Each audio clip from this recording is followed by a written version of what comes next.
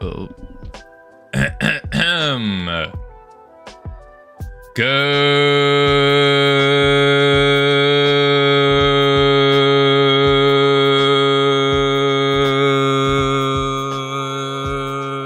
morning, ladies and gentlemen, boys and girls. Welcome to this day of Friday. Today is indeed Friday, and today we got work to do. We got big work to do. I don't know what kind of big work to do, but anti-iChives, congratulations on first. All right, Oxynom, congratulations on second. Holy moly. All right, so much has happened with the, what do you mean by big work? Like big work. We got work that's big. Howdy, Oxy. Big. It's not little work, it's big work. Big work. But couple things. I'm planning on eventually, probably not, maybe Sunday. Maybe I do a last minute scheduling session or something. But I'm thinking about trying out that game, Small Work, Big Eco Blocks. No, opposite way. It's big work, little ego. Big work, little ego. Yeah. But what we're doing today is we got to make this game more fun. We got to get all the other stuff going. We still don't have like the main part of a roguelite being the the session-based buffs. We don't have that yet. And that kind of like, seals the deal of making the game a game. But right now what we got is a map with some verticality going, and then we got some spawns.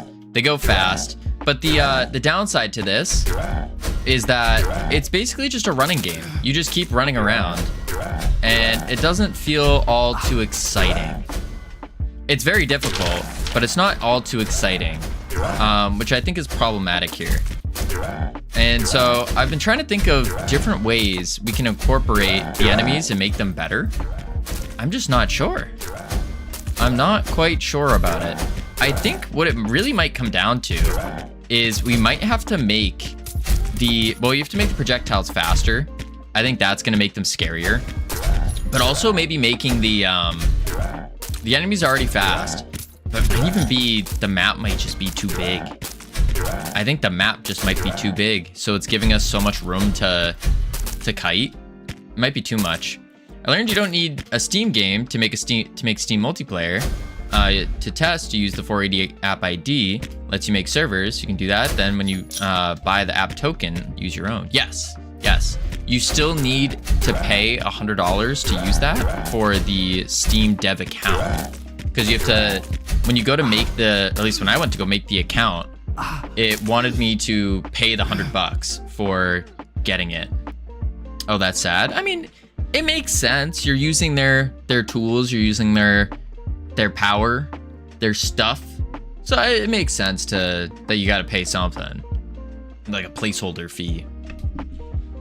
All right, so yeah, that's the big one. And then once you pay for that like dev license, I think it is, then you can go.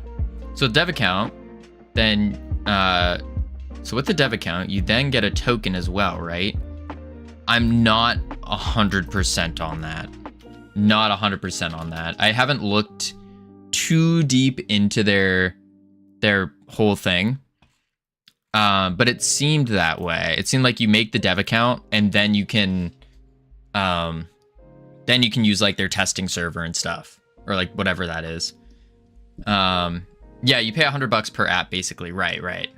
But there's still, you have to pay the 100 when you make the account itself. Or not make the account, but like the next step after making an account, you pay the $100 and then you can get into doing the testing and stuff. Yes, but that includes one app. Right. It's like they have you buy an app first, or like you pay for one app outright. Something like that. Yeah. Anywho, so much has happened. I've been doing a metric buttload of research on how to make a roguelite fun and specifically what is fun and everything about that. It definitely did not help. It actually did more harm, because now I have too many things going through my head. We do have the base elements of it, though. The base elements. Sammy, congratulations on 3rd. Make it a dungeon crawler instead. No, I still want to do those, the session-based upgrades. I still want to do those. Live on a Thursday. Aaron, today's Friday. Today's Friday. Max, congratulations on 4th. But I still want to have these session-based upgrades. So what I was thinking is there's a couple different routes we can go today. The first route was doing, we take the Goo Wizard Trainer. There's 4th now? No, but Max just called 4th, so congratulations. Thought Redeems ended at 3rd. It does. It does. But we can take the Goo Wizard Trainer, excuse me. And what I wanted to do is take all of our trainers and we put them, we have them randomly spawn within a dungeon, or a chance for them to spawn within the dungeon. And what that does is encourages the players to explore the dungeons a bit. So for example, here, the Goo Wizard, if he spawns on this map, then maybe we have him spawn in a jail cell. Something like that. And that kind of gives a objective-like experience, but not really. It's more of a exploration kind of thing in doing that. And then we're okay with keeping our dungeons this big. But the problem is the enemies, it is a little boring just kiting the enemies like this. And a lot of the answers on how they get around this is, or how other roguelites get around this, is they have smaller maps. Not only do they have smaller maps, they have faster shooting projectiles. And that's really about it from what the looks of it. Yes, they have some chargers and stuff like that, but that's really, there wasn't too much with it. We had a conversation about Goo Masters with Hypno. Oh no. Oh no, that's not good. But yeah, so not quite sure on how we're gonna incorporate that. I think step 1 is we make these bolts faster. These things, these guys, they're way too slow. Way too slow. Like, yeah, it's just too slow. So we're gonna speed that up as step 1. Step 2, we might have to, that's the thing, I don't think we need to spam out a bunch of enemies, because I think if we spam out enemies, now we're dealing with a whole different problem, and it just doesn't seem like the best move. Go to skeletons, and then go into our, I forgot what I called it, range skeleton? This looks like him. I think so. I think so. You were there with, oh, Oxy, that was days ago. Because I have not been on Twitch in 2 days. The 2 days, like, I did not log on Twitch once. I was just going, or trying to go, I should say, which was a really interesting experience, because it was like I kept hitting hurdles non-stop. I would be like, I'd be writing notes, focusing, or trying to work on something, and then all of a sudden my mind would just go blank. Like, completely blank, as in, like, I just got smacked in the head with a hammer, concussion, absolutely just blank. And I'm just there, like, staring at the screen, like, what the heck's going on? I don't know what was going on with me. It was terrible, absolutely terrible. But that's one of the, I mean, that's just part of trying to learn, I assume. I feel like that's just part of it. You hit these little snags every now and then, and then you just gotta push through it. And then I caught myself again. That's burnout? No, that's not burnout. That's just a little snag. And then I caught myself getting into analysis paralysis. So as I was trying to plan out how to incorporate the new session-based buffs, which I still don't have down to a T, as I was trying to plan them out, I was just getting, like, I was going too deep into it. And that's when it kind of hit me. Maybe the play is actually just build the thing first and then do all the abstraction stuff like later. That's kind of the thought that I'm having. So I think that might have to be the play. Let's go into our movement speed. No. Range component. All right, component manager. Let's go to projectile component. Okay. So what is our projectile speed at? There is none. Okay. So we're just setting that manually to a bolt speed of 5. No wonder why it's so slow. Let's switch that up to 15. Save that. Now give it a go. And that should at least be a little bit scarier. And then I also want to make another projectile one that will fire going in like a V pattern. So it doesn't actually shoot the player, but it will shoot to the sides of the player. I think that could be cool.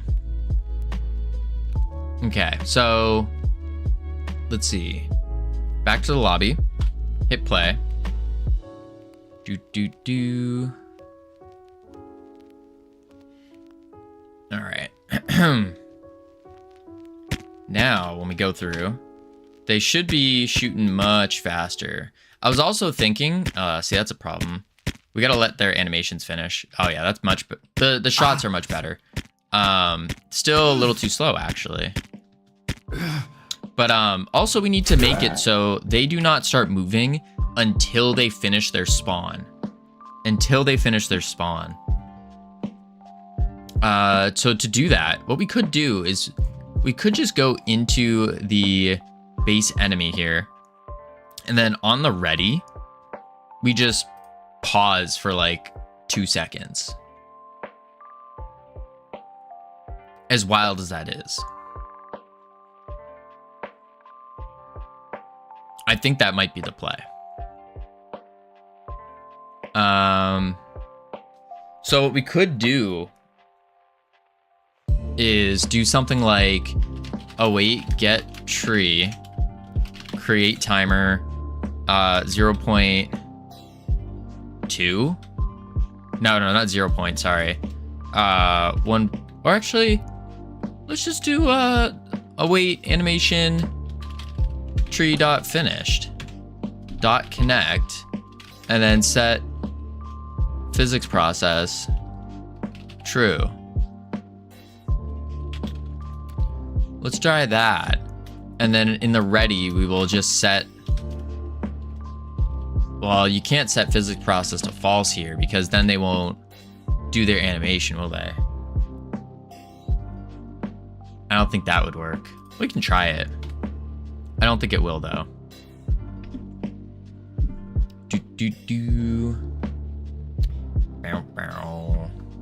But I also had a crazy experience the other night. Absolutely crazy experience. Full of disappointment. Oh, I didn't mean to do that.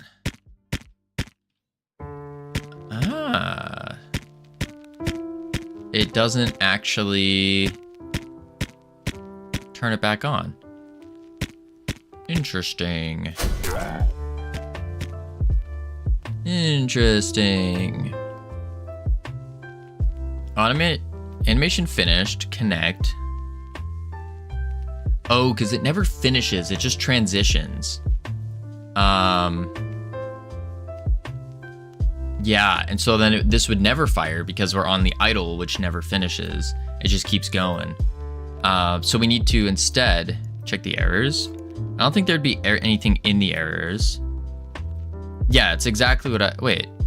Expected 0 arguments, but was called with 1? Error calling from signal animation finished. Expected 0 arguments, but was called with 1? I didn't call it with an argument. What?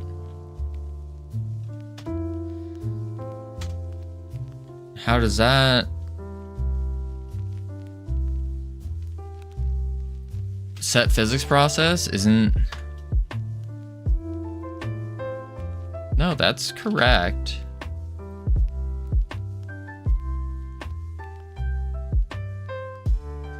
Animation finished emits with this animation name. Oh. So we can do anim as a string. Like that.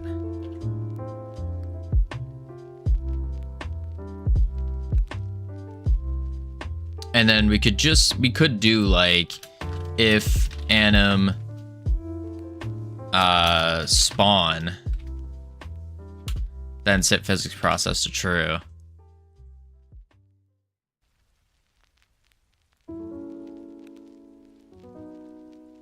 This is kind of an unnecessary check, I feel like. But it could work. Could work. But the more I was diving into seeing how to set up this game, the more I'm realizing this idea I have for the game is has not really been done by a single person.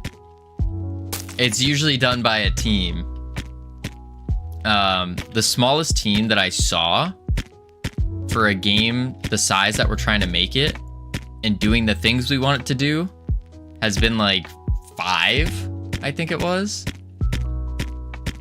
I think that was the size, about 5.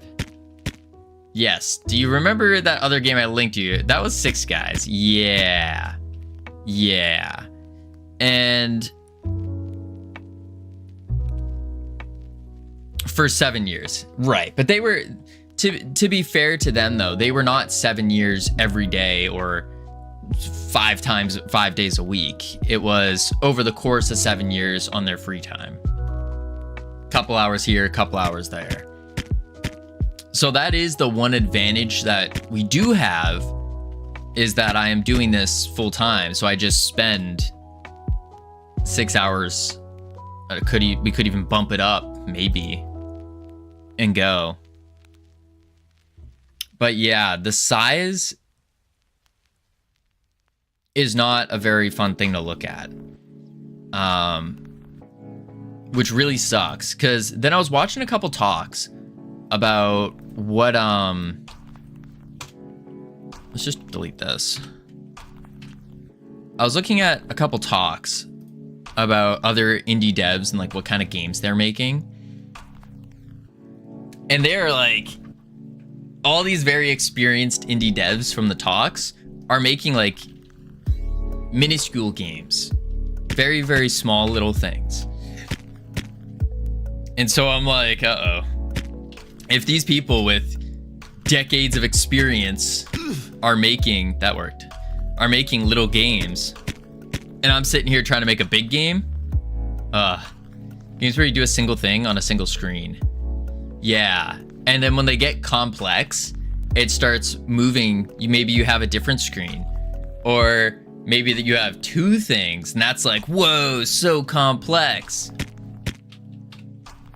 But like, from my point of view, where, what the heck? Oh, because you're climbing up.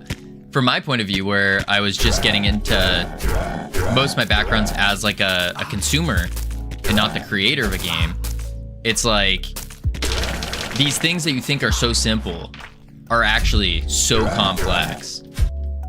So complex. And so I'm almost thinking, do I just have to make a small game? Like, even menus that you take for granted take a lot of work. Absolutely. Like the UI design, like I just for the session based upgrades and trying to figure them out, I spent like 8 hours taking notes and trying to learn how to set them up.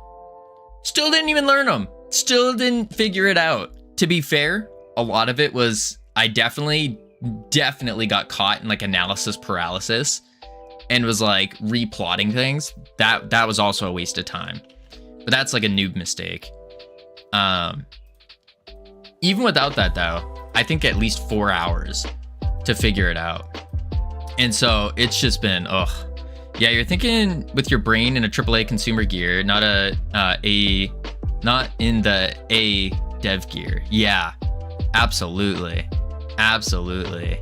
We've been doing the last 2 days, working, Skibbity Toilet, working, learning, getting stuck in analysis paralysis, making little things, prepping for September 20th, I think. Yeah, September 20th. I was also doing the costs for getting to Godot Fest, but a lot of prep work for September 20th.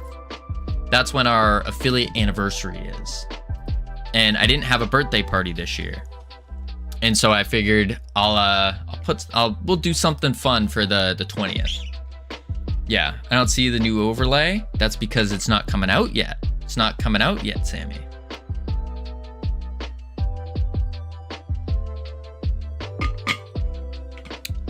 I appreciate the lurk, Infinite Coder.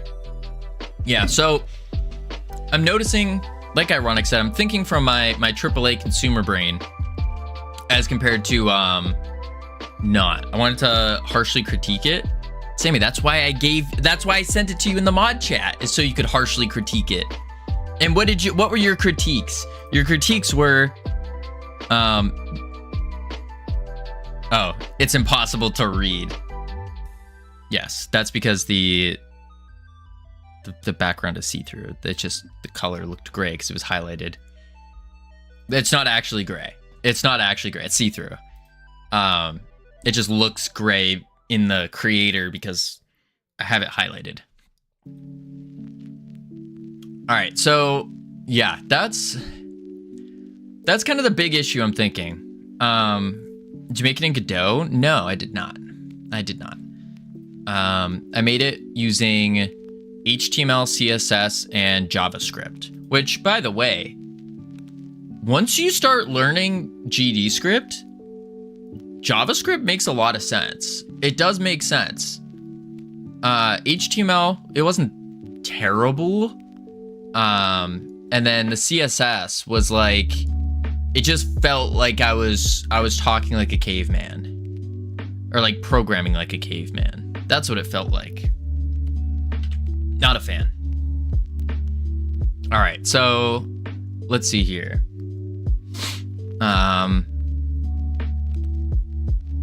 Yeah, I'm trying to think, is there a way? Because with looking at the scope of this game, the actual scope of the game is we have classes, we have abilities, which technically it's going to be what? 4 times 2, howdy North Pole. 4 times 2 is 8 plus 1 is 9. 9 abilities per class. And then 2 subclasses. Hey, Overscope dude. Hey, Underscope dudette. Sure. Classes, abilities, 2 subclasses, and then we have all of the class-based upgrades, which, looking at other games, should reach like 500 plus. Was that supposed to be a burn? Because I cringed. That was the intention. The intention was to elicit some kind of negative reaction, and I got it because you cringed. Boom. Class-based upgrades, and I was looking at other games, and they have like 500 on the low end. That's like Risk of Rain territory. And then you look at Binding of Isaac, and they have like 700 or something, or 1,000. And it's like, oh my god. Oh my god. I think Hades has like 75 or 100, 150, something like that. If you're not including the if you're only including the elemental god type things. Because you're comparing to major games. Right. And I'm just looking at the genre itself. And this is kind of the requirement if you want to compete in this genre. is you need to scope at minimum to this. Easy Delivery Co. has 10K wish list and has a very small scope. I don't know the game, but I could assume so. It's like, what I'm realizing is all the types of games I want to make are just, they're not, that's the problem, is they're not outside of my wheelhouse. Like, we can do them, but the question is, to what level can we do them? And how long will it take to do them? And that's where it's really messing me up. Really messing me up. Because it's like, I know it can be done. I know it can be done. But it's, at the same time, it's like, all right, well, this is going to actually take probably single person, like, a couple years. Even though we think it could take 9 months ish. 8, I keep going up. 8 months, we'll say. 8 months.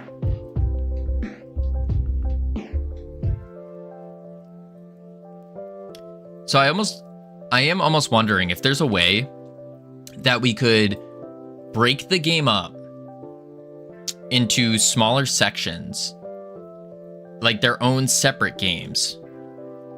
And then that gives us the tools where we could, in theory, just copy and paste something from each and equal big new game.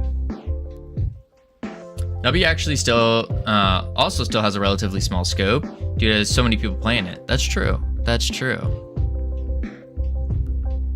Very, very true. So it is there's a lot that goes into it, and I'm still stuck in that pattern of thinking as if I'm a consumer and not a creator of games.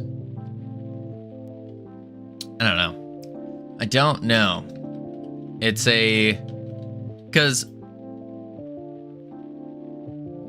one of the most painful things for me to do is start something and then stop it. That is genuinely probably one of the most painful things that I could experience for me personally. Like, break my arm, sure, that's fine.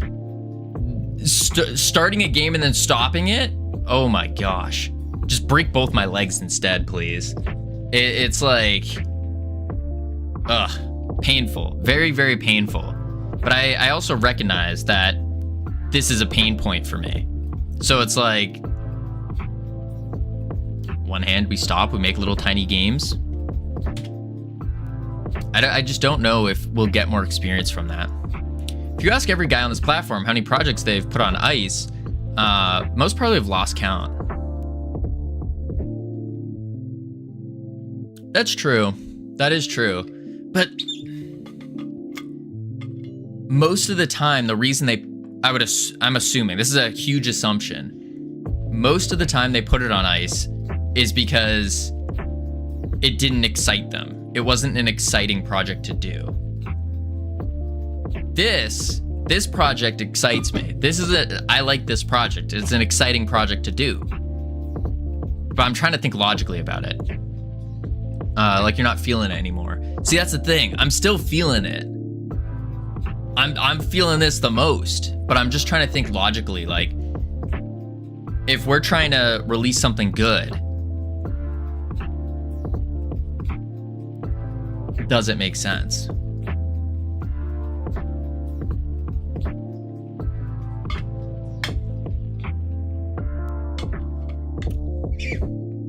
I don't know.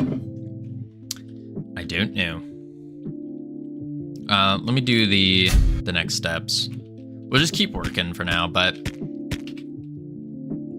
or you realize it's just too big to complete. You need more commercially responsible project.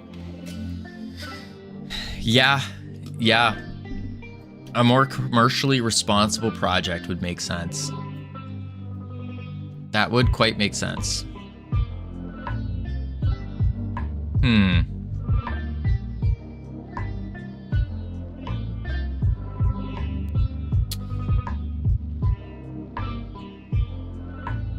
Yeah. I'm gonna have to... That's the problem. When you start streaming, you can't just take the time to think about this kind of stuff. You just have to go. I started a lot of ideas before I found my bad small scope 3D platformer that I stuck with until I got it on Steam. But it wasn't bad. It was small scope.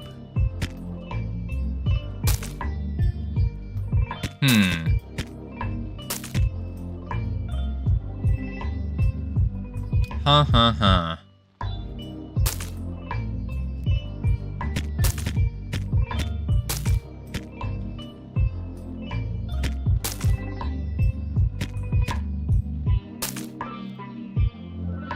I do have a couple smaller ideas. The problem with streaming though is I can't just take the time to sit here and just think about the ideas, because one, that's boring to watch. Like, imagine me just going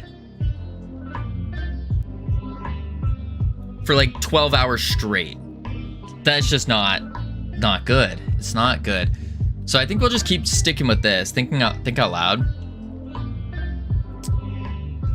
That's true.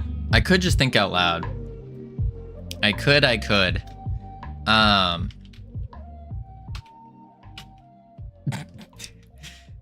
Yeah, we could put you guys through that. I mean, you guys already go through that quite often though.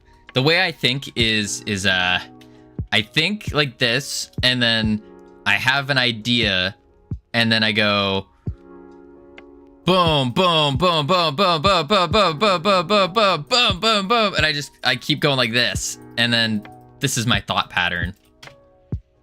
That's my thought pattern. But the biggest hurdle is I don't want to stop working on this game. I like this game a lot, but it's like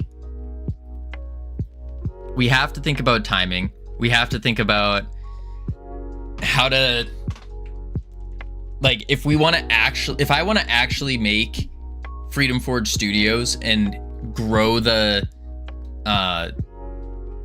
studio itself, grow the company, I probably can't get away with making a big game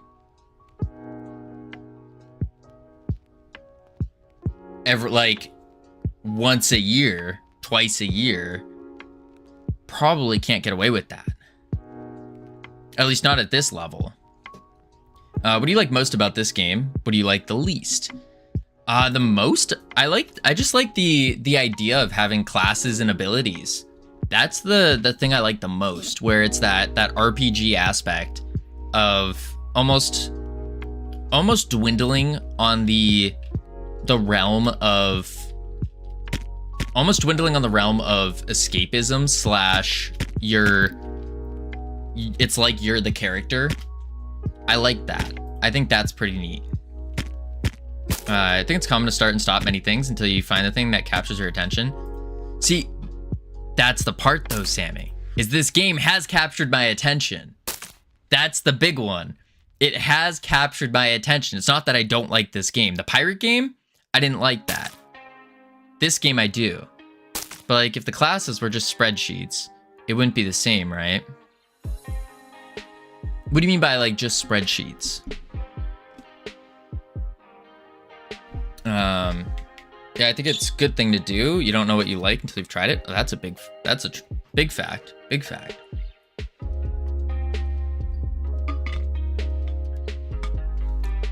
Caveat is the third person character jumping around and doing things.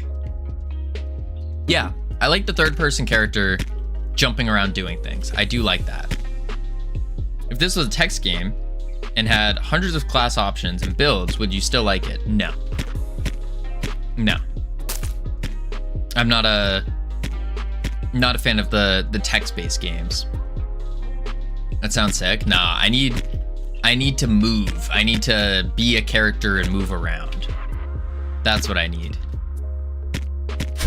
Boom. Boom. Ow. Boom.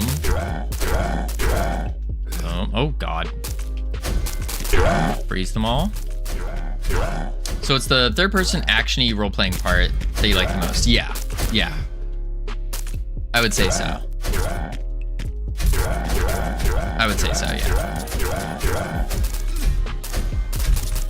Boom, boom, boom. That, the abilities, and the least, there's nothing really in particular that I don't like. I mean, the combat right now definitely has something to be desired, but I think in the future it will get, we can get it to the point of where it's good. So there's nothing in particular that I don't like about the game. Purely right now, it's just setting up the enemies, making them good, making the experience of going through a dungeon fun. Is there something that could be cut out of this game?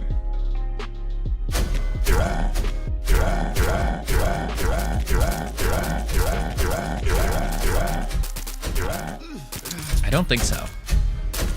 I don't think so, because you kind of need all the pieces to do the game. You kind of need them all. They're all kind of they all mesh together. There we go. Just hypothetically, does it need rooms? Could there just be just one map?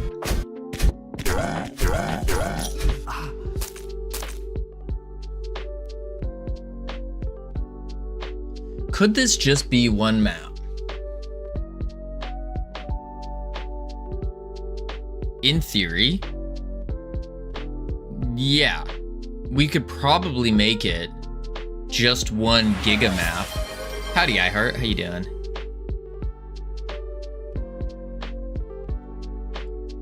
Kind of like a Risk of Rain situation where they have a gigantic map. We could, in theory, do that. Phil, congratulations on first. We could, in theory, do that. Like just a big map. The problem with the big map is we'd have to figure out, I guess the session-based upgrades could be things like, that's where we can bring in our gold and just basically do what Risk of Rain's doing. The downside to that is I didn't find Risk of Rain fun. And the reason I didn't find it fun is I was just running around because the map was so big. I was just running around, just collecting these little boxes and hoping for something good, and then getting like a really crappy upgrade and going, oh, this sucks. This is boring. And then I run around again and it's like, oh, wait, oops, there's supposed to be an enemy I have to kill. So I'll just like go shoot that guy in the face. And yeah, Risk of Rain does have a slow start. Yeah, very slow start. That, again, Risk of Rain was the only game I've ever returned. Ever. The only game I have ever returned. Because it was that unfun. Picks up on the second or third map. I didn't find that. It was a little bit faster on the second map. A little bit faster. But it still wasn't crazy. Still wasn't crazy. Have you tried Muck? I have not tried Muck. That was from Danny though, right? Muck is just a survival game, isn't it? It's like a discount Ark type game. Near the end of the run, you do have the build power fantasy. I see. I could see that. Yeah, Muck is the OG slop. Yeah. And that's the other thing is I don't want to go down the route of creating slop. But I do also see slop being a valid learning trajectory. It's not slop. I mean, I guess. It's rogue. Endless replayable. Let's see.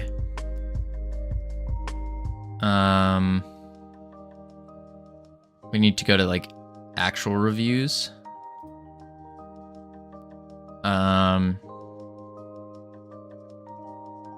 Worst game ever played. Okay, it's just all none of these are going to be helpful reviews. They're all just skewed because of that. In what way is it slop? Because it's low poly? No, I think it's just a bunch of things thrown together, isn't it? I don't know though. I've no clue. I haven't actually played it, so it was most when I had during COVID. Was it? I have no clue.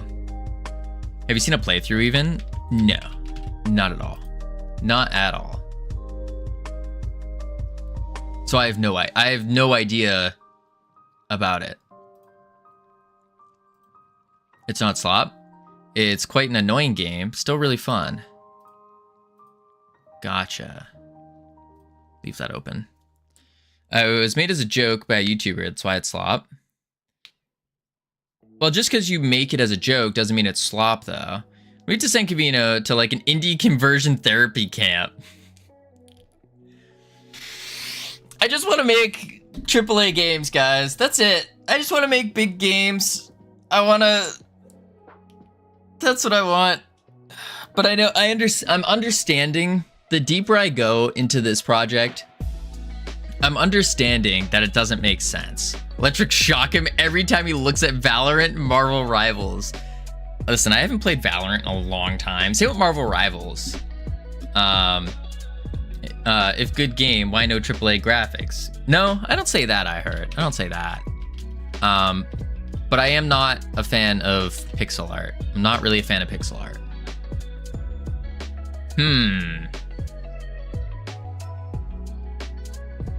I gotta say, you gotta improve on the art style. Well, these are all placeholders. It's not pixel. I didn't say it was pixel. I'm just saying I'm not a fan of pixel art. Not in relation to any other games or anything like that. No. But yeah, no, all this artwork's placeholder. All this is placeholder. Please make it look good, indie. I mean, Aaron, we're not even there yet. We're not even there yet. We're talking about the potential of icing this game again. Another game iced, which is also the most painful thing in my life is starting a project and not finishing it. It will send me down a spiral and I'll have to combat a bout of depression to take it on, which I'm not opposed to doing because it's an easy boss to beat. It's like one of those bosses where you beat it so many times, you finally understand how to beat it, and you're like, oh, okay, this is easy now.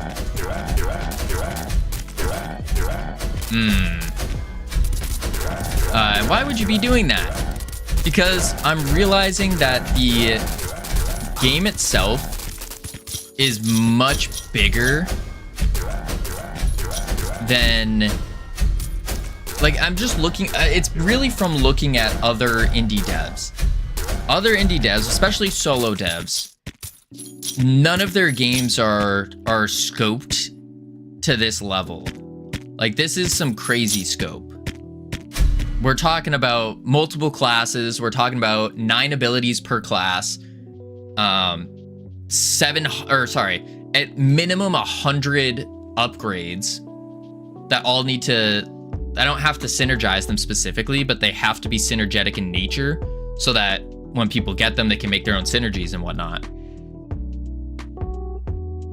And then of course we have to remember boss fights, dungeons, maps, that kind of stuff.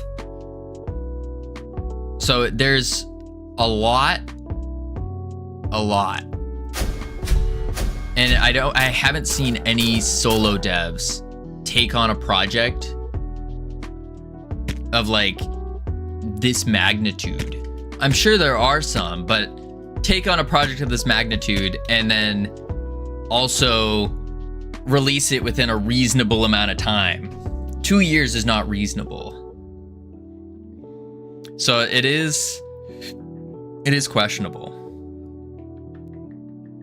I feel like the scene's looking a bit too dark. Sure, it's easy to improve, but I can easily see the faces on the mesh. Wait, what?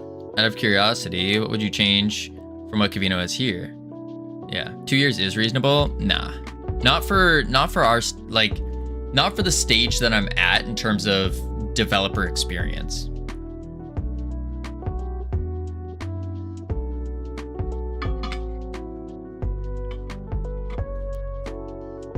I think it's almost not even just the scope, it's the 3D visuals. I mean, that too, doing the scope, like, we take the scope alone, and we're not even taking into account the visuals that would have to go with it.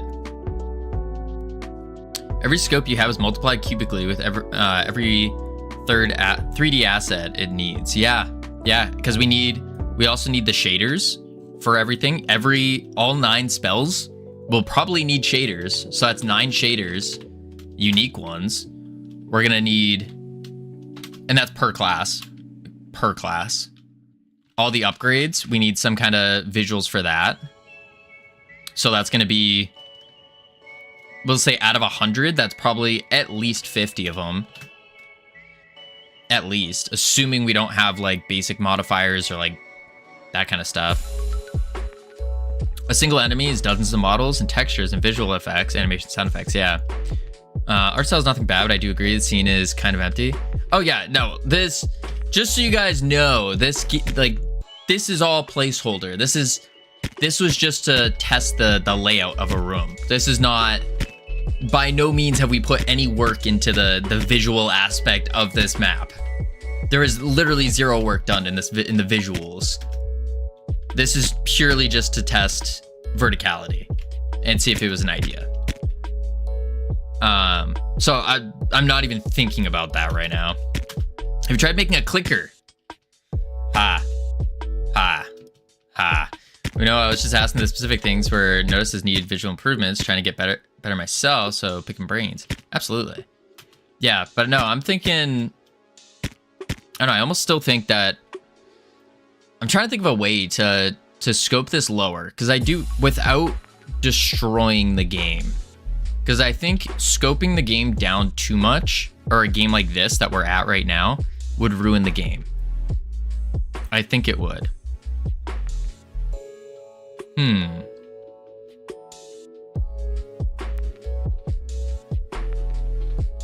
What's that Godot doing there? Oh, that's a target dummy. He just takes damage and lets us know how much damage we're doing.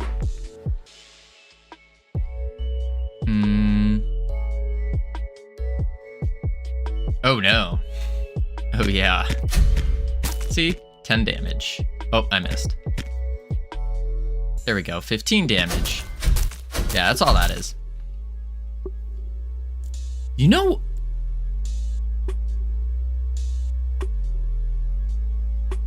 I think I just thought of an idea. Covino, what is the desired feeling you want the player to have when playing this game? I want progression, achievement, exploration, creativity when it comes to combining, or like discovery, I guess you would call it, more so, because you're taking different things and you're creating your own builds by taking these various upgrades and finding the synergies between them.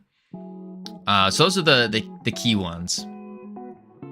In settings, so some exploration through new spaces. It's very minor on the exploration side, very minor. The only explorative part to the game would be finding the little dudes here. So like physically exploring the dungeon to find a trainer. So the trainers have a small percentage chance to spawn in one of the dungeons you go to. And then by saving the trainer, they now will appear in your lobby and you can go talk to them and become whatever they're training you in. And so it's a new class upgrade, basically.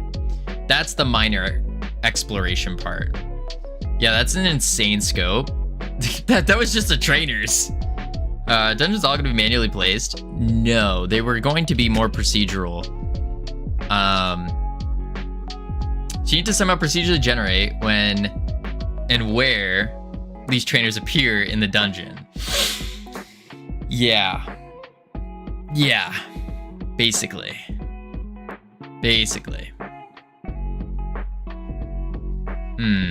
But then also the exploration of combinations of attacks. Things like, oh, if I go full bounce, and then I get an upgrade to make my ball bounce more or explode on impact, or when it bounces, if I shoot through the ball, it now makes that projectile sticky. That kind of stuff. Or it coats my projectile in goo. And then not even that, like the multiplayer aspect of it, which would be if I shoot a ball of goo and let's say we have an archer class or something, and he shoots an arrow through the goo, his arrow gets coated in in goo. Okay, we just need to cut multiplayer completely. I had so many multiplayer ideas though. That's what I was writing down about. I was thinking of great synergies like percentage upgrades for having certain people within your party, or certain party comps, or like I just said with the arrow, if you shoot an arrow through a goo wizard's attack, then that arrow gets coated in goo. Apply a hammer to head until thoughts of multiplayer is gone. What if this game was just an arena of multiplayer and no dungeons? That is still an insane scope though. Unfortunately. Just fighting arenas? Yeah. It's still quite insane scope. Quite insane. Covino, you don't like party-based games, right? As in, you, the player, control 4 guys? Nah, I'm not really a fan of those. Like, you're talking, think something like a Baldur's Gate type deal where which I haven't played, which, it's kind of like you're controlling multiple, you say, oh, you go here, you go here. Not really that excited by that. And all the upgrades are floating doodads in the arena. I mean, it's not a bad idea, iHeart. I'm confused why it's fighting against only other players out of scope. It's not out of scope, it's just even more difficult than fighting against NPCs. Even more difficult. And if I were to build, I'm not ready to build a PvP game like that yet, because that's where all my gaming experience is. And so knowing that, I would go too deep. How long have you been working on this project? 30 days, about a month, maybe a little bit over a month. You don't want the wizard and the fighter in your party to level up and get stronger. You want to get stronger. Yes. Yeah, I want the player to be the player and they get stronger. Have you seen this game? Who about to die? I have not seen this game.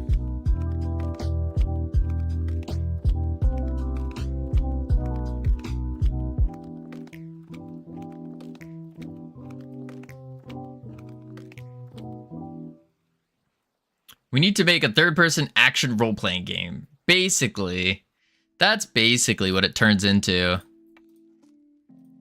Those are some of my favorite games. I can't read this. Equipment durability maintained during the mismatch. It's just battling. And UI upgrades. That makes sense. That makes sense. But the problem with a game like this is you need to... What's the word I'm looking for? Like the scope on a game like this to make it good, to make it just fight, that's not a problem. But to do it well, that's where it gets very, very difficult. Very difficult. And I know with where I would go with it, it's not within a scope a single person can do. We're talking like it has to be at minimum one person per like class type deal. Because I've dove into doing this before. I don't think so. If you only have one aspect of an RPG, fighting you can do better than doing it as part of a whole thing. That's wild of you to say.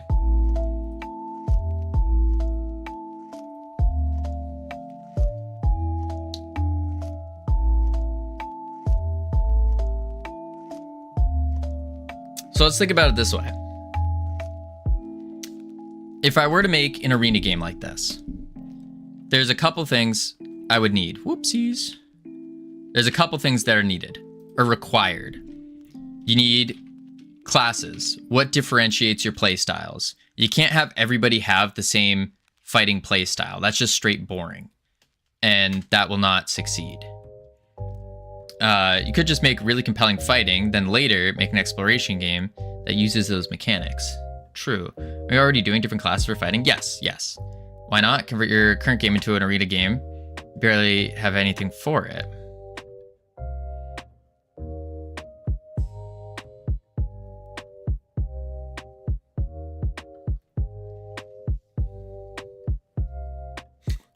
Literally what I'm saying. Thank you.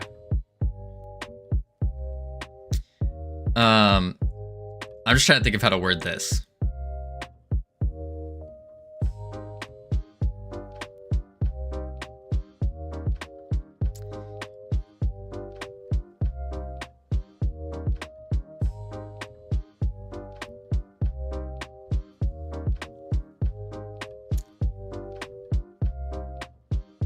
Okay, hang on. Let's play this out. Let's play it out. So we have.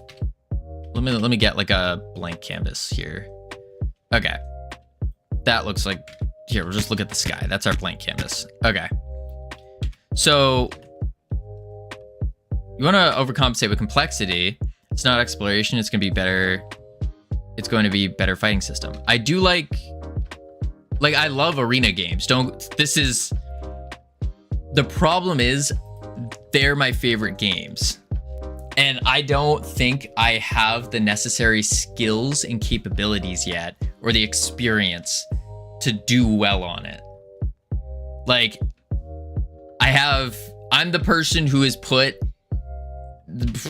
years of playtime into WoW Arena,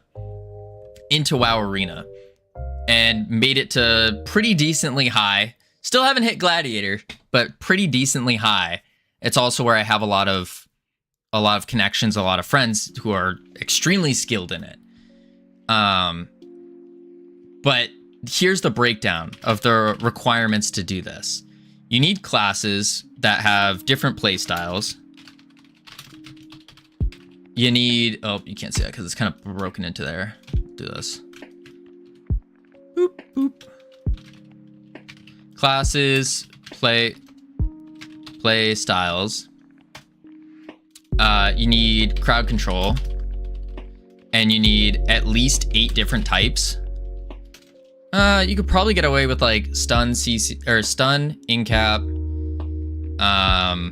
fear. You could probably get away with 4 actually. 4 types on DR, so you need diminishing returns for that. And then you need to do, for abilities, you need to have at least, I think it was 3, 4, I think it was 6 abilities. But we say 4 DPS, 1 burst, 1 D, something defensive, something along those lines.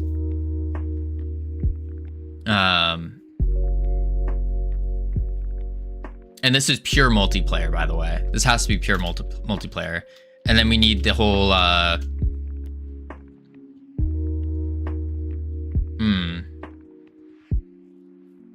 we can't make multiplayer. Why does it need to be multiplayer? Because if you incorporate this stuff, we have to scrap the multiplayer. The thing is, if you incorporate this stuff into a PvE game, it's not going to be fun. You have to look at the target audience for a game like this, and a target audience that has this kind of stuff, they don't want PvE. That the fun from stuff like this comes from beating someone else. It's the competitive nature. It's not necessarily the timing on beating a boss. It's not a boss fight type of thing. So it would have to be multiplayer. And it's like, I don't think that would work. I don't think it would work. We weren't gonna have, in this roguelite, we weren't gonna have any crowd control. So that was gonna remove a whole section. Not having that.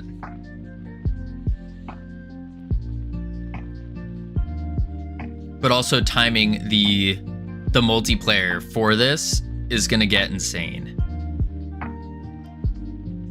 I'm so confused why this would need to be multiplayer.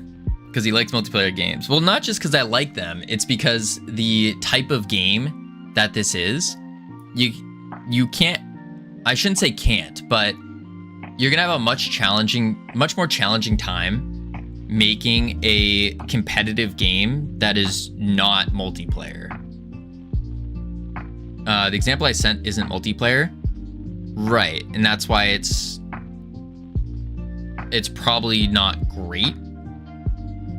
I don't know though, I'm talking out of my butt here. I have not played it, so I don't know. But it's not something that would interest me. Why competitive? Because you're in an arena. That's competitive nature. You have to think about the emotions that a game's gonna invoke. Make it a league with a win-lose. You don't need competitive, it's just surviving in an arena. Just surviving in an arena. So fight several NPCs. One after another.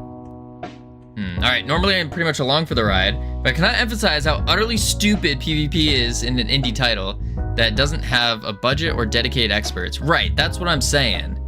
There's a gross mismatch in experience and toolset. I respect the hustle, but this will lead to a dead end, whether it's now or in 6 months is up to you. No, I completely agree. That's why I'm saying I'm not ready for a game like this. And a game like this requires PvP. It's not gonna be PvE.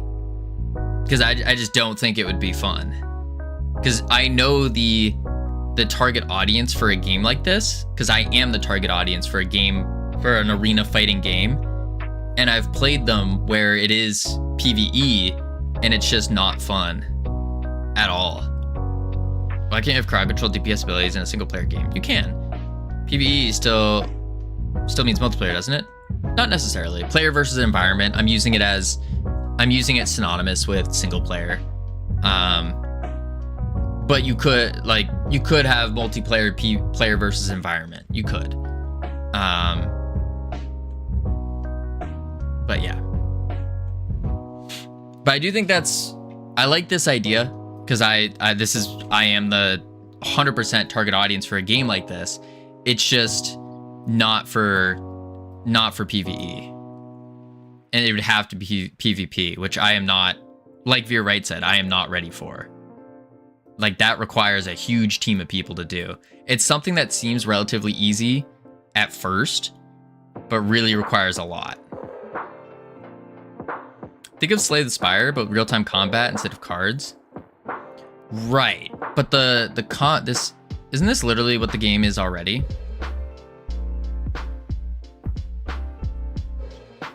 Versus NPCs? Yes, to an extent, but it's less of 1v1s and more of like you're killing a big group of enemies. Which is it doesn't seem like why can't I go through the portal? It doesn't seem like a different experience, but it is. Like if we have 1v1s or 2v2s or whatever, you're in an arena,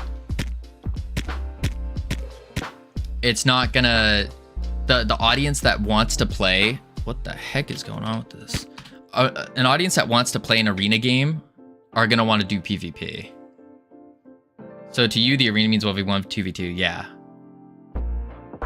It's just not procedural settings as I explained it. Why can't it be PvE? maybe I'm misunderstanding. So would it be, are y'all saying to do like, you enter one dungeon, for example, one map, and you go against the horde of enemies or whatever?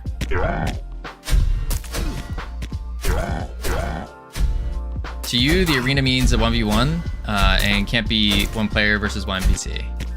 Yes. To me, arena means 1v1, 2v2, 3v3, maybe even 5v5. But it does not, it cannot include PvE. To me, an arena just means a big circle with X enemies. Ah.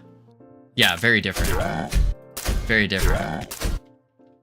A ring, maybe 7x7, one wave at a time. So that was my misunderstanding. I mean, I also didn't explain what arena was to me. I probably should have got the definitions down first. I'm gonna start doing that. A ring, maybe 7x7, and one wave at a time of enemy spawn. Break between spawn pick. Soka, how you doing? Yo. Break between the spawn to pick upgrades. More Coliseum-esque. You put this game in a big round circle with waves that don't stop. So more like a Coliseum.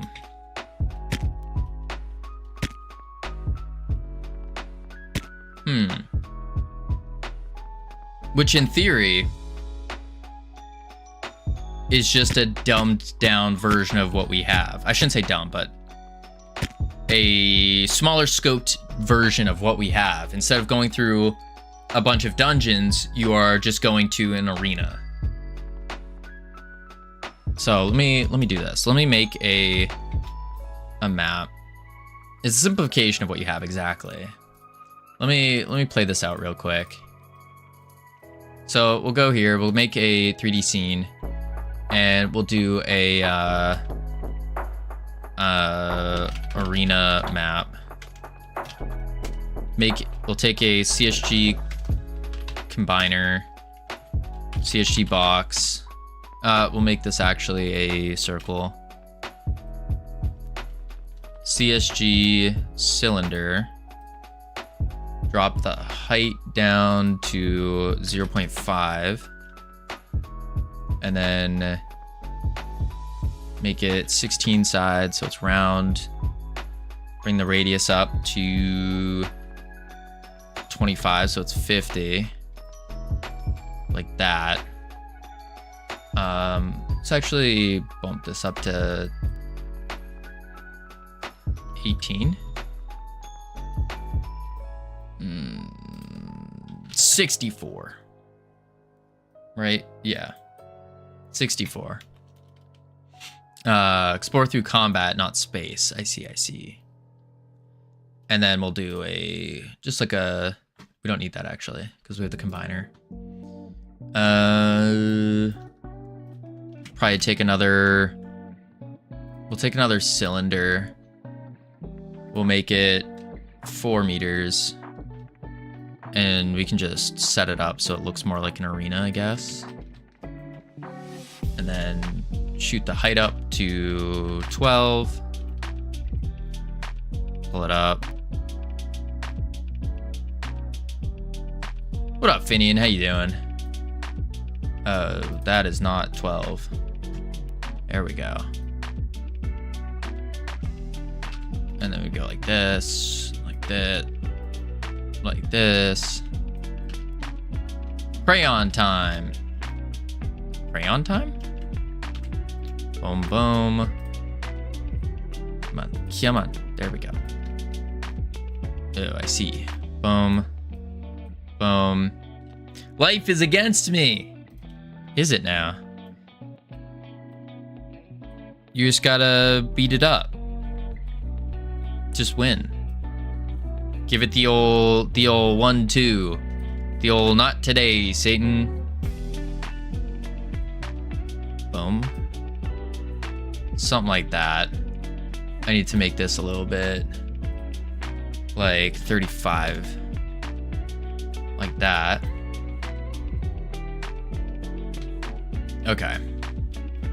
And we'll just take this. We will use collision. And we will do quick load like that.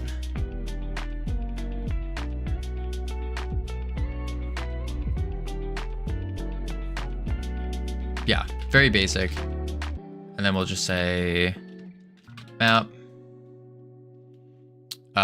We can actually do this. Change type to a marker 3D. I'll just add this into the portal just to make it easy on us. Rooms. Save. Then I just need a... I was drafted. I have less than 20 days. Were you? Man, oh man. I mean, it's gonna... I can't speak on what it's like. But I've had friends that have gone into the military. And they've all come out very thankful for the experience. And they learned a lot from it. So just make the best out of it. Bada bing, bada boom. There we go. And then we gotta do a dungeon barrel, because every dungeon needs something in it. And we're just making this a dungeon, but we're just gonna hide it. Not a big deal. Boom, boom. And then we need a spawner.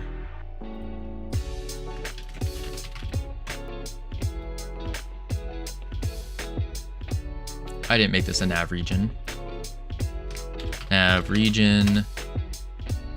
Slap you in there. New mesh. Fake. There we go. Hanma Baki, thank you for the follow. Welcome to the team. You now have access to the beautiful, the immaculate team emotes you can use to welcome people to the team.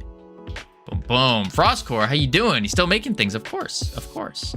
We're hitting a existential crisis of realizing we keep scoping games too big, and that's not great. Howdy, Grunt Kitty. How you doing? It's not great. So we're testing out an idea to scope it slightly smaller, and maybe that will be better. Common game dev practice? Yeah. Unfortunately. Enemies node. Okay, so we have a map. It's gonna spawn 2 enemies per wave, with random enemies. That's fine, in 2 waves. Save this, go to our... so you decided to scale back, add farming. Good choice, good choice. Farming? What do you mean farming? We're not doing no farming game. No, no, no. There's too many of those. Quick load. Arena map. Boop. Save. I think that's everything we need for it. And now we just have to see if it works. Boom. Focus on work. You're right. You're right. I'll get you one day, Covino, in your little not farming too. Let's see. Okay. So we now have an arena. Ow.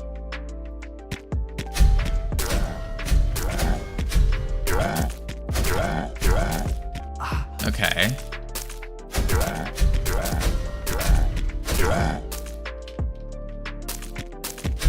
I could see this.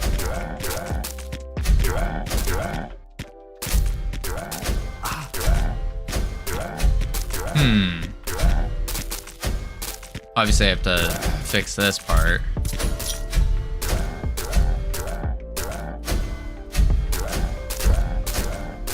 I guess what we could do at this point then is it would also make the session-based upgrades a little bit easier, because the session-based upgrades could just be the gear that drops from enemies. I see you get a lot better. Oh, what do you mean? So we could do that. Well, JD. What if you start with just the basic attack? Here it is here. Oh, thank you for the goose, JD. See, at this point in your rewards are new abilities or upgrades to abilities.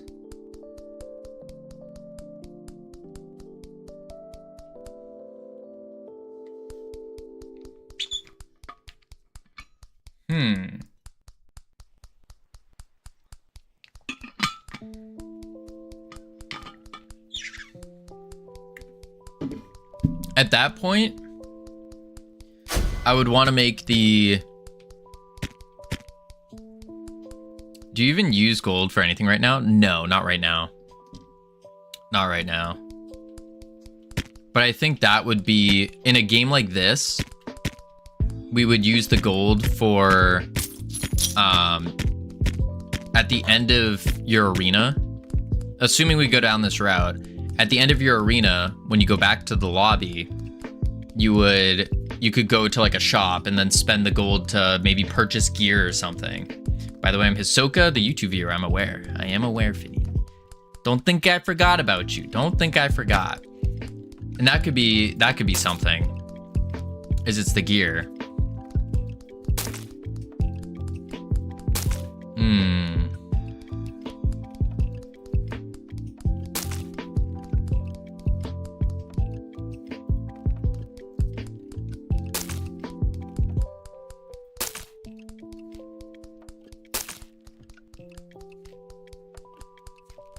Okay, so this is basically the exact same game, except instead of multiple dungeons, we just have you go back to this arena, this singular arena.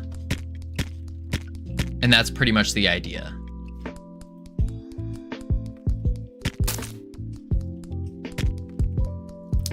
Me neither. I just have a lot of things.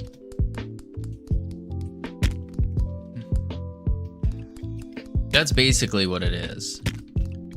It's just a different format of the same game. Which means we then need to switch the controls to be more arena-like.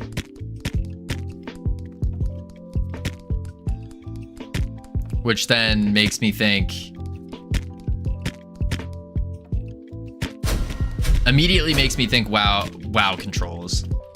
Because those are just hands down the best controls for any arena play. But then we can't aim, which kind of blows.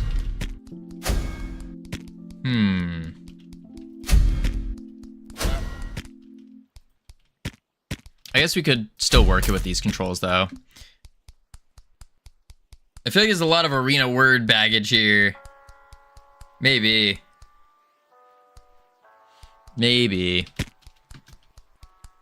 All right. We can continue down this route. And I guess what would happen is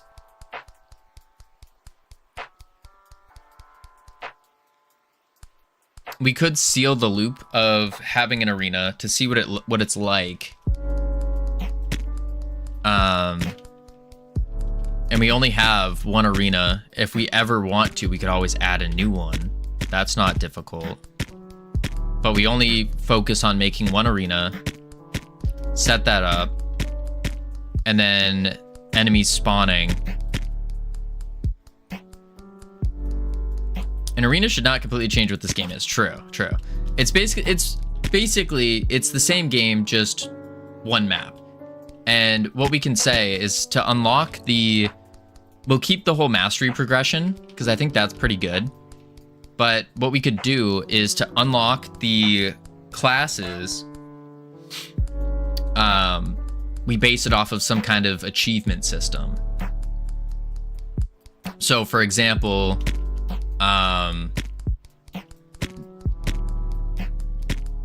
we get some kind of ability. We start off as the human. We get some sort of ability that does something, and then if you get a kill with that bouncy ability, then boom, you can unlock the Goo Wizard. Oh, I broke the game. There we go. And now you're a Goo Wizard. And you can gain mastery in the Goo Wizard stuff and keep going. And this would also make it a single player game.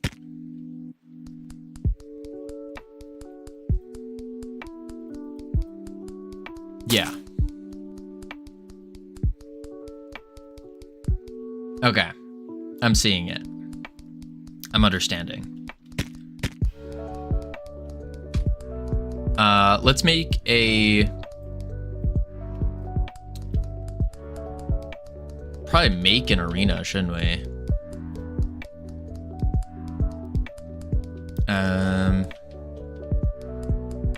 What I'll do is I can have... Maybe I'll just quickly make this in Blender. It shouldn't be too difficult to make in Blender. I'd basically just make... Probably doesn't matter what it looks like right now. It just it needs to work first. That's a good point. That's a good point. It needs to work first.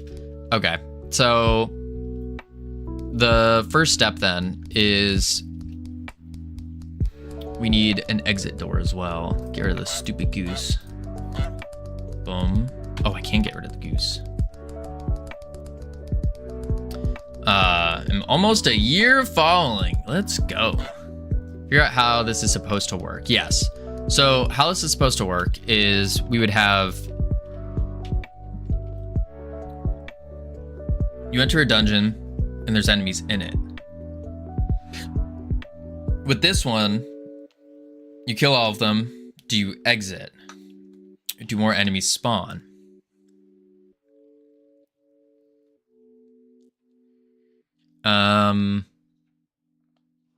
Ooh. Howdy, JD. Do you play until you die? That's a good question. Do you play until you die? Or do you... Oh, JD. Oh, thank you for the goose, JD. Do you play until you die? Or do you progress in some aspect or manner?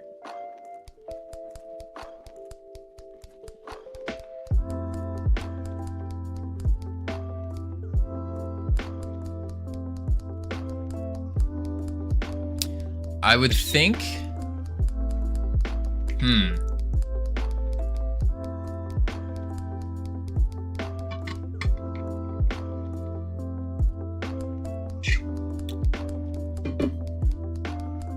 I would almost think you play until you die.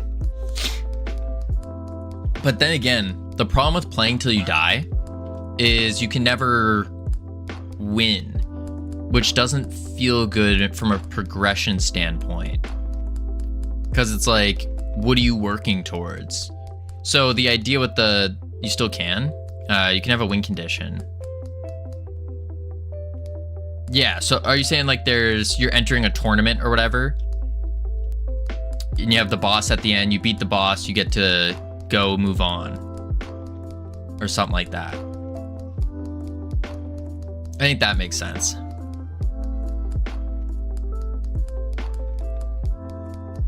Yeah, so it's basically like having like 10 waves or whatever of progressively harder ending with a boss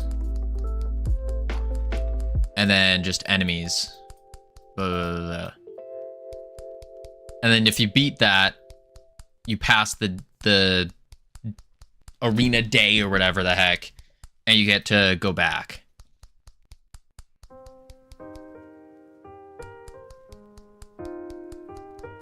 Yeah, I think that makes sense. And then the progression aspect that you get from this is through mastery of classes. So it's class, mastery. You get gold for upgrades. Like gear, probably. Gear. And that's the farmable aspect. The session based or arena based would be some kind of abilities of some sort. Appreciate the lurk view, right? Someone say farm. Yes. Farming as in farming gold or farming mastery, not plowing the fields. Okay. I think that has to be the play then. Oh, boo. Leaves. Wow, Green Kitty. I see how it is. You don't come in for ages on ages, leaving us all heartbroken, completely devastated. You come in, you say, is there a farm? We say no, and you go, I'm leaving. Break our hearts all over again. I understand. I see how it is. Okay. So, new arena style. We need to first come up with probably, do these abilities make sense for an arena?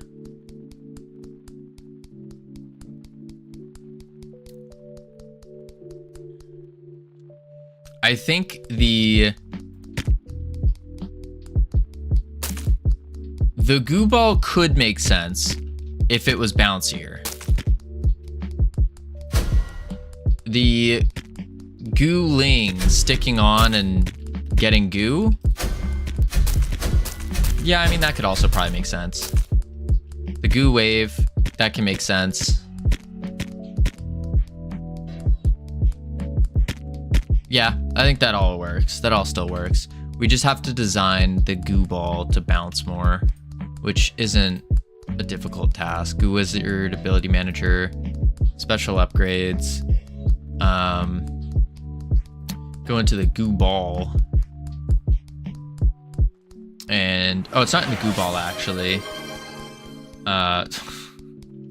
To do. Stop being so dang sexy. Is that your to-do, JD? Boom, boom. I did just shave, actually, this morning. I shaved, took a nice shower. I am, my nice facial hair it's pretty soft, pretty good. What is shave? It's a good question. That is a great question. What is shave? Today is 8 AUG. Oh. Not 2020. Not 2015. Today is actually my dog's birthday. Today is my dog's birthday. To do mission complete. Were you even alive in 2015? JD, I graduated high school in 2016. In 2016. So yeah. What up, Mystical? I graduated high school in 2001. Yikes. I mean, okay, boomer, as the kids say. Boom, off, og. Goose on Lurk. Graduated a 2-year college in 2014. Okay, that's... Oh yeah, I got kicked out of college in 2018 or 19 or 17, 18 or 19, one of those, I don't remember. Not lurking anymore. Indeed, Infinite Coder. Indeed. I graduated high school when they invented it. Oh, I've never been to college. It's not that exciting, Infinite Coder. Dropped out of 4-year college because my credits didn't transfer. Oh, that was always something that was so dumb.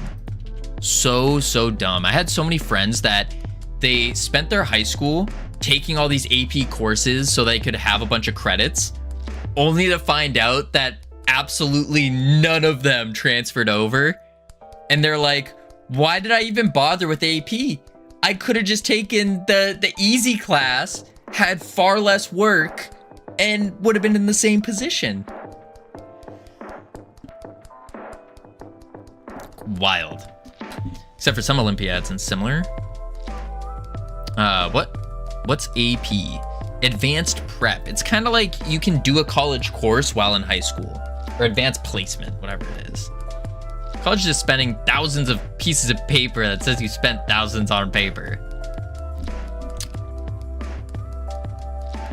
Depends, yeah. Yeah, I lean towards agreeing with that. Oh, I know some college level things. Do you now? I do as well. Ability level. So in our... Where am I doing my bounce? Where am I bouncing my goo ball?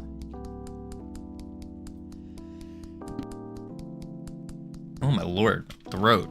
Base bounces, here it is. Ah, I see what's going on. It's based off of the ability level. Holy crap, my throat is killing me. We want to switch the base bounces to probably double it. We'll just go straight to 6. Boom. Yeah. Was necessary for Olympiads and compiler development. Only fun things though, like topological sort. Well, I hated it until I found out how it actually worked. Interesting.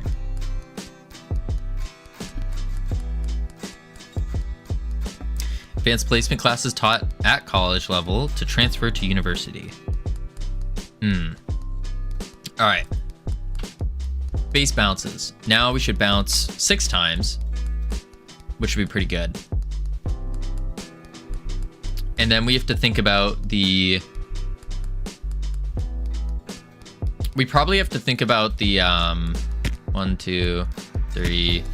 Okay, it's just gonna keep going because... Let's go into here and see how it bounces.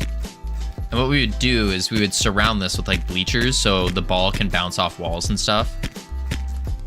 That would actually make a lot of sense. I should actually do that real quick. We'll take the arena map, go to the 3D view on it, and we're just gonna hop over to the cylinder. And you know, the easiest way to do this is just raise the height a bunch. Raise the height a bunch, and then flip the faces. Boom. And now we just go whoop, go here, go here. This is weird. I don't know what's going on. Sometimes I click X and it just doesn't flip the thing. We do that. There we go. And then these guys need to be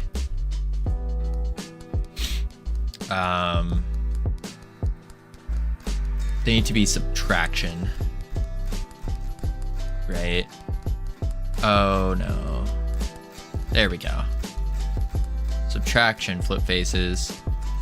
And then let's also raise their height up. That should be good. Cool. My senior year of high school, I was switched to 2 other math classes. One was because of a schedule interfering with another class I was transferring to. The other, the teacher told me I was too smart for his class. I was there for 3 days. That's hilarious. That's good.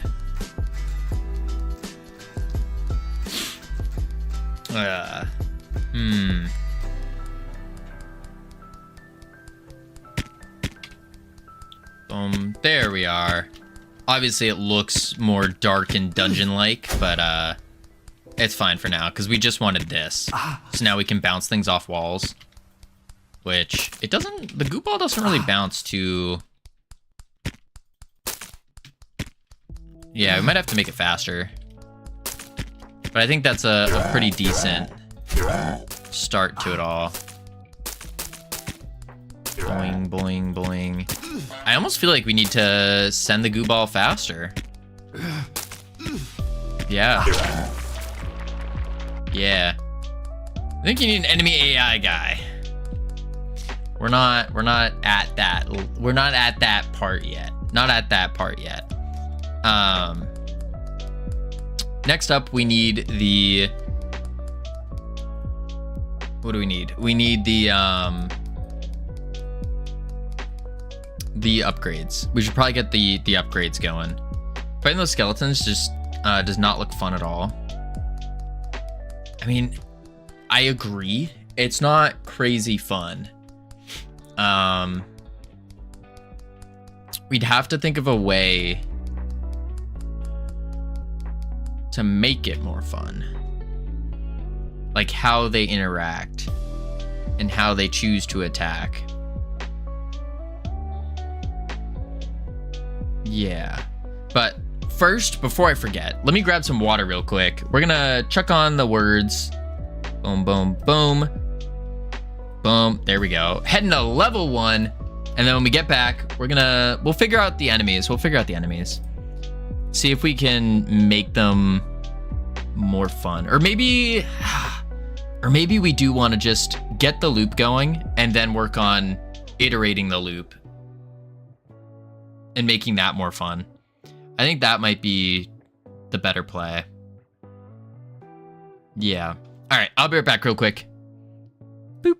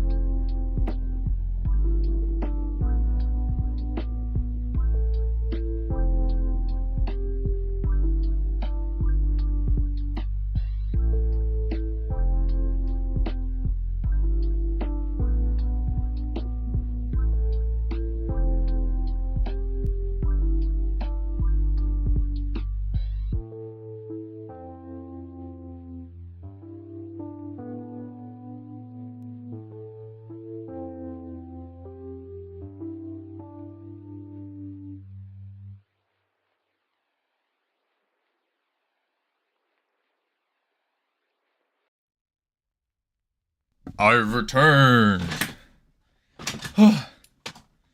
Oh my god, Covino's back. Wow, I missed you so much. Boom. And boom. All right. Finish out this set of words.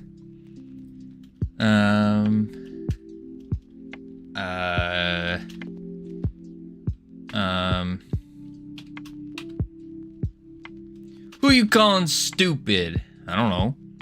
Get the heck out of here. Rude, Santa's. Rude. Putts. Oh, somebody did that. Spit. I said both of those. Why did they count? Did they or didn't they? Because there is a Oh, didn't? There's a little timer. So like if you can see next to Green Kitty's name, there's a little thing. A little lock icon. Boom. Bang. Bop. I always forget about Spud. Good old potatoes. All right, let's turn these words off. Bloop. Back to work. Back to work. All right. Yay, the village is saved. The village? Since last stream, I've beat all of Devil May Cry series, watched the anime full, both versions. You can call me a fanboy. Interesting. Interesting. I don't think I've ever watched any of it. I haven't watched, I haven't played, actually. I haven't done any, yeah. You're a fanboy. If you want a good show to watch, Sanez, if you want a really good show to watch, I would recommend, for sure, watching One Piece. For sure. All right, arena map. Let's do a light. Omni. Turn these off. Just because I need some light going on. Boom. I've seen 500 episodes. That's it? I can't anymore. But you can't anymore. First DMC anime is 100x better than Netflix garbage. IMO. How do you find the Netflix version bad? Range. Ooh, don't do that. Okay. Energy.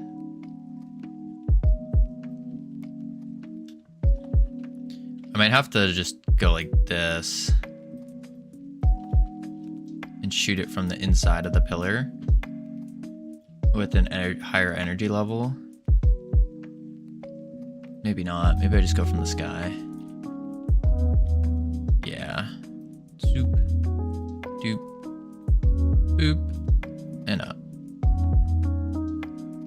I guess we just do that. That's our light source. Sure. That's fine.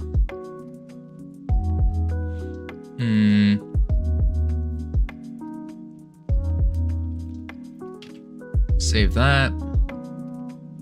Lobby. Okay, so let's make the loop first. And then once we make the full loop, we can start tweaking it, making it better. Yeah. Yeah. Yeah. It is. I'm currently watching Toradora again. Never heard of this. I love game dev. That's good, I heart. Hashtag game loops. Hashtag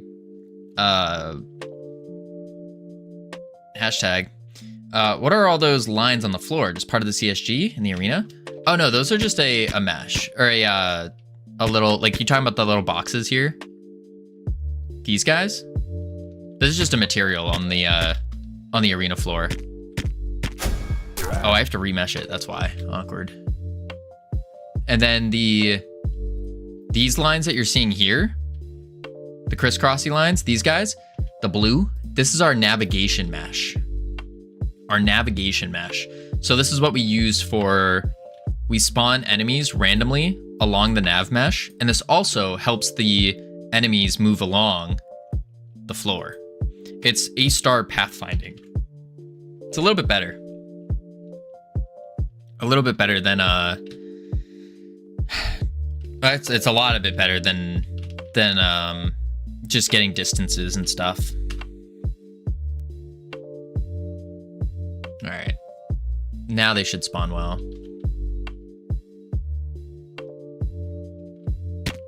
Boom. I will add it to my watch list. If anyone's looking for an anime to watch, again, One Piece. It's gonna change your life. It's gonna change everything for the better. Highly recommend. Highly. Boom. Boom. Boom. Boom. Oh, God. All right. He eats ice cream and pizza and has arguments with a 10-year-old. Covino, I don't like animes with combat. Yeah. It's more of a story building game than a... More of a story build game.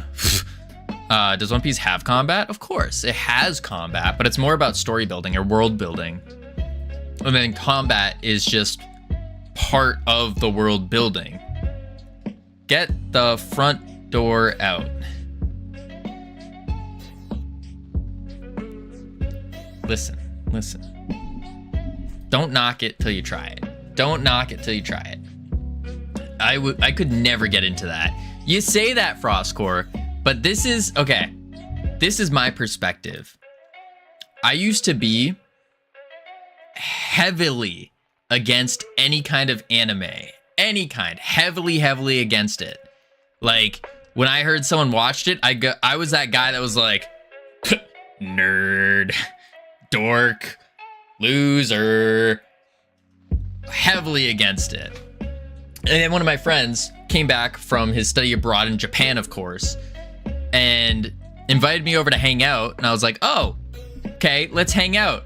Next thing I know, I'm strapped to a chair and being forced to watch Naruto. And then I was like, oh, this actually isn't that bad. It's actually not that bad. And so then I got into it. We need a better spawning algorithm. We do, ironic, but not yet. I think we want to complete the full loop first, right? I like where this is going. DBZ was so much combat, but at least cartoony. Yeah, iHeart. You would like One Piece's combat. A lot. What is the loop? So the actual game loop that we are working on is going to be go arena, which we have. Then we go, let's go this way. Fight enemy. Fight, get buff, and then fight again, and then back to lobby, I guess you'd call it. That's pretty much the loop. I just love Vegeta. He's my cartoon husband. Oh, God. I watched anime before, but my first one I was into heavy was Inuyasha. I heard good things about that. Haven't seen it. No judgment, just not my style. For what? Cowboy Beat Pop is my all-time. Naruto was my first.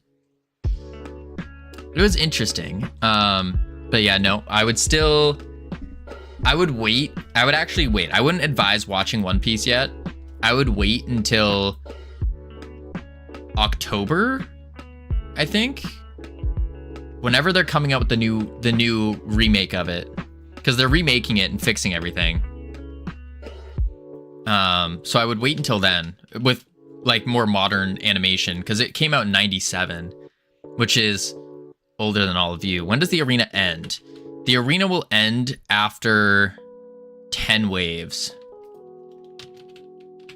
Arena is, well, actually 9 waves of enemies plus, oh, we could do 10. 10 waves of enemies and then 1 boss fight. And then that is, boom, over.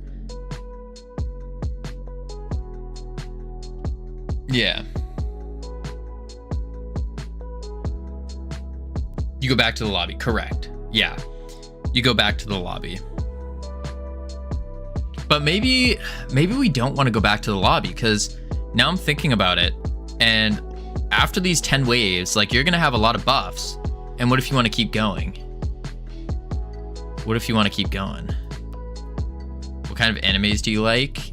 I don't know the names of kinds. I'm a very casual watcher, I guess you'd call it, and unless it comes to One Piece. One Piece I'm very hardcore about. You can go to the lobby with all your upgrades and take them to the next arena. No, because we're still following the roguelite elements. So what I'm thinking is we have buffs within the arena and then buffs outside that can be persistent.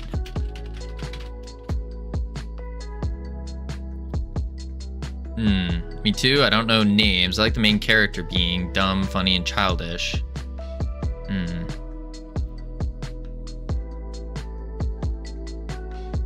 I did watch what's the aura farming one? The guy that goes Arise.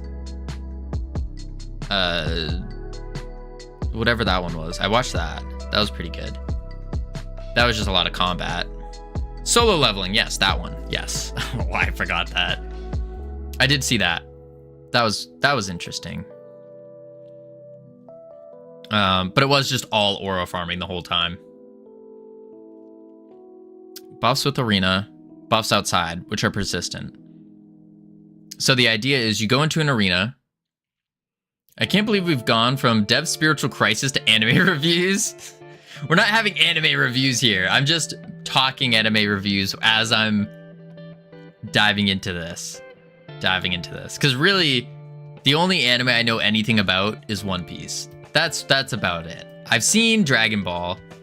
I've seen quite a few, but I don't know them nearly as well. Have the crisis again. We're still in the crisis. We're just coming out of the crisis. We're not out of the crisis until we have the full loop.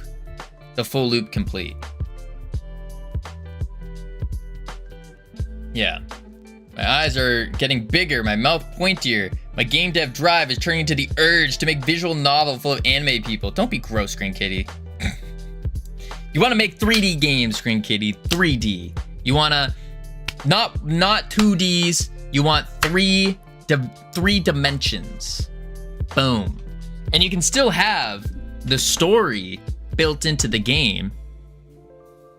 3D, multiplayer, competitive, $1 million budget. Now you're talking.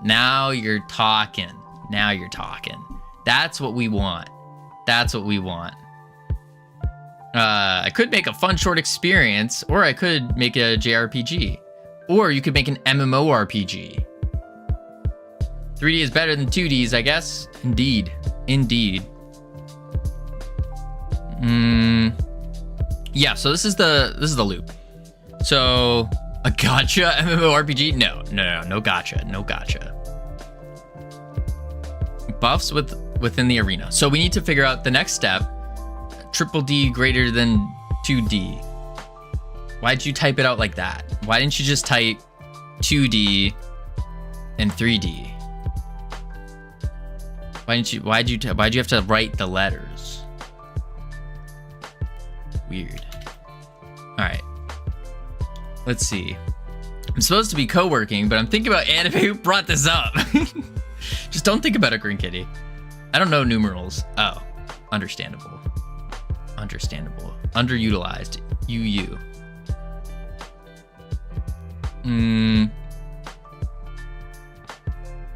Okay.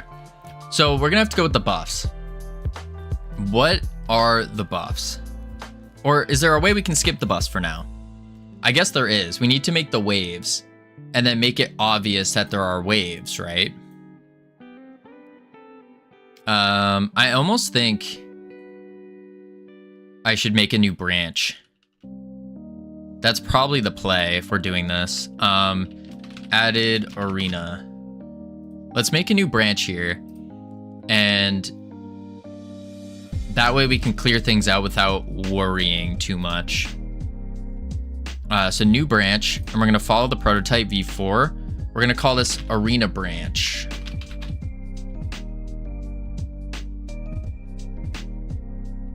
Yeah. Or arena remake. Arena remake. Create that branch. Publish the branch. Okay, close this.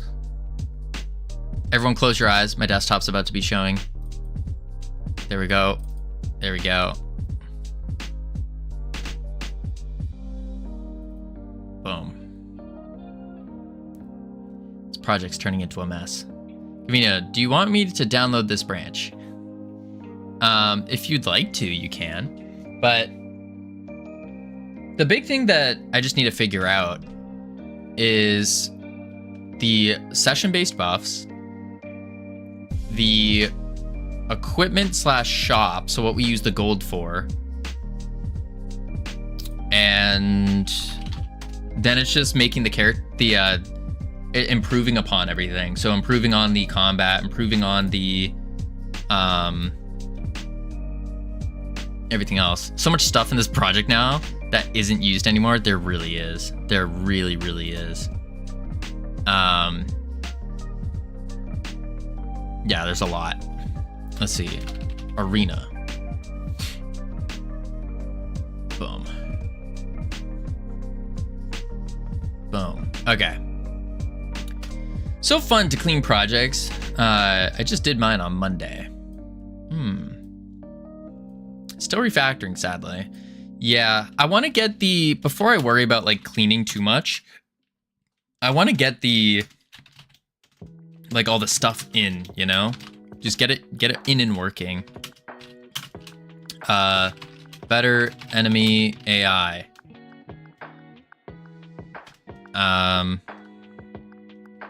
Shop to spend gold. That's legit. I did the same. I think get it working, and then that lets us know what we do and don't need. And then from there, we can start clearing stuff out. All right. Better enemy AI. Shop to spend gold. Unlock. Unlockable trainers. We're gonna need achievements. I don't heart funny boys. I hate you. Oh. You hate the letter U? Crazy. What did the letter ever do to you? See what I did there? I said you and you. It's so funny. We're completely different. Covino, are you a funny boy? No. I'm a comedic man. Comedic man. Not a funny boy. Comedic man.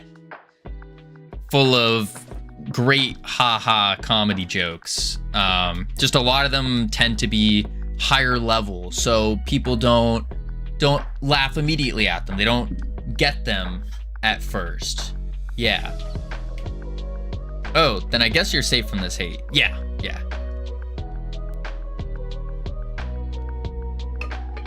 I'm safe from the hate. Safe from the heart. We're all good. I shop speed trying to not laugh meme. I don't know the reference. Better enemy AI. Shop to spend gold. Unlockable trainers. Achievements. Okay, Covino, really think about what's supposed to happen in this game. Right. Let's do this. Let's go game loop. When you enter the dungeon. So step 1 is we start in lobby. Arena now, yeah. Enter arena. Beat up enemies. Beat up waves of enemies. No, I'm skipping something? Oh, get persistent upgrades. Explain how enemies spawn. Enemies spawn in waves. New wave after beating. Actually, hang on. We'll do this. We'll even break it down more. First enemy wave spawns.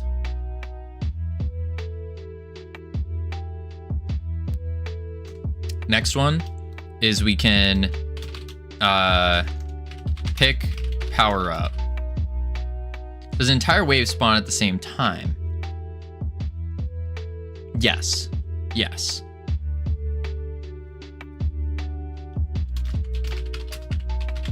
At the same time.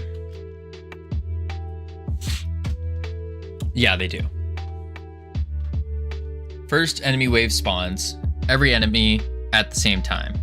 Doesn't that limit how many enemies can be in a wave?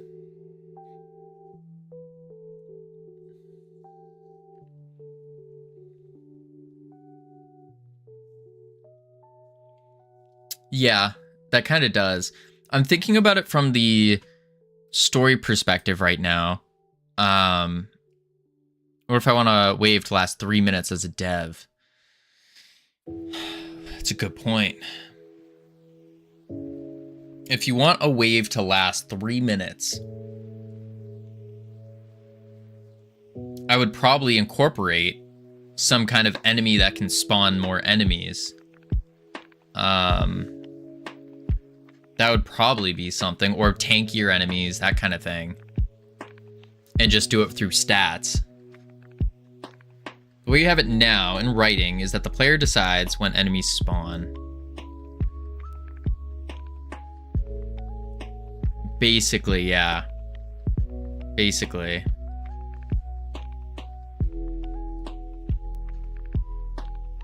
I guess maybe what we could do is the power-up happens in the heat of the moment.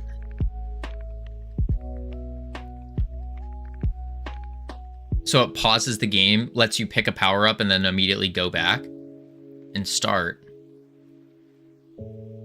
And that also gives you the like, oh crap, I'm about to die. I should get a healing upgrade or whatever. I should get this power-up that's going to give me more health.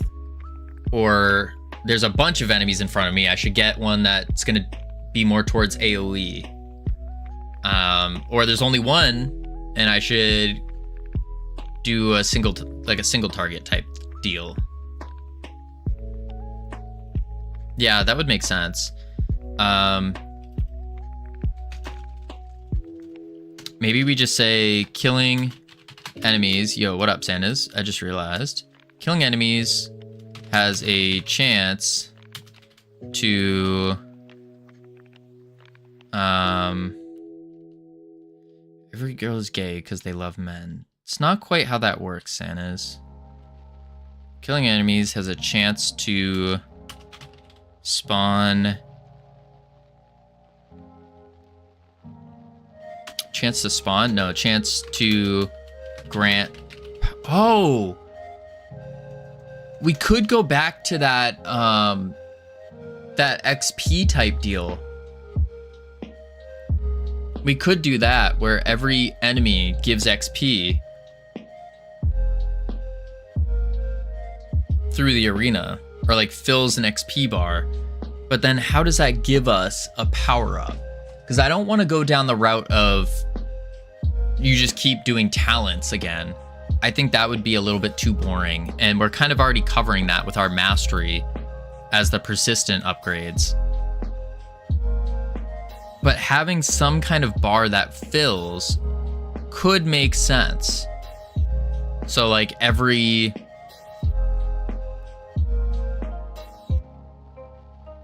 I don't want to do every 5 enemies killed equals 1 power up.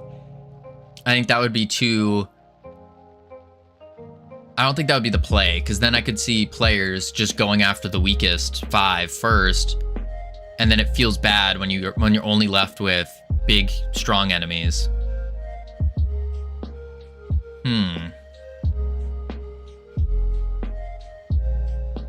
First enemy wave spawns.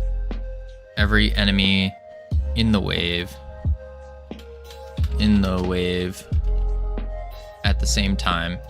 So how do we get the upgrades? That's the question. We get them through...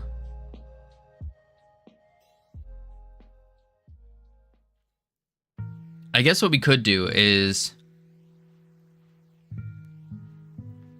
we could just say at the end of every wave for now, end of every wave, get 1 power up. We could do that for now because we need to actually implement this. Once this is implemented, it should be relatively easy to move it around and tweak what feels better, whether it's based on like some kind of experience gain or based off of randomly dropping, that kind of thing. So I think that would work. End of every wave, get 1 power up. And then repeat 4 and 5 up to 9 times or 10 times.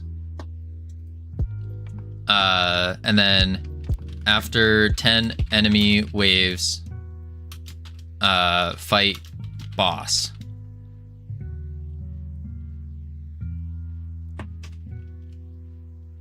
And then on defeat, we just assume we're progressing. So then we could say return to lobby with winnings. Actually, upon beating boss, defeat. Haha. Upon defeating boss,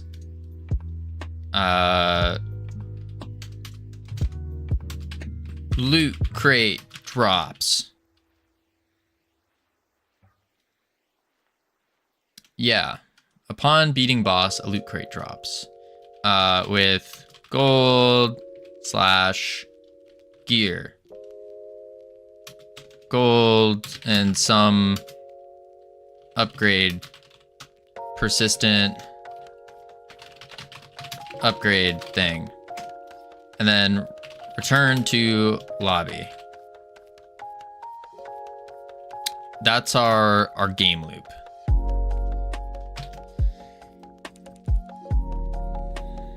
That's basically the game loop there. Start in the lobby. You get your persistent upgrades.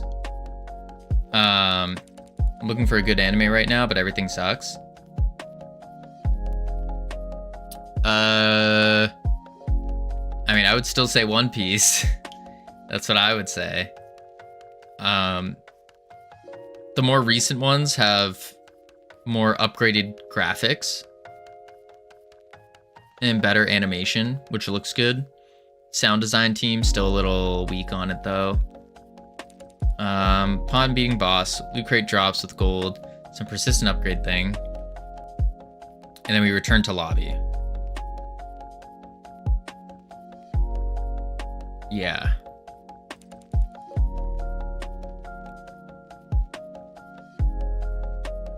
I think that makes sense.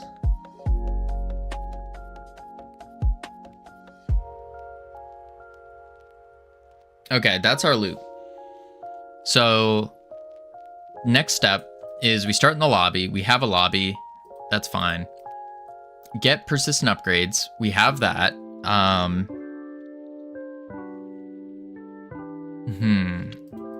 want good looking animations. Then probably go for like solo leveling, JJK.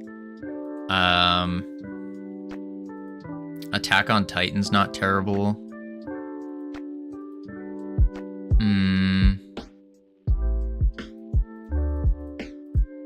Yeah. Once you get to like episode 600 in One Piece, the animation upgrades dramatically. You're telling me so common ones? Like, I'm not a connoisseur here. I'm not a connoisseur.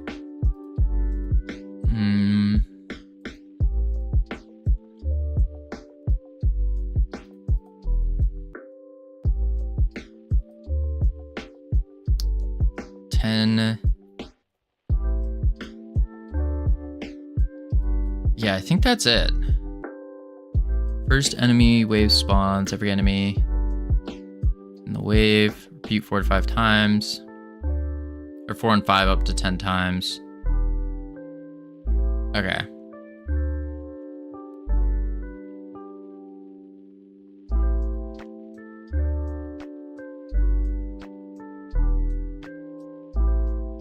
So in our wave spawner, we are gonna have to pause it and then do, where is it? In the process here, if child count is less than or equal to 3, we don't want that. And can spawn. Can spawn is true. Yep.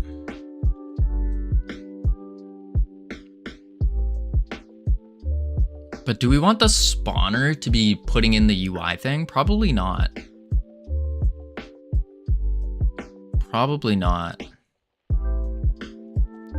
So what I think we would do instead is have the spawner only spawn waves, and we just call it to spawn a wave. That would make sense. Which means we also don't need this in the procedural dungeon part. So I'm gonna have to make a new master arena. We have arena map. We have game. Yeah, there's a lot of stuff I'm gonna have to remove. Okay. We'll start off with just a node, and we'll call this the arena match. We add the map in. Let's save this under a new folder called arena. Do that, save, add a script to it, and then class name arena match. Boom. Save that. We're gonna add in the arena map to it, like so. Rock dungeon, we're gonna just snag that world environment there and slap it in. Boom. Okay.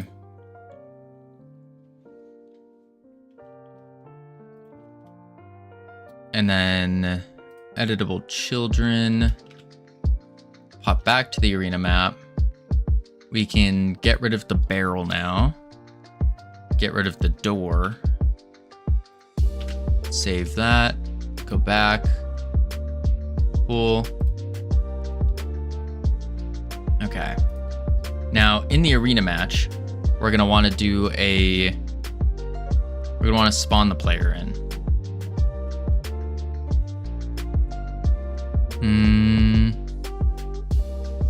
Player is player.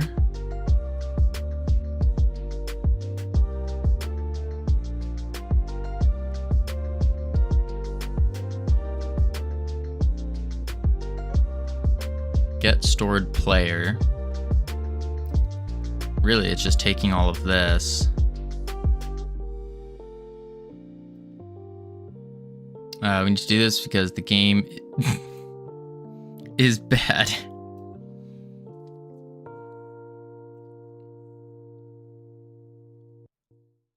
Okay. What is this in? It's in setup next room.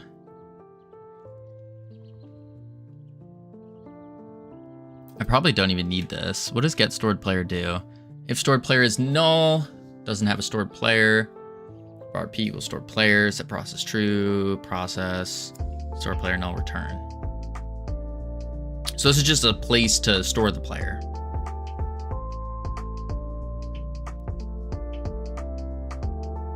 When we're traveling to a different scene. Okay. I almost feel like we need to make a new project for it. Yeah. Player, player manager, get stored player, add child player.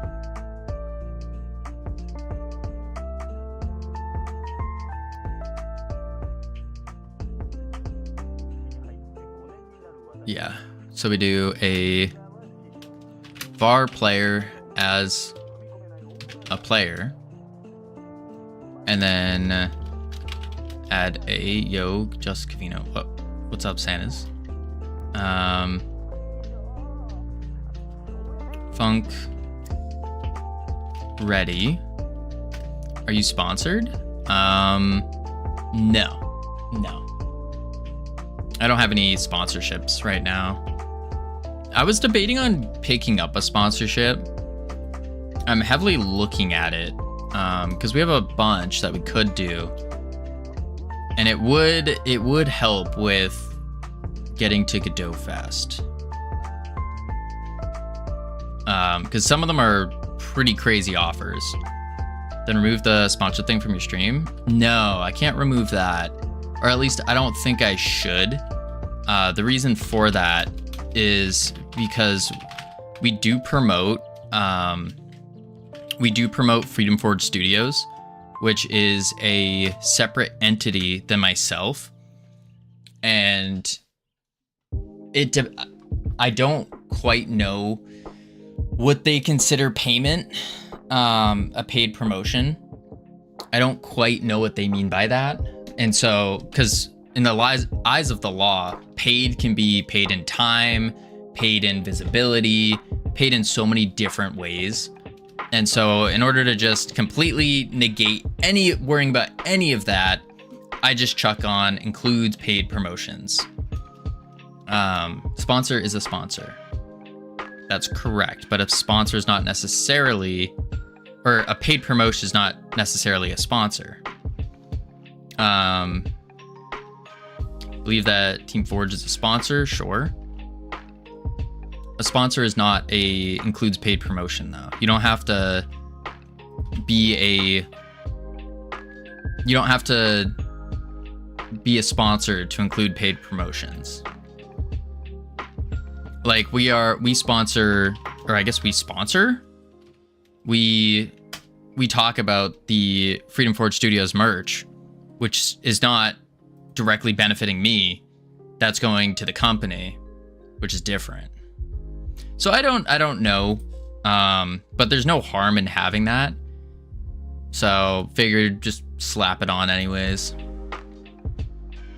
And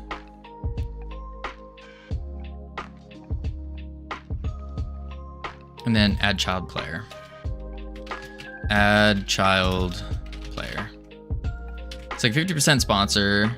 I think it's not allowed to sponsor yourself with the thing you created, but there's a slight difference. So you're talking about if I sponsored myself, but that's not the case. So Freedom Forge Studios is not me. It's a separate legal entity. It's completely separate. It has its own ID and everything. This is not me. They're very separate. Yes, I am the full-time owner of it. Yes, I'm the owner of it, or I run it, but it's still not equal to me. Yeah, it's slightly different. So really it's just to dodge any kind of weird legal stuff that could occur from having the bot go off linking the website. Promoting merch or your games, I don't think counts as a sponsor. Yes, but paid promotion does not mean sponsor. Howdy, Camilos, how you doing? That's one Fortnite YouTuber that owns Oni Studios. He doesn't consider it as a sponsor. Right, exhausted. Ooh, exhausted. Why so? Why you exhausted? All right. We had the player. Now we need to do a paid promotion. It could be considered a paid promotion. Howdy, Goob. How you doing?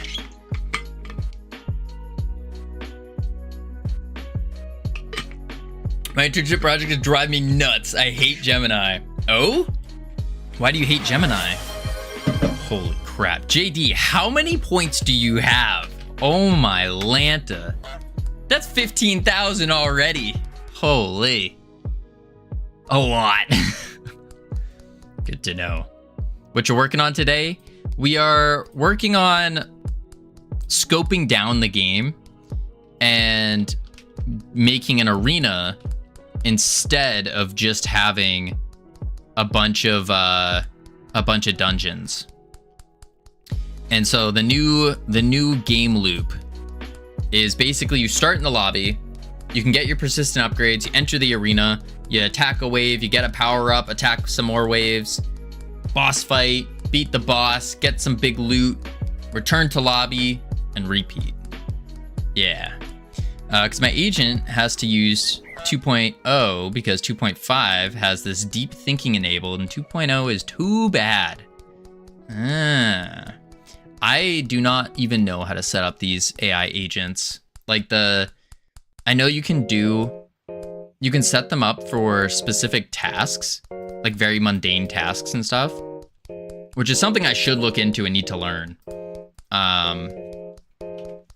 But yeah, I have no idea how to do any of that yet. I have feedback for you on Vibe Clicker. I can write it in the community page. Forgot to do that before. Oh no, is it bad? Play the latest version. I'm using ADK, Agent Development Kit, which is open source, I believe. I'll have to look into it one of these days. What kind of tasks are you using it for? Like, I've been using Perplexity quite a bit for research, which is actually super, super nice. Super nice. It brings sources and everything. It's nice. All right, we do the player, and then we need a timer. So we could do.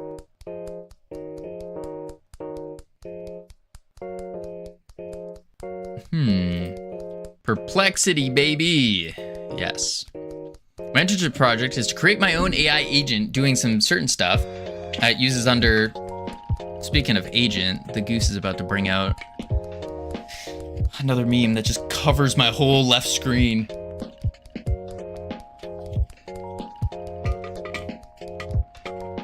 My internship project is to create my own AI agent doing some certain stuff, and it uses Gemini under the hood. What kind of stuff? Or is it hush hush secret stuff? The goo is the agent of chaos, something like that. Thank you for another goose, Aaron. Wow. I'm so thankful. It's not bad. I enjoyed playing. I just have a few notes. It was a version downloaded Sunday mornings, Saturday night for you. Focus on work. You're right.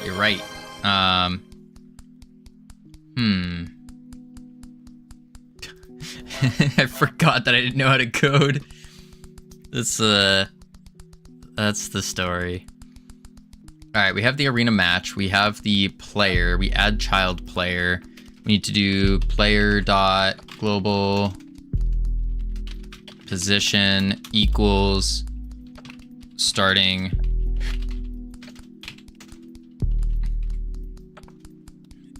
position. And then we just say var starting position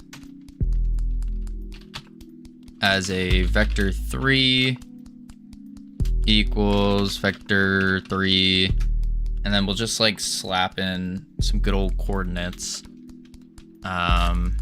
which should be probably here. So we could just add a marker just so we can see, bring you over, and then transform 3300. 3300.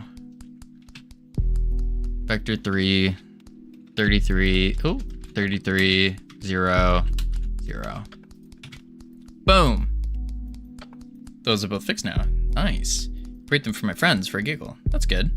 A video of one, the last one I made. Oh. I also added max buy button, so you don't have to spam the buy button later on. That's smart. All right, we do that. We spawn the player. So now we need to spawn the waves. Enemy spawner. Add that in. Set the nav region. We need an enemies node. Enemies. Set the enemies node. Check.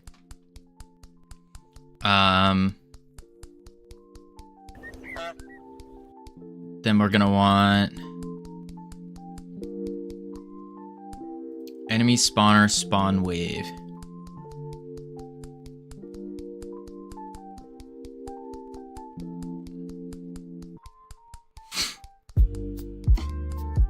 We're gonna position enemy pick. I wonder if I could do a signal on the enemy. I wonder if the enemy has a dead signal. That could be very useful. If it doesn't. It doesn't. Yeah, let's do that. Let's use a good old signal here. Oh, we do. We have signal died. Oh, okay. Even better. Let's go down to it. Just make sure died emit. Perfect. And then what I do here is in the spawner, I could say, enemy dot died dot connect, and then we'll say I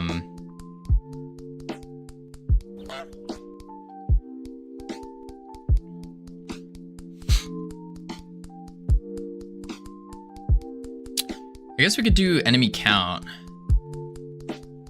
Yeah, remove enemy. But we don't even have to do that. We love refactoring around here. I don't know if love is the word I would use. It's definitely an experience. I'll give you that. It's an experience.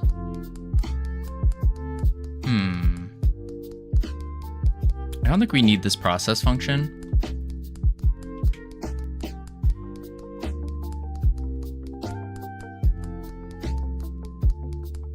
Which means we don't need the can spawn anymore. Boom. Boom. Boom. I was at the store, saw a buff guy who had tattoos on his arm. Which went up to his forehead. Nice. He had a huge tattoo of Walter White. Barely holding in my lap. Tattoo low-key sucks so bad. It was so huge. Yeah, I mean, everyone has their own ideas of what's good, what's bad, what looks good, what doesn't. I would hope he at least liked the tattoo. Arena map. Okay, so now in the lobby, why Walter White though? I don't know, maybe he really liked Breaking Bad.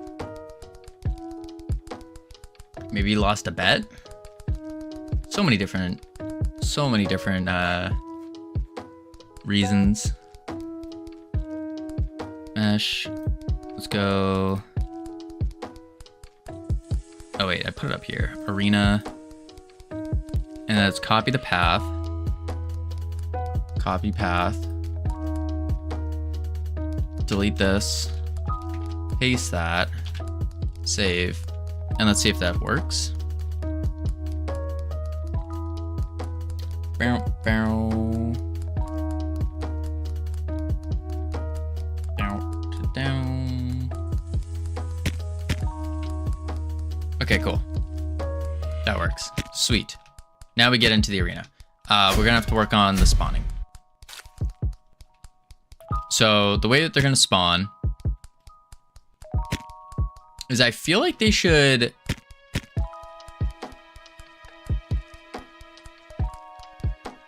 well, it's an arena. Maybe they shouldn't be spawning randomly throughout the arena. They should be walking out of the arena, right? There looks like Blade's Edge Arena over there. Don't say that. We're not making WoW Arena. It's just a standard arena with 4 pillars, much smaller. Nothing like that. Nothing like that. Maybe there should be a few doors. Yeah, that's what I'm thinking. Is we have a door here, door here, door here, door here. You spawn out of one of them, and then there's some that come out. Gonna go play Clash Royale now. It'll be my first time ever playing it. It's a pretty good game. I've played Clash Royale quite a bit. I was like gold or something. It's pretty good. It is very pay to win though, I will say. Very pay to win, which kind of harms the game a lot. Okay. Oh, the bounce works well with the closed room. Yeah, that was the thought. That's why I pulled the walls up. So now it actually does something. I just need to speed it up, and then it will do stuff. But once it's sped up a bit, then I think it'll be really good. Maybe even increase the bounces more. But yeah. So let's do some rooms. Yeah, and then those would be the spawn points. So for now, we don't really need doors. Instead, we could just go into the... Let's close all this. Yeah. For now, we can do spawn points. I think this is 33. So we can say... probably just markers. Holes in the ceiling, they drop out of 2. Well, I'm not gonna have a ceiling. The only reason there's a ceiling right now is just because it's the easiest way. You just take a cylinder, you pull it up, boom. I think I want to do some sky. And we could put like a little picture of clouds or something up there. Enemy spawn. Oh wait, that's a good idea. Let's do delete that. Grab a node. Node 3D. We'll call this spawn points or enemy spawn points. Enemy spawn points. Then we add a marker, and then this will be enemy spawn point 1. We'll just move this zoop over there. And then we can add an offset onto them as well. Just for now. Later on, we can make it so they're like running out of a door or something. But we're just making the loop quick and dirty and seeing if this makes sense. Enemy spawn point 3.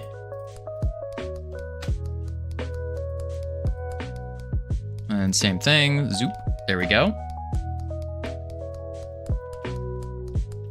Okie doke. Enemy spawner. What I think I need to do here though is actually make a new spawner. Yeah, let's make a new spawner completely, because I am gonna change this up quite a bit. Let's do this, save that. We can close you, go into here, enemy spawner, delete, make a new one. This will be called the arena enemy spawner, like so. We'll add a script, and we'll just chuck it into the arena. Open, create, save, save. Let's add a color so it's easier to see. Nope, there's already an orange. Let's do green, sure. Okay. Boom. Just so we know what we're working on. Class name, enemy, or arena spawner. And it's basically going to be the same thing as the enemy spawner. Just some slight differences. So we can keep, we'll just do this. Copy and paste. Obviously delete this. And now we can do total waves. Can spawn doesn't, you don't need that. We don't need this.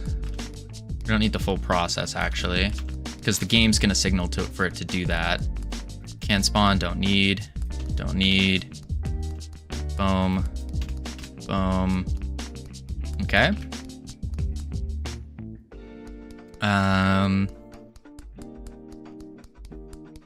End spawn function, which we're not going to really need either. So here we need to do nodes, enemies node, and we can export var enemy spawn points as a node 3D. Okay. And then for spawning the wave, we can say for spawns in enemy spawn points dot get children. Nope, we don't need to do that. We just say var spawn point equals enemy spawn points dot get children dot pick random. There we go. So now we set an enemy spawn point. We want to do a offset for each one. So var spawn offset as a vector 3 equals vector 3. And we could do random float range of -5 to 5, 0.0 to a random float. Yeah, random float range of, again, -5 to 5. Like that. And now, instead of random position within nav region, we can instead just say global position equals spawn point dot global position plus spawn offset. Bang. And this is a random little delay between them of 5 to 60 frames. Probably don't want 5 to 60 frames, but we can leave that for now, and we're not going to need this. Okay. Arena enemy spawner now. Arena enemy spawner. Hook up the nav region, enemies node, and the enemy spawn points. There we go.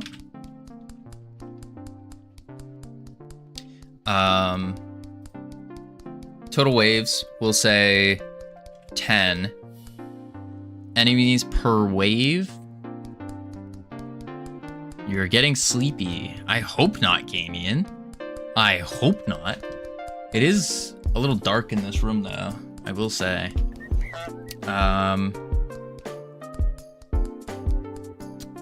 Let's do 5 enemies for now.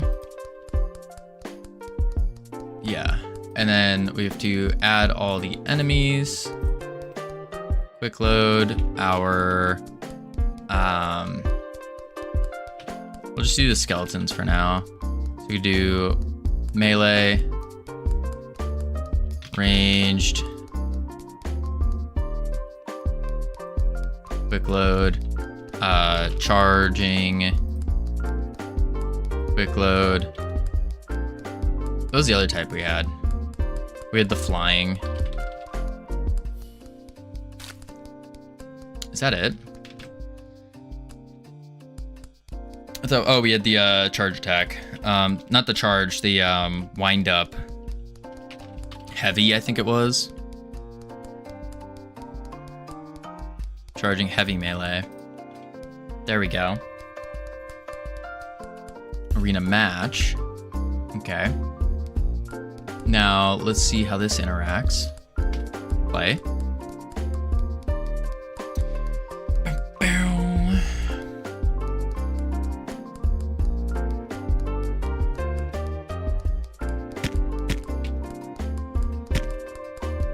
Oh, interesting. One of them spawned over here.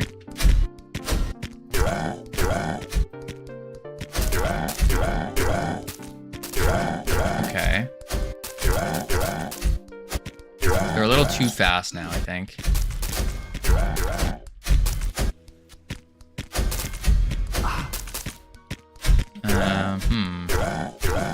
And the ball doesn't bounce enough, which kind of blows. Okay.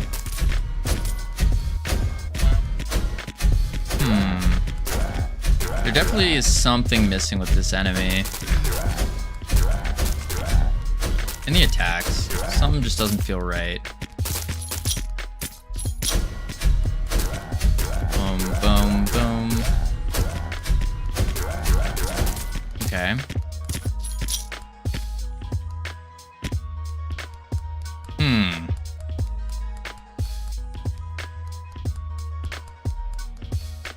That wasn't too crazy.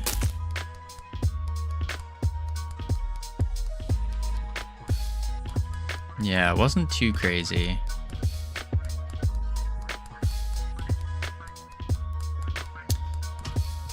Close that. Go to the spawner. I'm trying to think of what... Because the big one's the enemy, and then just the way we're attacking also just feels a little weird.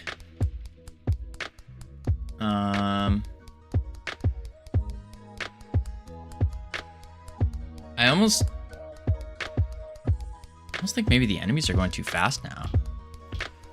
Maybe that's what's going on. Switch it down to 15 on that.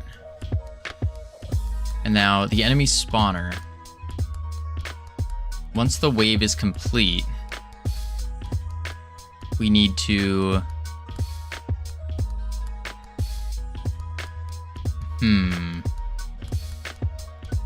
Current wave. And that goes up.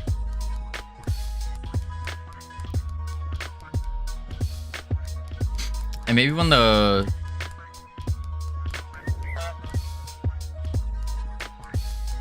all the enemies are dead,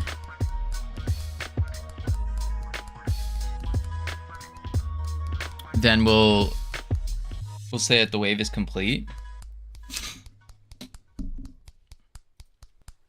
Yeah. So let's remove the end spawn. Let's remove finished. Do this.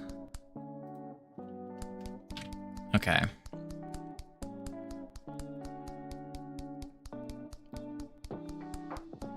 Now we can say at the end of every wave. So to check at the end of every wave, we can have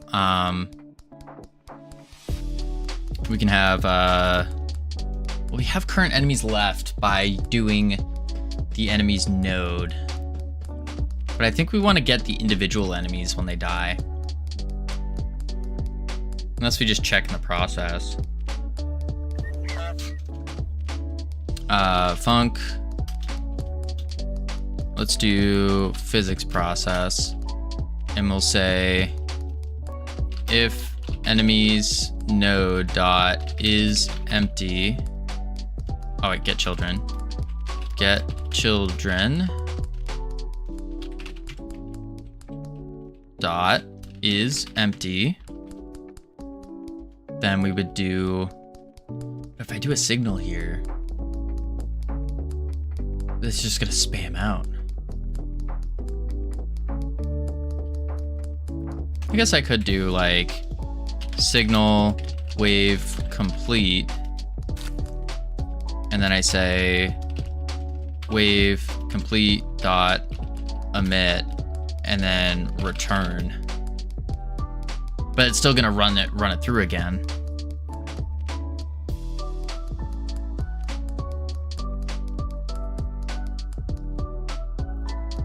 Yeah, so it might be better just to have enemies left instead of checking the enemy's nodes, the enemy node for the children. So we'll say var remaining enemies as an int. Let's say as an int. Current wave. +1.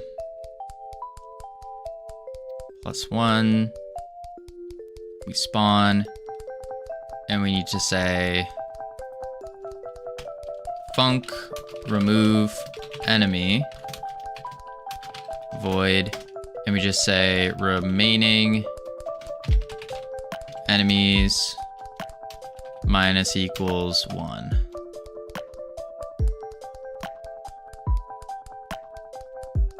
And now add child enemy. Before we do that, we can say enemy.die.connect. Megsy, greetings, long time no see, indeed. How you doing today? How is your project so far? I see dungeon, I click. I adore horror game stuff. Ah, Megsy, I got some bad news for you. This is not a horror game. Not a horror game. We're kind of reworking how it all goes. Covino, do you have stream display ads on? I don't know. What is that? Stream display ADS. Not sure. But we are currently reworking our dungeons, and we're looking at making it into an arena instead. I would watch ads for you. Oh, thanks, Megsy. Appreciate that. You are more than welcome to watch as many ads as you want. But this is what we're doing. We're doing a little arena map instead of making all of our dungeons. Because what we were finding is with making all the dungeons, it was getting too complex and too big of a scope for a single developer to do. And I was looking at similar projects to like what other people have done. And it's like, they're all big teams, big teams of people. It's like, oh, I don't have that. Internet dropped when I answered the question. Awkward. I don't know what you mean, Infinite Coder. Stream display ADS? Or are you talking about ads? Oh, I see. Clever, I must say. It was not my idea. Not my idea. It was a mixture of iHeart and Ironic's idea. Mixture of them putting their noggins together. And now I'm just putting it into practice and seeing how it works. So we need to do remaining enemies plus equals 1. Stream display ADS is new kind of ads on Twitch. Oh, ads, stream display ads. Found out about it when a viewer told me they were getting pre-rolls.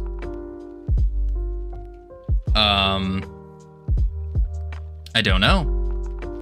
You're turning him evil. Shut up. Whoa, Megsy. Whoa, you were just saying I would watch ads for you. Where is this turning him evil? You were just saying how much you loved ads and how you just wanted to watch all the ads. Remove enemy. I would also watch ads for you. Thank you, anti-iChives. I don't know what these ads are. I think they just automatically happen. I don't think there's a button I have to flip. My pre-rolls are fully disabled. Check. Ad length frequency is 3 minutes every hour. First ad delay, auto snooze, notifications, and more. Disable pre-rolls. Okay. Notification. Display ads? Is that what it is? I don't know. You can check the ad settings. Advanced section. Oh, those were just like, it was just at the bottom. It was already checked on.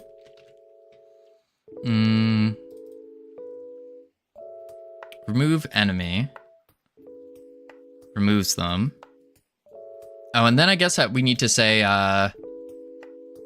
wave complete. So we just do if remaining enemies is less than or is equal to 0, then we just say wave complete dot emit. Whoop. Emit. There we go. And now within the arena match here on ready, we need to grab the arena enemy spawner. So we will export subgroup nodes that's not nat. Export var spawner as, I guess, arena spawner. Sure. And then we just say spawner dot wave complete dot connect, and we'll just connect it to a function that just prints something right now. Test. Bada bing, bada boom. Nodes assign. Boom, bang. Save. Try it out.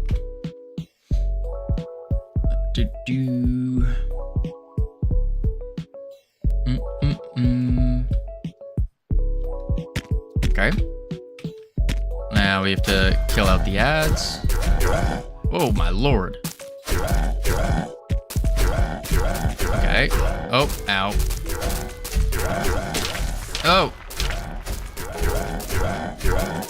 Boom. Boom, boom. All right, cool. And we should get a wave complete. No, nothing's going off. Is there still an enemy?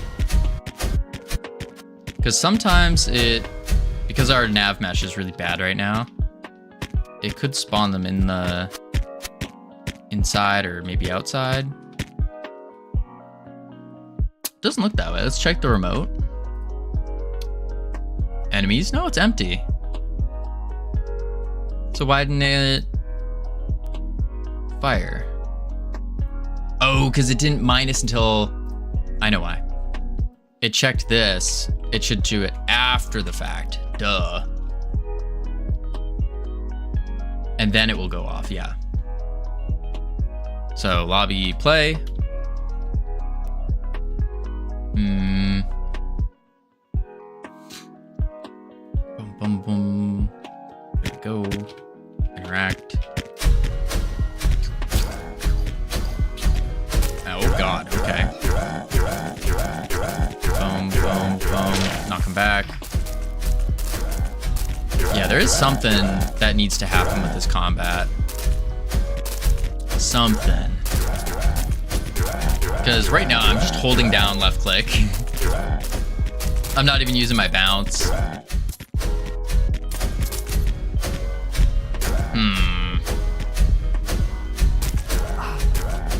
How's Stream Elements doing? Boom, boom, boom, bang. It didn't go off. Huh. Mid-dungeon defenders with only the shooting enemies part. Yeah, it's kind of bad.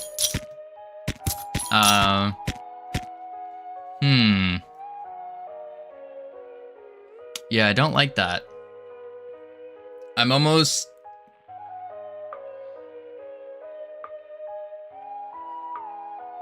I mean, I'm almost tempted just to go back to WoW controls. But at the same time, that's not very... It's going to lead to the same problem as before. Where it's like, if you get those WoW controls in, people are going to want PvP. And we're not ready for that.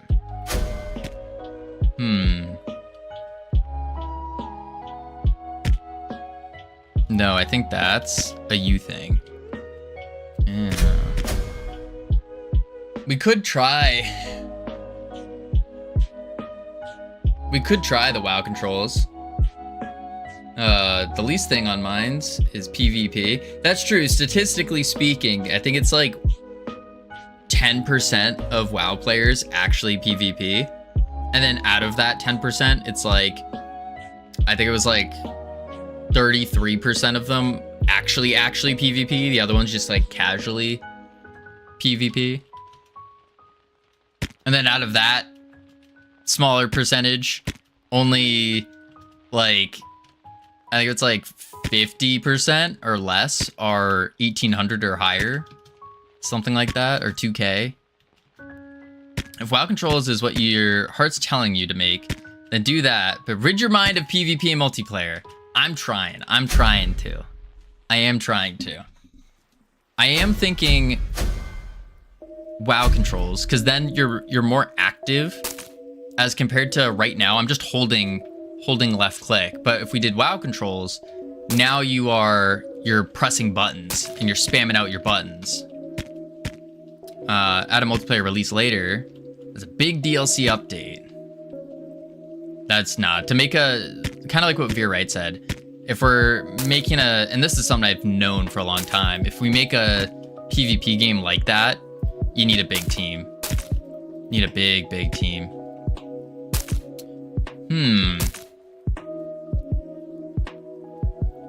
Could do WoW controls. But that's going to be a whole rework. And maybe we should probably just work on the loop first. Finish out the game. Like the full game loop with an upgrade and all that. And then if it's still not fun, which I have a feeling it's not going to be, then we throw in the WoW controls. Yeah. Did you ever figure out how to lerp your vector for the flying? Oh, yeah. The trick is we are shooting, and I'm glad that you didn't notice, actually. We're not shooting from the wand anymore. And this is a theory I had a feeling of. I didn't think anyone would really notice. We're actually shooting from the ray itself. And that seems to work. Because their eyes are more here, is what I've noticed, because you're watching the green thing move. And so no one's really looking down here. And so I just put it up. It technically spawns like above their head a little bit. But yeah, I did that and that fixed everything. All right, let's see. We also didn't get that signal though. Why didn't we get the signal? Because we should have got a signal in our output that said it was finished, but it never came out. Enemy spawner, wave complete, emit. In the arena match, wave complete, dot connect, and then, yeah. So why is that not picking up the emitted signal? We have 5 enemies. Huh. I will now look there. Don't look there, Green Kitty. Just don't look. Let's see. Enemy died. Connect. Remove enemy. And that calls this. What about, is the enemy died not firing? Right here. On die. Emit. And they travel to their death animation.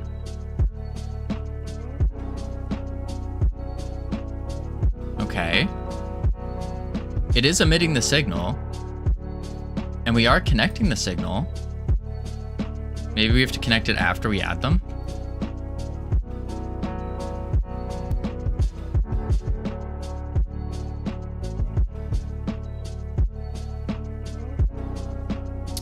Yeah, wave complete. Let's try that again. So, actually, we should be able to just jump straight to the arena. Oh, no, because there's not going to be a player created yet. Have you tried Battlefield 6 yet? It's epic. I have not. That is well beyond my budget. I think I'm assuming it's like $60 or something. Well beyond budget right now. If it's free, I could give it. It's free to play this weekend. Oh, there you go. I could give it a go. I don't know. I haven't really played many Battlefield games though. We're at 3 enemies here. 4 enemies. Oh, there's no 5 enemies. That's why. That means someone's spawning somewhere they shouldn't. Yeah. 1, 2, 3, 4. I don't know where the 5th is. Where's the 5th? Battlefield greater than COD. So I've heard. We need you to stop playing AAA games. Yeah, that's true. Yeah, COD are shaking in their boots. Multiplayer AAA game. Perfect fit for Covino. It is. It really is. I don't know where this last enemy is. But it says he doesn't exist. Remote? Yeah, says he doesn't exist. So why didn't the thing go off? Bought some IEMs. I don't know what that is. Not bad. In-ear monitors. Oh, fancy. Your code is just wrong. Okay. Let's see. We connect. We have the enemy. We make it. We're saying we take their died signal and we connect it to a function called remove enemy. From there, it removes the enemy. And then we check if the remaining enemies is equal to 0. Then we emit a signal called wave complete. Remaining enemies is an int. We are setting that for every enemy we add in.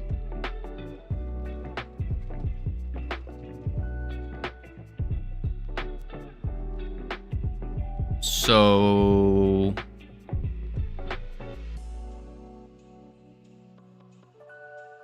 please print remaining enemies every time you remove it from it. Let's do print enemy removed. And then we'll just do remaining enemies. Does it emit once, but the last one? That's what we're about to find out. About to find that out.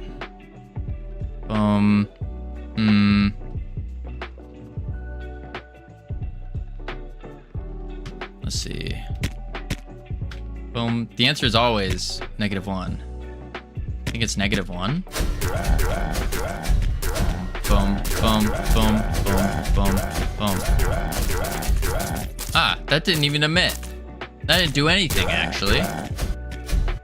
So connecting the died signal does not seem to work. Let's go back into here. Not at all, it's just confusing people. That's fair. Die. We have our die function. If health is less than or equal to 0, they die. That makes sense. Died emit. Let's print enemy died. But we know this is working because they're running their animation and everything. And they're dropping gold. Died emit. And now in the spawner, we are connecting enemy died. Connect, remove enemy. But it's not even firing this.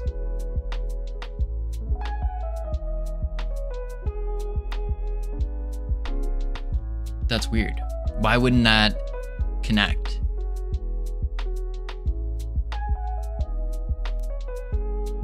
Because it's clearly getting emitted. Or it... Unless it's not, for some reason. We're calling for it to emit. Boop. Get ahead.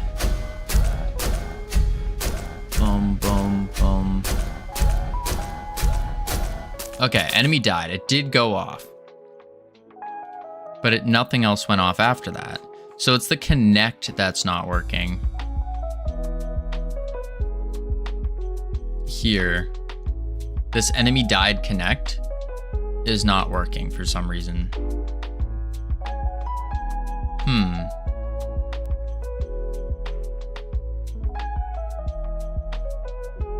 Died, connect. The signal spaghetti turns me off.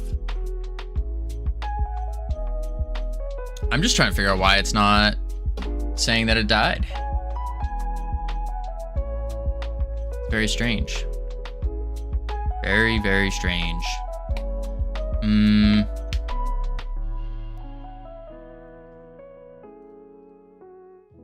What could be causing this? Enemies in node. Add child enemy.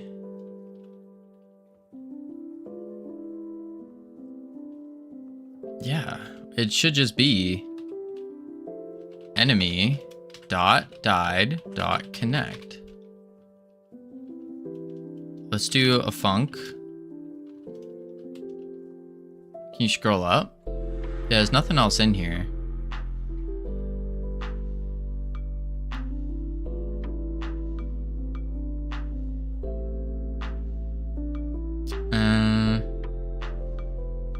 What do you call spawn wave?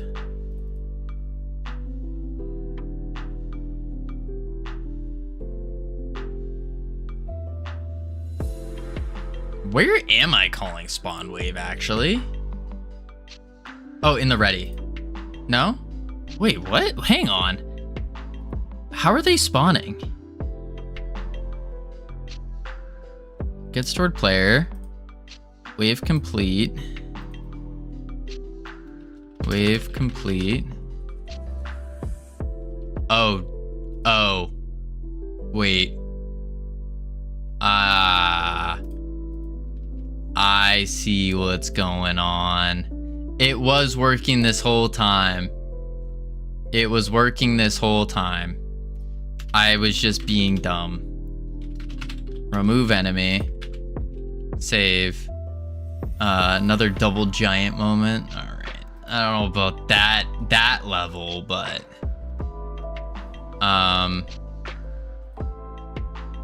we just delete these two. Like that. And now in the arena match. Sloop, I will have you know that I woke up afternoon again. Disappointing. Disappointing. I was hoping you were about to say like, hey, I woke up early. I did things and all that. Nope. Nope. More. Yesterday I woke up at 1 and that was only because my mom woke me up. CSLR. That's not good. That's not good. You're sleeping away the day. These are some of the best days of your life. And you're just sleeping them away. There we go. Now it's working. Get our heads. To the head. Boom, boom, boom. Boom. I mean, maybe. No, most certainly. As someone who used to sleep their days away, I can confidently say, not worth it. Not worth it.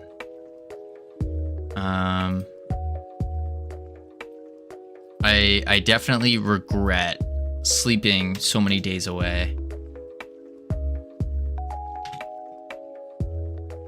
I need to be on the Sigma male grind and finish the FPS game. You darn tootin', CSLR. Just wake up, grind, jump in your cold plunge, meditate, journal, cold plunge again, lift weights, check your crypto portfolio, cry a little bit, but don't tell anyone. Put some clothes on, some cool clothes on, and get to game dev. There you go. There you go. Boom, boom. Okay, that all works. Cool. Wait, so you're saying that during the entire grind, I'm not wearing clothes? No, you are. You are. You're wearing, like, just junky, whatever you slept in. Unless you don't sleep in clothes, then step 1, put clothes on. Never wear clothes. No, I do recommend wearing clothes. I do recommend that. That would be good to do.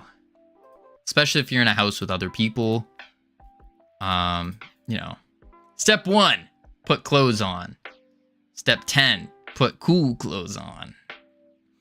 Alright, no, listen, the best morning routine, as we all know, starts the night before. So, 9 p.m. hits. No, before 9 p.m. 6 o'clock p.m. You finish dinner. You have a little glass of water. 9 p.m. rolls around. You're in your bed. You got your workout clothes on for tomorrow morning, and you're falling asleep at 9 p.m. And then the whole morning routine we just talked about starts. Boom. There you go. Remove enemy, omit. I think I had a print. Yeah, I don't want that. Boom. Imagine this guy reading a story to the class. I used to read stories quite often. It's way too hot here to wear workout clothes in bed. Like shorts. Shorts and a t-shirt. Clothes are for modesty or protection. Divine masculine requires neither. Hashtag nude build. I mean...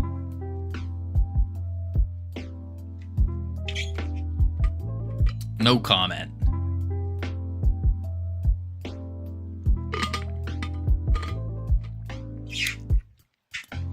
Watching John Romero play Battlefield 6, I'm gonna be honest. I have to close it to keep respect. What do you mean? I don't know who John Romero is. Sounds familiar.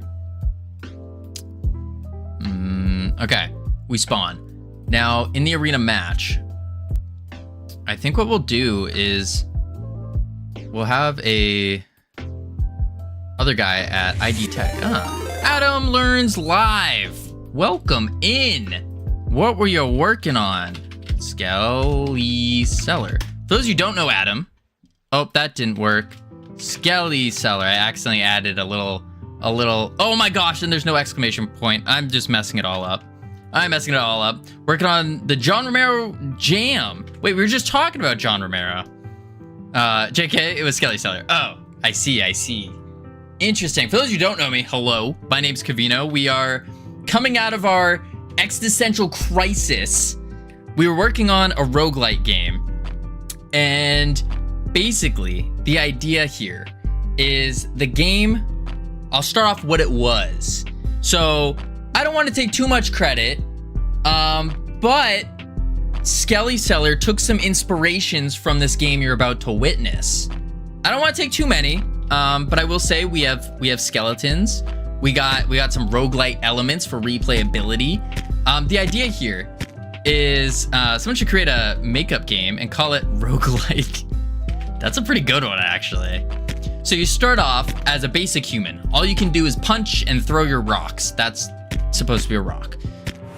You go through the dungeons, howdy Lupo, and eventually you'll unlock the ability to become a goo wizard. So now the goo wizard, as we saw here, has 4 abilities and a bunch of mastery. So the goo wizard is all about shooting goo. And as we all know, goo is one of 2 things. Goo is either sticky, which is like this ability, or it's bouncy, like this ability. And so the idea here is we also have other things, but the sticky ability will stick to enemies, and then it will sap the goo from them, and the goo will fill up your goo meter, and you use the goo from the goo meter to power up your abilities, where we have a couple other abilities. Goo Wizard is equal to Garbage Slime. Suing. I don't know what this Garbage Slime is, but everybody does know of the Goo Wizard, so who's suing who? Goo is also sometimes slippy. Yeah, I would consider that bouncy. But the idea is we had dungeons, and they're like procedurally generated dungeons, all in quotes, and you go through like any roguelite. But then we realized this is a team of 1 right now. So we're changing it to arenas. We have a little arena set up, and the idea is you got all these different enemies, you got a little dash ability. We're getting goo from them, shoot them with the goo wave, bounce our goo ball off of them, and take them out. That's kind of the idea that we're working with right now. I'm rubber, you're glue. Ignore that as I shoot with goo. It's not a bad idea. That's good. And then we got our ultimate ability where we explode in goo and coat all of our enemies in goo. Bada bing, bada boom. Have you played World of Goo? No, I have not. I've never heard of that, actually. We're severely gimped by the game engine, guys. No worries. No. So yeah, that's the idea. That's what's going on right now. We're just refactoring, resetting up these arenas because we had these big dungeons and it was just too overscoped for me, an inexperienced dev. So the full loop, lobby, persistent upgrades, which you get through mastery, through defeating enemies, defeating waves. You enter the arena, and then kill the waves, get a power up, repeat, and then boss fight. Kill the boss, get a big crate of loot, and then yeah. I watched a YouTube video. Oh no. I gave it a thumbs up. I would have clicked the goo button, but the company won't make one since it's already in their game. Wait, that YouTube video. I'm so disappointed by the YouTube video. I get it. Google. Ha.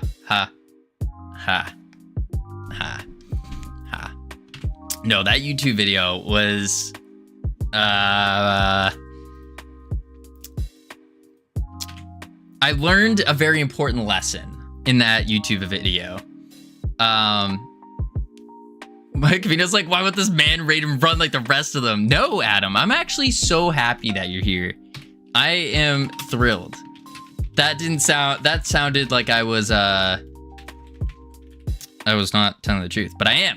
Oh, wait, nope, that's the wrong button. I almost just raided you by mistake because I forgot to do a shout out. There we go. Work. There we go. Whew. Well, good, because I have 20 more bad jokes to make. Joke number 1, knock knock, who's there? I'm ready. All right, Covino is never happy to see any of us. I'm actually so happy to see all of you. Goo who? Honestly, the 2 days that I don't stream have been killing me. Absolutely killing me. It's definitely a learning curve. You cry because you're sad to see me? Oh my lord. Oh my lord. Quite the opposite, actually. When I get the opportunity to, oh boy. It's like the highlight of my day. Highlight of my week when I get to watch Adam Learns live. Absolutely. Absolutely. Boom. Alright, we're gonna have to figure out how else to do this. Explode. Okay. Yeah, this game's not very fun so far. Not very fun so far. You're not dancing in song and not swimming us in compliments enough. I mean, I kind of got all my dancing out in the shower. All my dancing and singing. I usually get that out like in the shower. I think I danced. Oh, what just happened here? Oh, I think I danced for you guys during the birthday party last year. Yeah, I definitely did. I was showing off some of my killer dance moves. Yeah, it was amazing. It was great. David Lokeson, how you doing? Welcome in. Thank you for the raid. Lokeson raid, indeed. Covino's dance moves must be pretty slick to be doable in the shower. I mean, sometimes take like I use like the bar of soap, or if I have like liquid soap, I use the soap container, use that as a microphone. It's pretty good. It depends on the song though. It depends on the song. Sometimes I'm rapping and all that, but I usually get it out in the shower. How have you been? I've been doing pretty good, David. Pretty good. We are trying to remake our game so it's scoped down more. Are those Italian songs? It depends what I'm feeling. Typically, the songs I'm listening to are like hype songs. I can barely walk in the shower without slipping sometimes, let alone dance. Yeah, but like, I used to be a lifeguard. I'm used to being like soaking wet. So I can manage the slipperiness, you know? It's all in the balance. Professional balancer, if you will. We need to figure out our buffs though. And yes, that's what we got to do. But David, we're doing pretty good. We're doing some major changes to the game. And it's kind of at this like weird stage where we're just trashing like half the stuff we had. If not more. All of this dungeon stuff that we were doing is pretty much useless now. We had procedural dungeons going, procedural in quotes, with packed rooms. And let's see, we had like rooms like this, big, huge rooms and stuff, but nope, they're all getting scrapped because I needed a smaller scope game. And one of the big downsides, so for those of you who don't know, I started learning game dev and programming and all that about a year ago with no prior experience. And I'm learning little by little, and mostly through everyone yelling at me, that one person cannot make AAA games. And I'm thinking too much from the like AAA game consumer thought process instead of from a 0.01x dev thought process. And so I keep overscoping all my games, and it's not good. Not good. I'm overscoping because it's like, can I do this thing? Yes, most certainly. But how long is it going to take to do that thing? And that's where we hit the snags here. That's where we hit the snags. Single person can make a AAA quality game, but it's not easy. Right. It's not that you can't, it's that you can't within a reasonable time frame. And that's the important part. That's the important part. But why does a reasonable time frame even matter? I'm glad you asked, random person. The reason it matters is because we are creating a game dev studio right now called Freedom Forge Studios with a mission to create... Oh my lord, I just fully brain farted there. The mission to create inspiring and rewarding games for everyone. Yeah, but you don't listen to people in chat though. We told you many times about the scope of your current game even. Not this one. No. We didn't talk too much about it. Not too much. All right, I need to get the update. Yeah, we did. Listen, I don't recall. That, I don't think that happened. I think, yeah, no one gave me a warning or anything like that. No.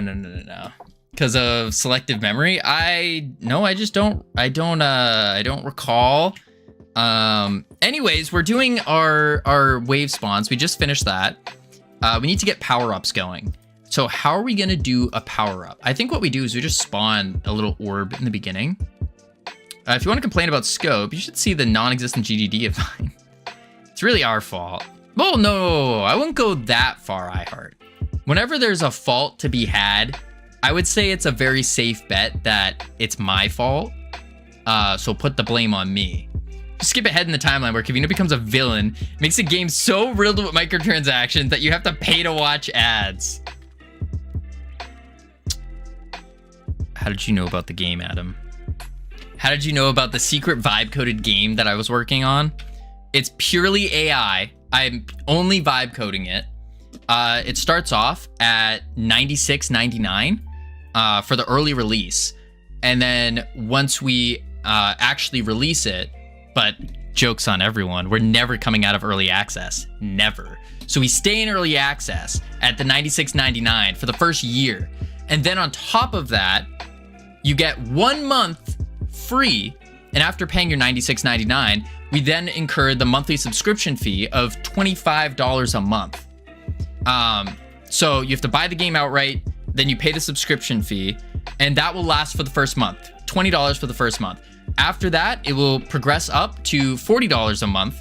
And then if you want to progress past the first level, you're gonna have to buy level 2 DLC for $96.99. Game uses stolen assets, isn't fun, crashes occasionally. You need to log into your bank through through in order to play. Yeah. Okay, it's your fault. Yeah, it is. Yeah, that's let's see.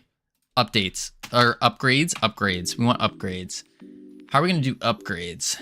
In order to pay, you have to wait.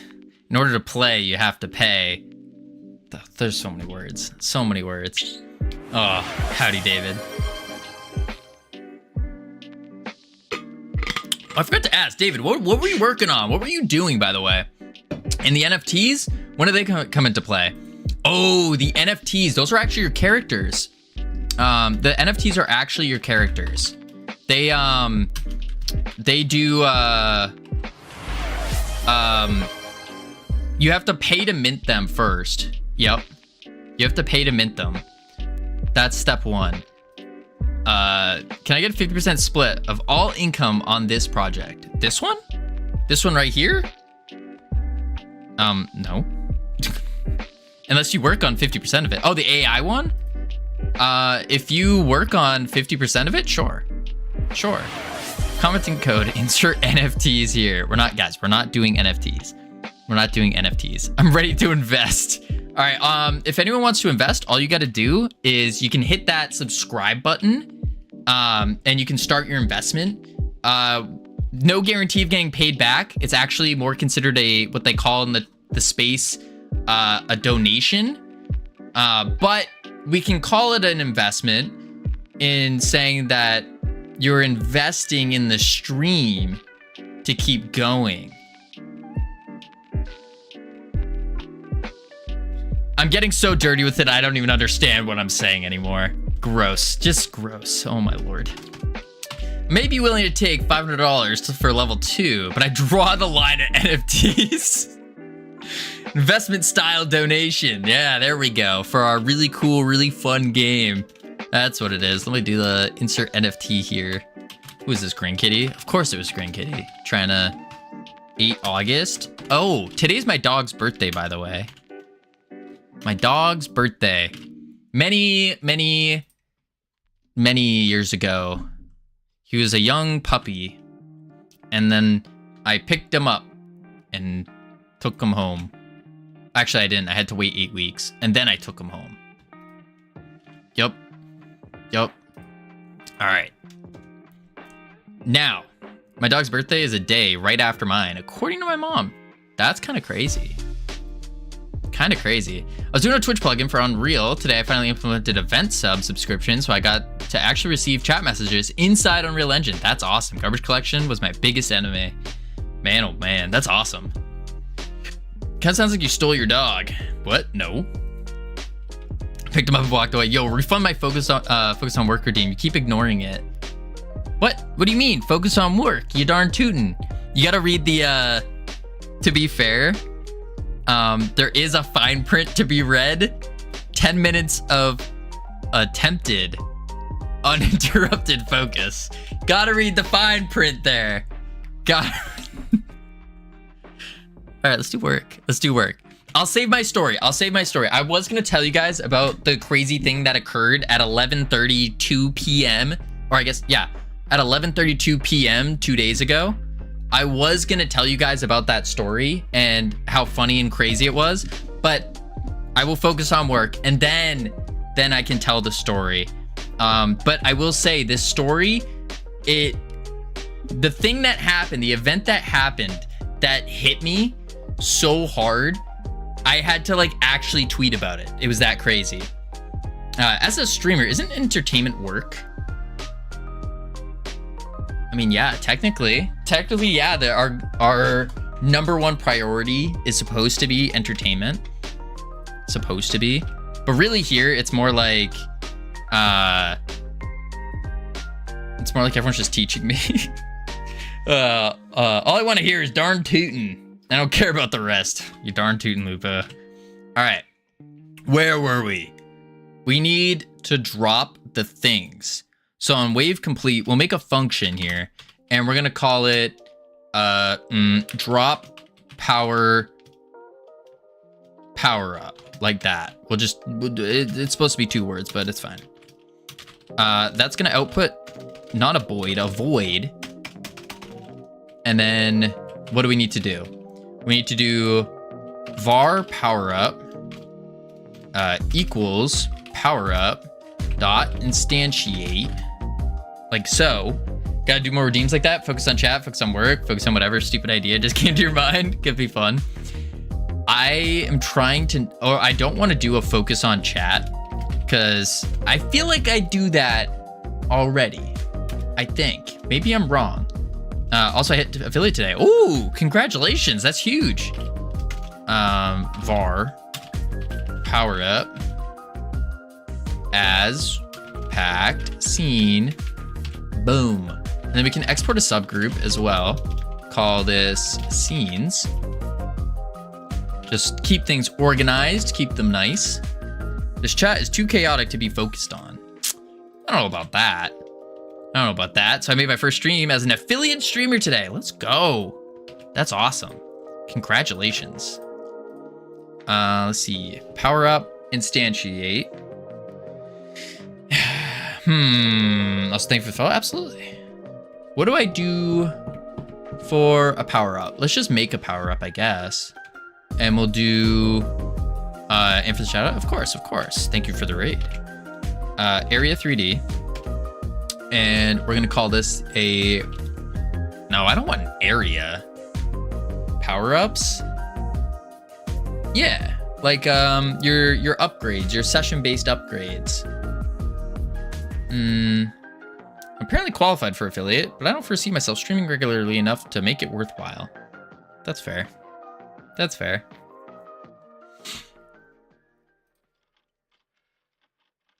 Yeah, power-ups. So, right? I should be making power-ups because that's like after a wave, you get a power-up. Some kind of session-based upgrade. I'm just calling it a power-up because that's the only word I can think of right now. And then that would be, and that's a random power-up. I'm thinking what we do is something like, what's the crab game? What's that crab game? Crab Champions, where you basically have a choice of 3 different types of power-ups. That way we're still giving the user or the player like a choice to make. So we'd have like 3 random power-ups available and they can choose between each one. That's kind of what I'm thinking here. And then to ensure, we could do something like, to ensure it doesn't go too crazy in one direction, we could categorize them as well. So we could say like health, damage, something else. It's actually so crazy that your example for that mechanic is Crab Champions. What do you mean? Oh, because it's a smaller game. It's an indie game. Something's just wrong with you, I think. Wait, what do you mean? What's wrong with that? What's wrong with Crab Champions? I think I got like a couple hours in it too. I've played it a bit. It's not a bad game. It's I mean, how else would we do roguelite updates? Roguelike upgrades. We would do like a chest with like 3 options. We could do, because if we give too many, then it would be confusing to like read it all. And I don't want to do just magically pops up 3 random things, because that destroys immersion. I don't like it when roguelites do that, where they like, a screen magically appears. At least in Hades, it's like the god appears to you and goes like, hey there, you want my power up? And then you go, yeah, I want this one. And you choose which one. But I don't like it when like Brotato, for example, I think it is. I think it's in Brotato they do it. No, not Brotato. They do the guns in Brotato. What game am I thinking of? There's some roguelite game, big one, that does this. It's like when you level up, all of a sudden the screen appears. It's in like a lot of them. You hit a level, they all do it, yeah. You hit a level and then like the screen just pauses the game and pops up and you choose Vampire Survivors? Maybe. But a screen pops up and it's like, oh, option 1, 2, or 3. But to me, that just destroys the immersion that you just had. And so we need a way to incorporate still having like the options, because the having choices is really good, gives the autonomy to the player, but we need it in a way where it seamlessly incorporates into the game. So that's why I'm thinking some kind of chest drops, and then you have the 3 orbs. Maybe there's a different way to go about it. I need to talk to my WoW trainer for the immersion. Well, no, the trainer, and it's not. Listen. Retail is different now. We're looking at an old classic, where with the trainer idea. That trainer idea is no longer in WoW. But this is our persistent upgrades. So this is as you're going, you're killing enemies, you're progressing, you get some mastery experience, and then you master being a goo wizard, and you can be a master goo wizard or something. And you unlock different upgrades like health increase, ranking up your abilities, swapping them, that kind of stuff. A chest suggests you get all 3. I mean, you can loot the whole chest, right? Oh, no, I was thinking you pick from one. So what's a different way to pick?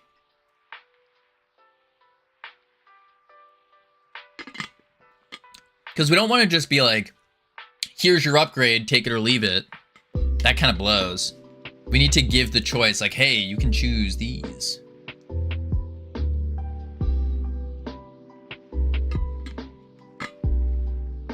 And we definitely...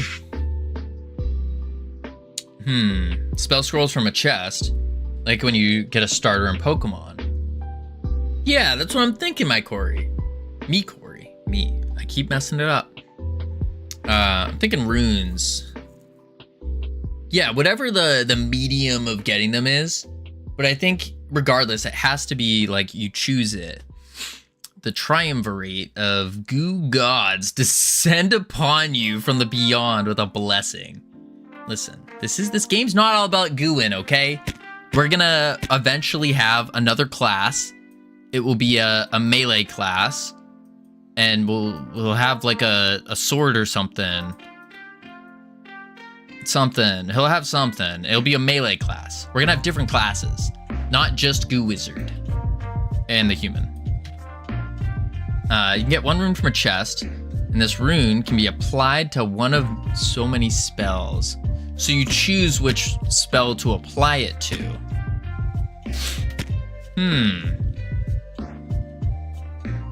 That's not a bad idea.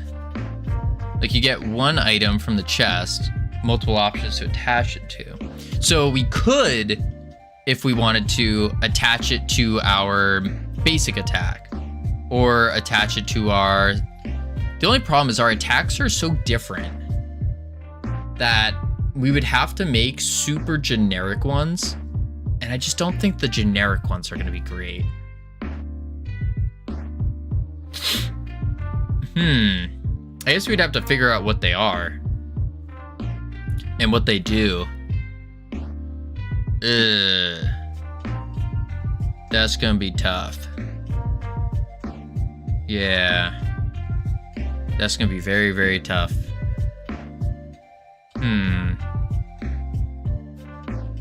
Okay. Maybe we just forego. Are you going for a balancing or a please break my game style of roguelite? Probably a please break my game. I think that would be more fun. Like Water Rune does different things on ability. We were thinking elementals, or like having some kind of elemental buffs, but I feel like they're just too used. They're used too much. And I say that having only played really just Hades.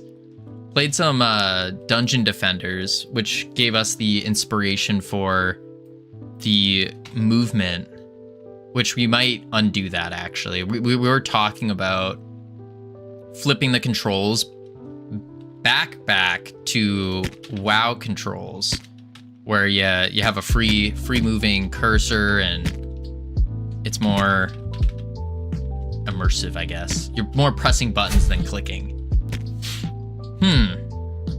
All right, if we skipped the power-ups, what we can still do is have a test power-up, and we're just gonna make it a little thing that drops and you just collect it and that's it. I think that'll be fine for now. We'll go with where's the sphere?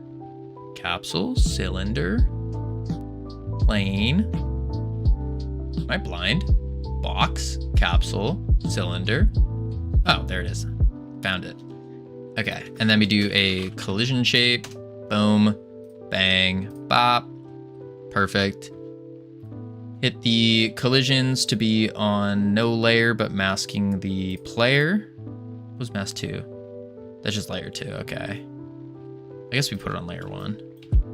Save, test power up, add a script, boom. And then no class name needed. And instead we'll just go boom, bang, body entered, connect. And we say, if body is not player, return, bang. And now we just say, print, you got a power up. Instead of just go boom, bang. Exactly. My waifu would agree with you. Bang. Now we're good. That's it. So now in the enemy spawner, or no, sorry, the arena match, we go here, go to scenes, go quick load, and we quick load the test power up. For our power up equals power up instantiate, and then power up add child power up, and then power up dot global.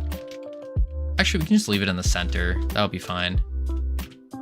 That will be fine. And now on wave complete, we just delete all that and say drop power up. Okay. Lobby, play. Whew. Man, oh man. All right, let's go this way. Kill all these nerds.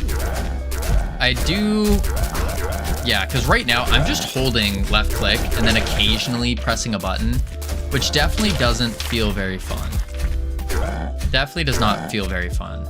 I do like the idea of dashing, but we can always move around that by just adding in a movement ability to every class. I think that would be fun.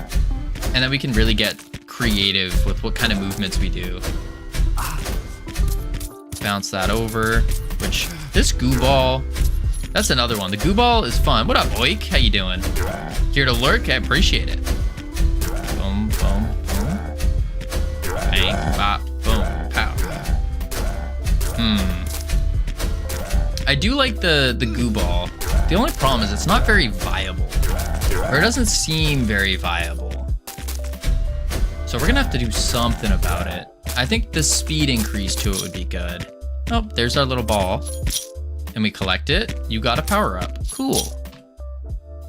Cool. Let's do 3D.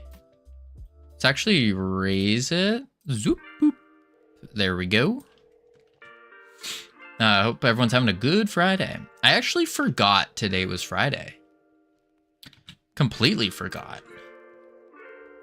Today's Friday. Crazy. Boom. Yes, it's Friday. But, I mean, to be fair, Friday just means it's any other day for me. Any other day.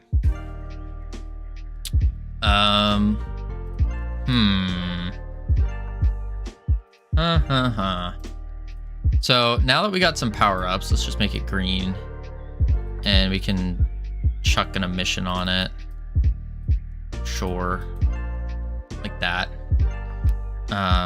Boom. Tomorrow, I'm leaving to Medieval Village again. What is Medieval Village?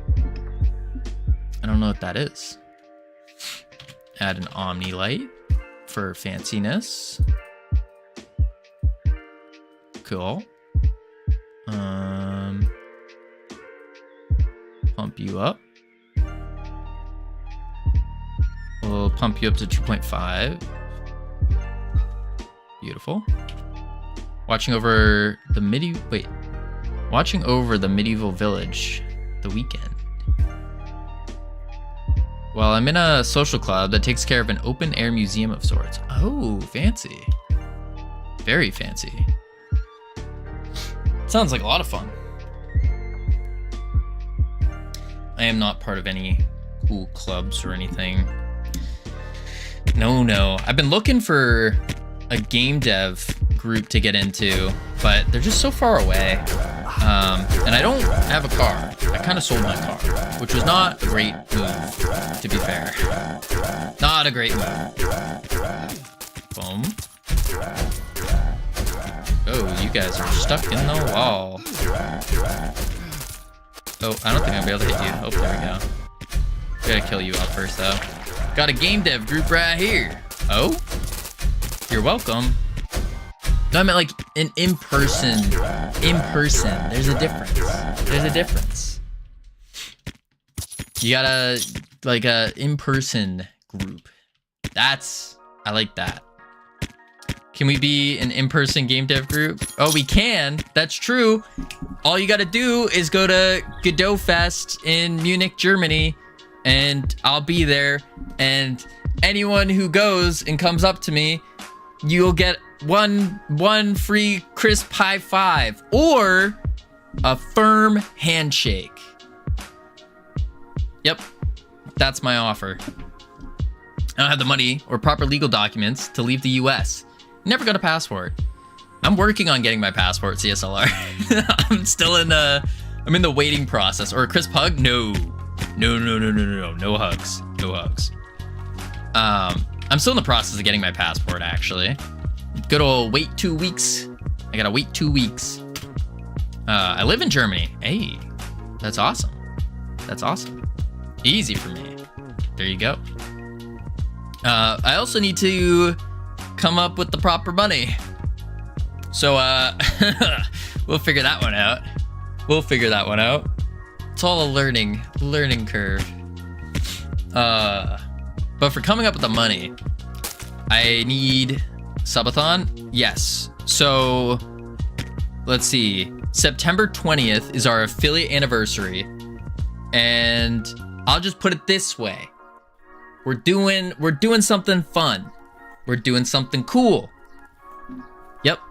That's about it. We're doing something fun, something cool. It'll be great.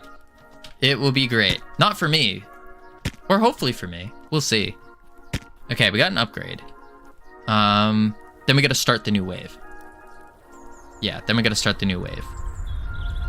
Boom. So Godot Fest in Munich is it? It is then. Yes. It's gonna be in Munich in November something.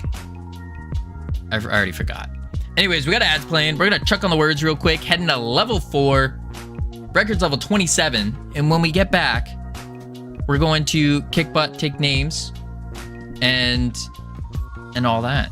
I probably know enough German to ask for 4 kilos of tomatoes on your behalf. Not a tomato guy. Not a tomato guy. All right, I'll be right back real quick. Boop, boop.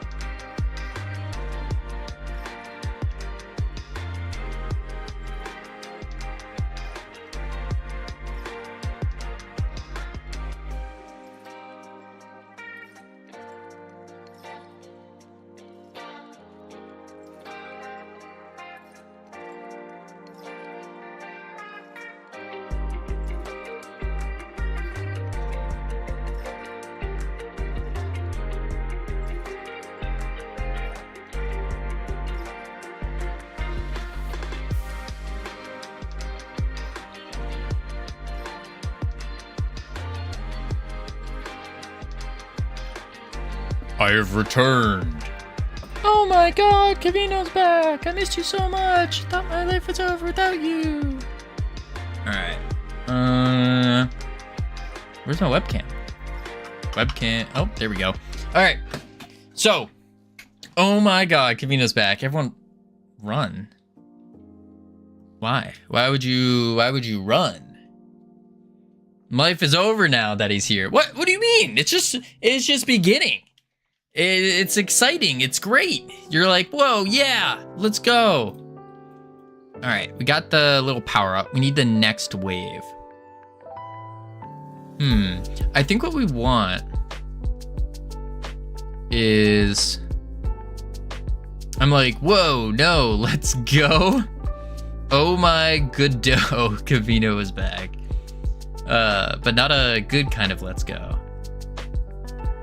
No, like a super pumped, great kind of let's go. Like, let's go! Woo! All right.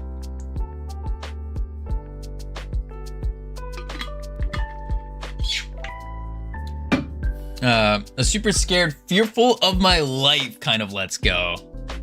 Okay. Okay. You know, CSLR, I was about to say and tell everyone the really cool, fun, exciting story about what happened to me at 11 something at night 2 nights ago, but you ruined it. I guess you just won't find out the really crazy thing that happened. I guess you won't. No. Let's see. So test power up. We got the power up going. It doesn't do anything, obviously. And then we have to repeat this 10 times. My name isn't Adam, but I tend to ruin everything. What?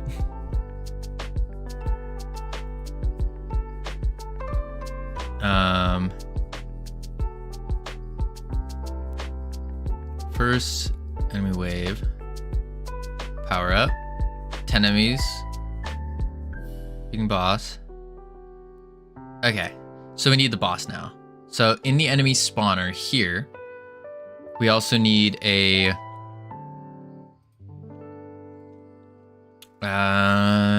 enemy. We can also export var boss as an array of packed scenes, because we're gonna want multiple bosses. Skeletal. Let's just type boss. Skeleton boss. There we are. And then what we can do is spawn wave, wave complete, emit. And actually what I think we want to do is we probably want a separate function for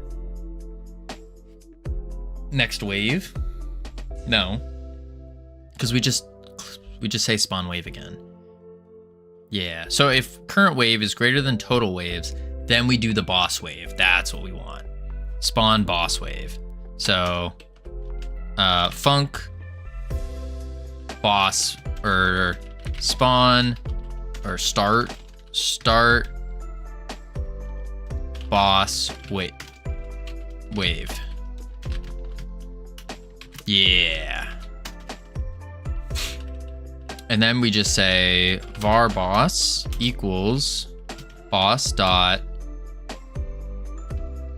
pick random dot instantiate. Boom. It's like day 5 of trying to make a good wall running implementation. Still not getting anything done. Didn't you have a good wall running? Or was it just sliding? I thought I remember you having like the mech was here. You had like a curved ramp thing up in the air and you had wall running going.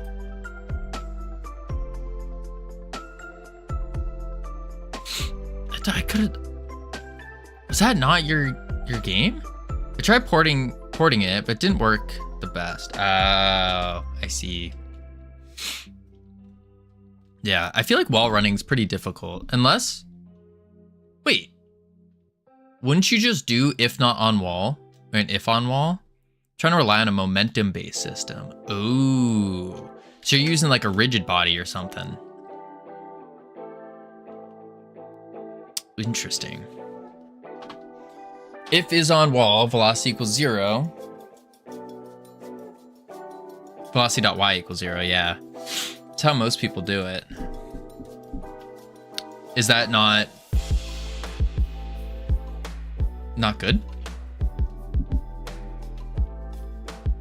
I want to work how Titanfall does it, so it's going to be more complicated. Ah, I see. I see. Wait a sec. Arena match. Or arena map. One of these is at 33, isn't it? It's at 0. Wait, no, it's at negative 30. 1. Ah, it's this guy. This guy's in the wrong spot. So this one has to go whoop, whoop, not that way. This way. Not that way. This way. This way. Yeah. Just needs to stick the player to the wall. I'm running along the normal, but either I'm just bad at math or I'm doing it wrong. The issue is I'm getting hung up on it's the curves tend to make it just stop. I wonder if you could do like a raycast. Kind of similar how we did checking if we were on the floor. We put a ray underneath our player. I already am. Oh, and that's still not working. That's weird. That's how I would think to do it. Then again, I don't know much. Works, but it leads to velocity being lost. Interesting. Leads to the velocity being lost. The only other thing I can think of is using a rigid body and constantly applying force to it, and then you can have your momentum as well and speed increase. If it's on a curve going left, it tended to just kick the player off. No idea. No idea. Drop power up. Oh wait, spawner. Here it is. Start boss wave. And then we can do...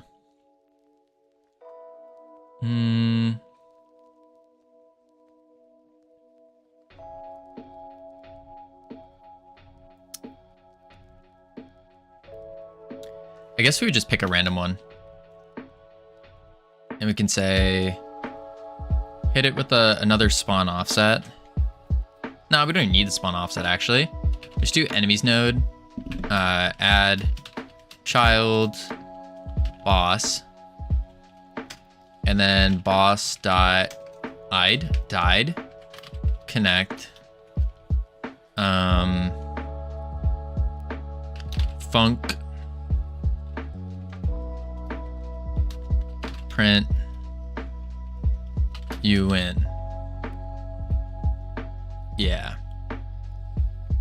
If it was bending into the direction of the player, it would tend to slow down on the curve and occasionally got stuck. I probably could just put the player at a small distance from the wall and fix the issue, but that doesn't fix the other issue.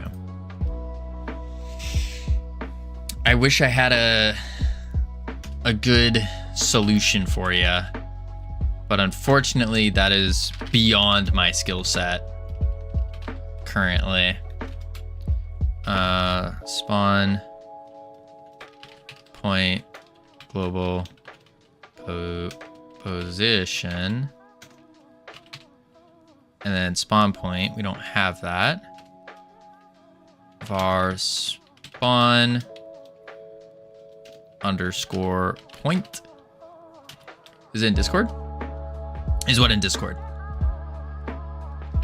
Spawn enemy spawn points dot pick. Whoa. Wait, what? Spawn points. Oh. Dot get children.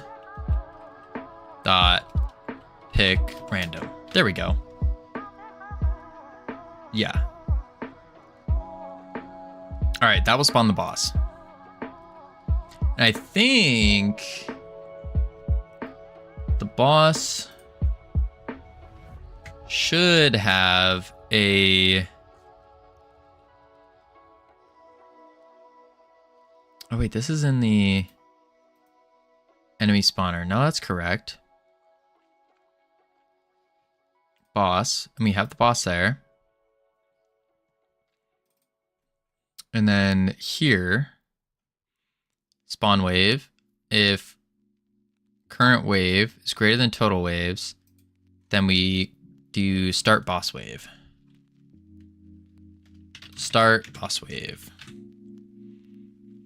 Yeah. And then wave complete, emit. And then we call start wave here. Add child power up. But it has to be after we collect the power up. Right?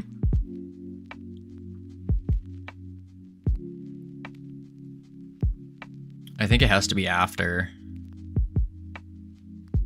Unless we give the chance to pause and prepare. What makes more sense? The chance to start the wave manually, or right after you pick up a power-up, it starts? Probably once you pick up the power-up. I think that would work. So instead, what I can do is I'll have a canvas layer. And then in the canvas layer, we'll do a control, full extendo, boom. Make sure that the mouse is ignoring. Then we add in a good old panel. Call this debug panel. Move it to the center side. Layout, we'll do probably like 100 by 400. 200 by 400. Sure. And then we can just have a V-box that will stretch. No, keep that anchored there. And we'll just do the layout of 400. Oops, 200, sorry. There we go. Which is the same as extending it this way. And then 50? Oh, actually, no, we'll do 100. And then we'll do a label. And we'll do a... No, I don't even need a label. What am I doing? I can make it easy. Just a button. And the button will say start next wave. And then in the layout, we'll say 50. Cool. And then in the canvas layer,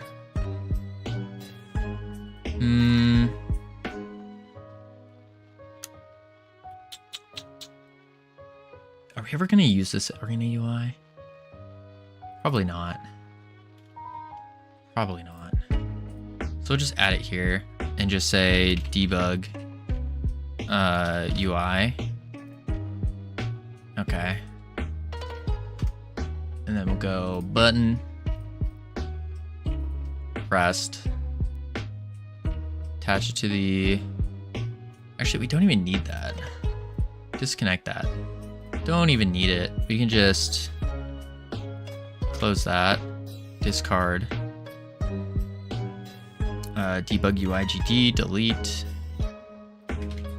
Okay, and then we'll just attach the button to the button pressed arena match, connect, and we'll just do a region debug, end region, That way we're keeping it a little organized. Let's add some spaces. Okay. There we go. I wish I could scroll down a little bit more than what we do here. That would be nice. And then we just say spawner dot start wave or next wave. Wave. Spawn wave. Is that right? Yeah, spawn wave. All right, and then in the spawner, we'll just make it easy on us. We'll do 2 waves and 3 enemies per wave. Let's try it out. See if that works. Boom. All right, and then we can get to our super exciting story. Boom, boom.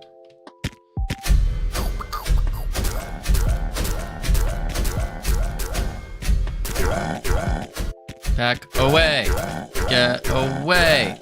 Get away. There we go. The heads are broken, it looks like. That's fine though. Okay. Collect that. Start next wave. Ooh, that's a big boy. Oh god. Very big boy. Oh, his health bar is still inside of him. Boom, boom, boom.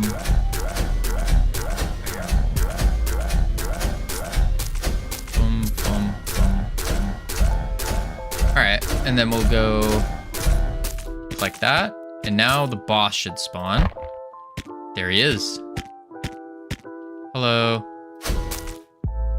Oh, that's right. He's not gonna...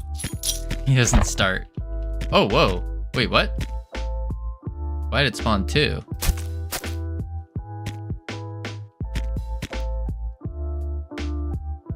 Wait, what? It spawned 3.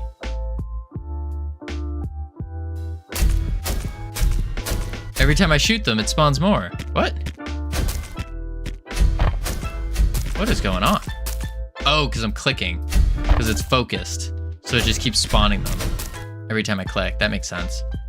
Okay. That means... I hate that it does that. It like automatically will make a button focus. Keep pressed outside. Button pressed. Oh, there's a way to do this. Focus. Focus mode. None. Save. There we go. And then 2D. We're just gonna make this like 300 instead. A little bit smaller, I think. And then we can pull it down a bit too. That should be good. I'll move that to there. Boom. Beautiful. All right, now we have to go to our boss now. Open that guy up and see what's going on. All right, so I don't think he starts. I think that's problem 1.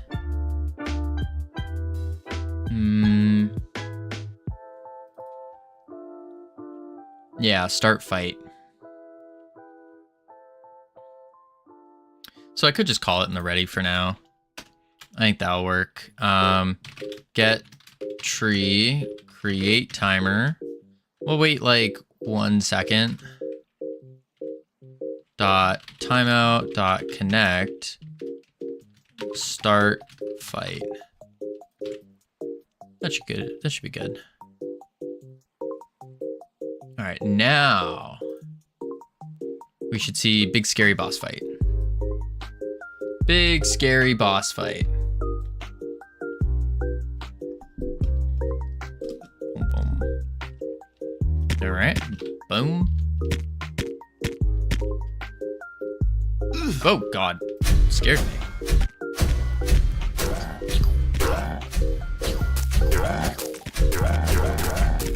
Yeah, he the charging guy just doesn't feel good. Like, it's cool, but he doesn't do his thing well. He doesn't charge well. Boom. Boom. Boom. Yeah, I definitely think we're gonna have to reintroduce tab targeting and all of that. I think that's just gonna be a better experience overall. Next wave. Use our ultimate on them. Boom. Good. Boom. All right, boss fight. Oh, hello. Interesting, he didn't start. And there's still 2 of them.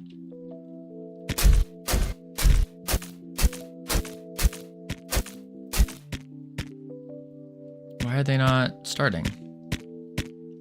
We called them to start.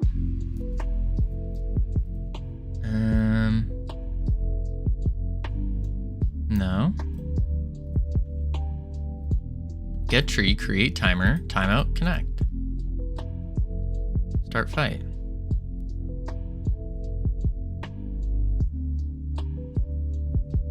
Just say start fight?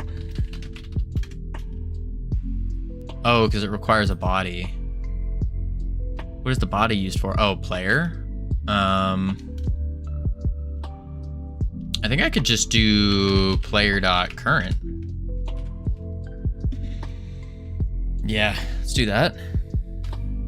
Because now if we're only going single player here, it makes life super easy. We can use other things. Boom, boom, boom, boom, boom, boom. Ow. Oh, okay. Yeah, they need a tell that they're about to charge. That's another big one. Okay. Collect the power up. Next wave. Lob our ball. Missed. Hit him with the goo wave. Lob our ball. Ball is just so hard to aim. Ball's so cool. It's so cool, but just so impractical.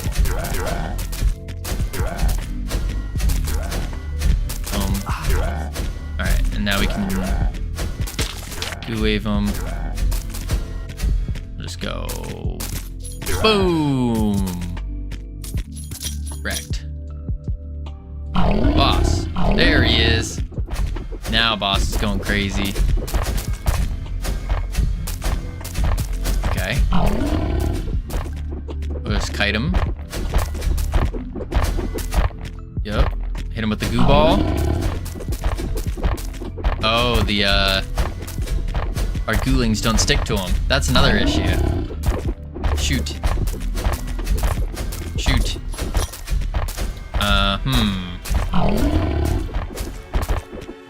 Okay. Not very fun, but I think having him in the arena is quite nice. There we go, goo-balled him.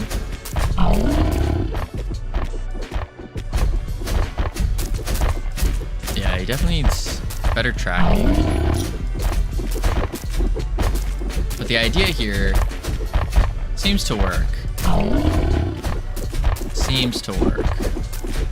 Although he's not killing us. He hasn't done any really damage to us. He's too slow, too weak. Too weak for a boss. But we did get some mastery, which is cool. Okay. Bolt. Yeah. But that's at least a circle. And then fight, dead, aggro, melee, ranged attack, take damage, die. Okay, here's our die. He checks, or he emits a signal when he dies. Died emit. So we need to connect that died emit to a wave complete. Boss.died, connect, you win. Yeah. So instead we connect that to another signal. Signal connected to a signal. This is where we could very well add in a signal manager, because it is single player, so it does make life a little easy. So if we do a signal manager where we can refactor all of our signals, put them all in the signal manager, and then we don't have to worry about anything. I think that's a pretty good play. I think so. That could be the case. Let's go to our auto loads. Let's see, we've got effects, enums, and a player manager. Player manager is not really... That's gonna have to be refactored quite a bit. Quite a bit.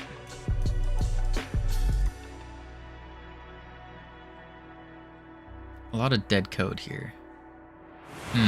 Oh, CSLR, thank you for the goose. Just as I was... Oh, never mind. Let's see. Yeah, I guess one more auto load doesn't hurt. Script. Signal. Manager. Focus on work. You're right. That is what we're doing. Class underscore name. One more auto load doesn't hurt? I guess not. I guess not. Signal manager. She says before redeeming, focus on work.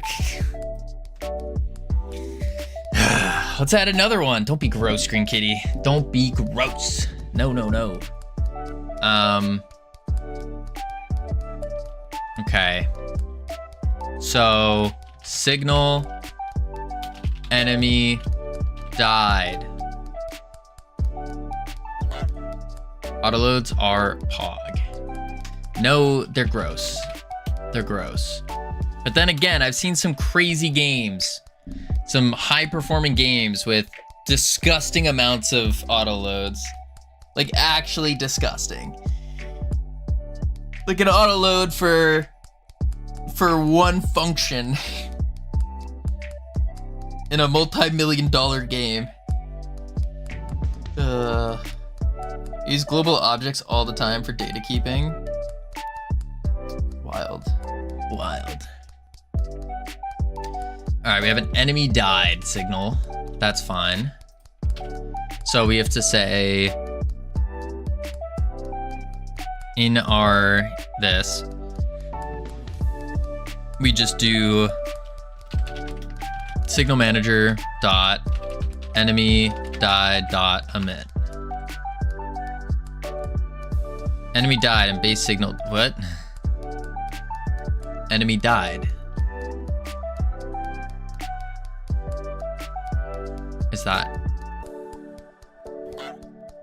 Cannot find member, enemy died. Did I do it wrong? Oh, I didn't set it as an auto load?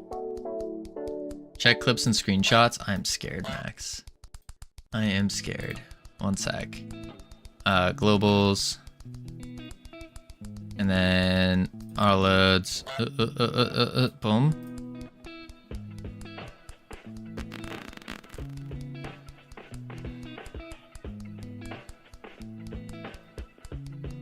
Oh, whoops. I see what I did wrong. And then let's do this. Signal manager. There we go. Now project settings, signal manager, close, save. And now in the enemy, it works. Bam. All right, let's see what this clips and screenshots business is. What is going on here?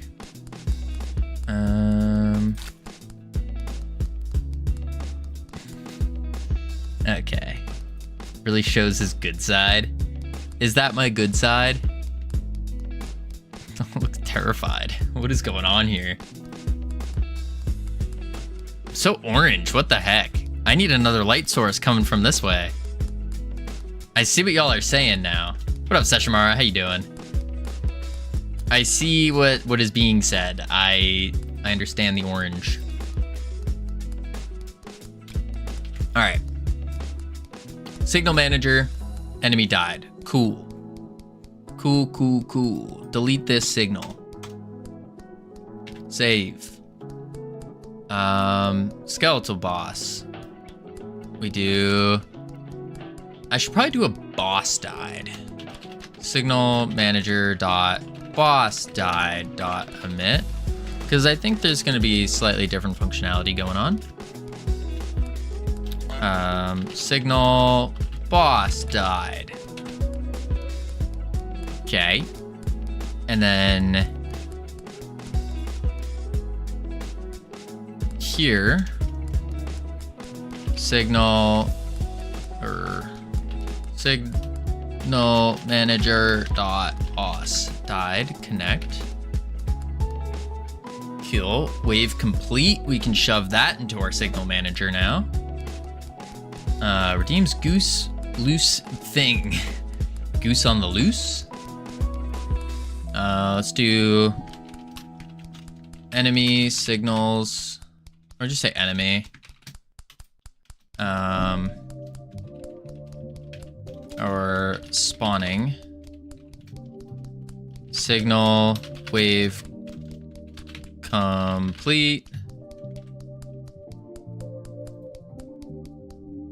Died. Don't need the signal anymore. And then enemy spawner.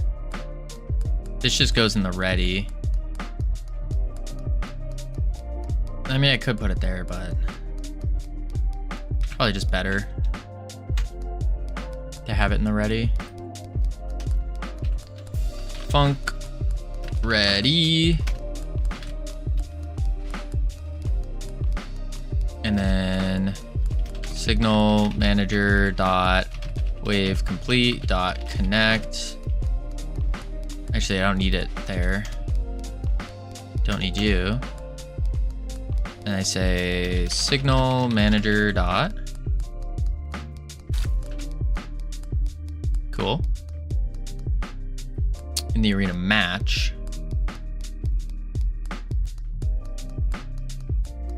we do signal manager. And that's fine there. Okay.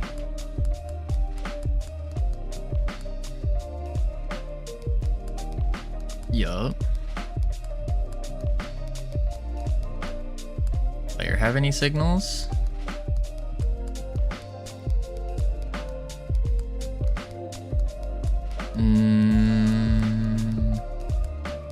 Class changed. Where are you being used? Class changed emit, so we could do signal manager dot class changed emit. Delete this. Save that. Find it. Match case. Signal manager. Signal manager. Dot. Class changed.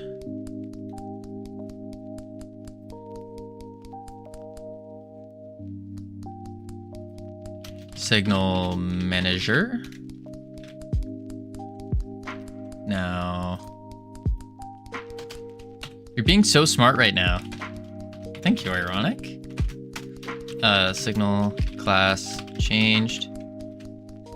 Because I always knew about doing like a signal manager, but signal managers aren't typically great in multiplayer.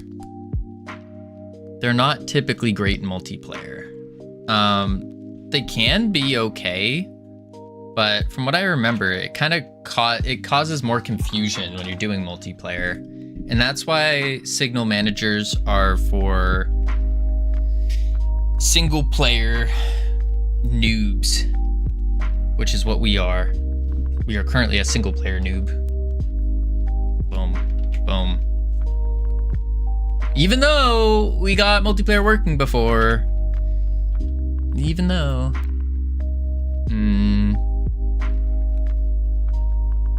Let's see. Could even do that.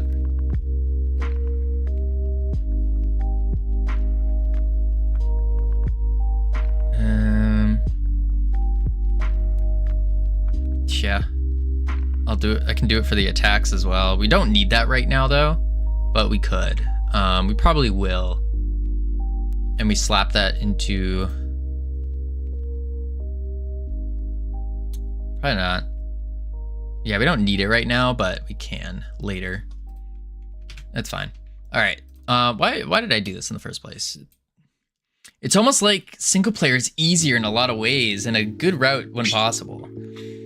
Yeah, it is. It is much easier.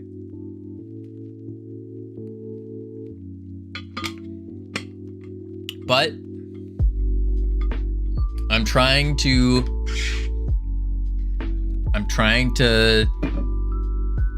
go down the route of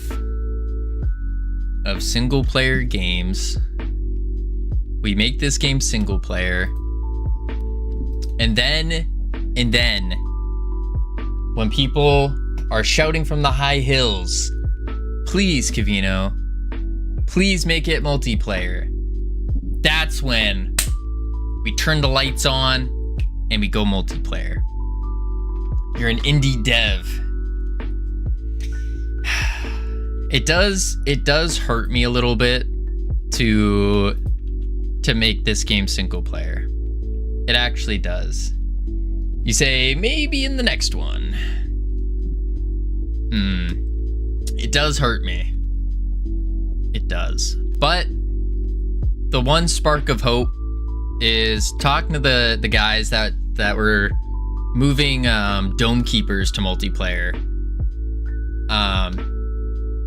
It's at least doable to swap it to multiplayer eventually. It is doable. So yeah, I guess that's the positive. But man, it is a little disappointing. All right, we now have that going. That's all functioning. So now in the arena match, we can do, when we get a wave complete, we drop the power up. And then button press, spawn wave. We need to do on the boss. So in scenes, we can say export var portal as a packed scene. And this way the portal, that's the whole reason I did that. This way the portal can just get summoned when the boss dies, when the signal goes off. And then we do function drop power up. Let's do function for spawn portal void. For me, I almost never work on a single player project, but I'm fine with developing multiplayer. I mean, I'm fine with developing multiplayer too. I prefer it, but I do recognize that as a studio, I need to focus on releasing more than I do my want for multiplayer, because there's a level that I need to get to in order to be really good at making multiplayer. There is a level. Like I need to master the actual, game design part of game dev, making a good game Because if you can't make a good single player game, then chances are the only game you can make is a crappy friend slop game in multiplayer. That's what I'm noticing. Or like a crappy, like, little flashy type game. Which is not great. Not great. Let's do this. Portal path back to the lobby.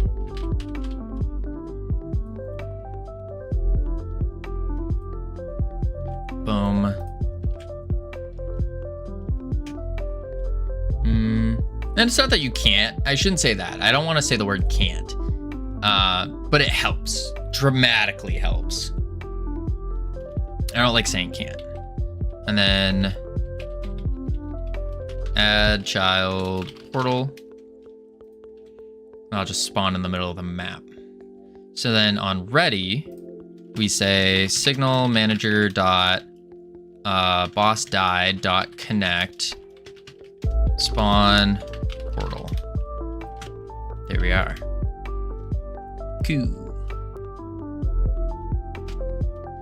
Got a space in there. Double space our functions because that's what Godot doc says. Okay. Now, when the boss dies, portal will spawn. Cool. Cool, cool, cool. Let's go here, and let's go repeat the waves upon beating boss. Okay. In the ready, we're spawning a wave. Spawner. We don't need that. And then remove enemy. Wave complete emit. So that signal gets emitted. Drop power up. This is where they can get, a signal manager can get confusing though. Because now we call a drop power up. Once the power up is picked up, I guess we could do a signal and for it being picked up. Signal manager dot power up picked up. Power up picked.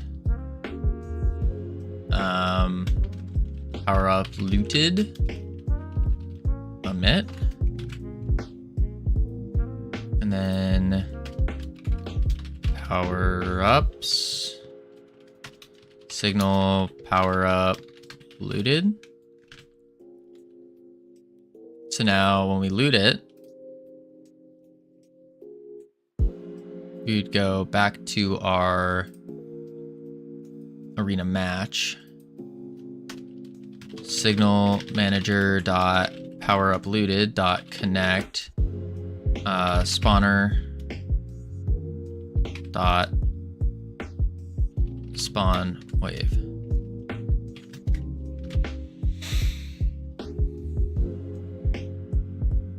Yeah, and I want to keep these signals in order so we can see what's going on.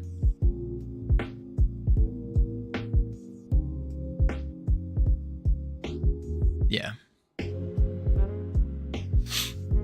Okay. Not bad, not bad. Where's the next step? Next step is on defeating, then return to lobby. So we have the loop.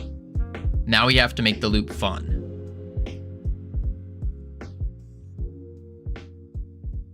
Yeah, we have the core loop. We just have to make the core loop actually fun. Let's go back to the boss real quick. And we're just gonna chuck his health down to 1,000 for now. Save. His sprint speed needs to be 20. His walk speed needs to be 15. It's gotta be kind of fast. Lobby, play.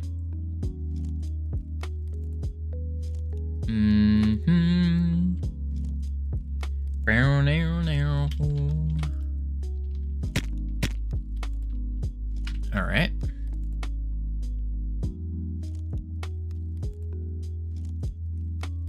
Oh.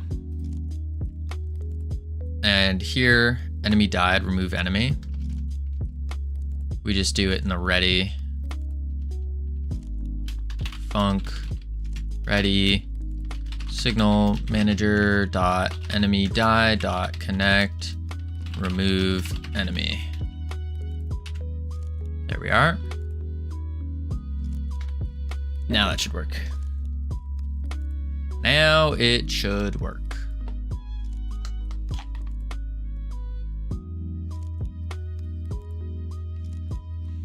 All right. Boop. Beautiful. Okay. Boom. Boom.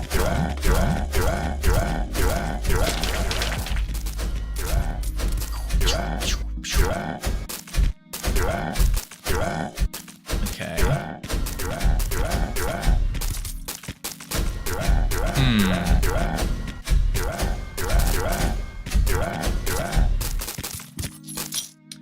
I feel like we need an enemy that heals other enemies. Like, there's no priority right now. Oh, that was sick. Okay, auto connected. Ooh. Yeah, I think that might be important. Hey, Covino. Can I ask you a quick question? Tell me how to publish an app. I'm ready to publish my first app. Let's go. So it depends on where you want to publish it.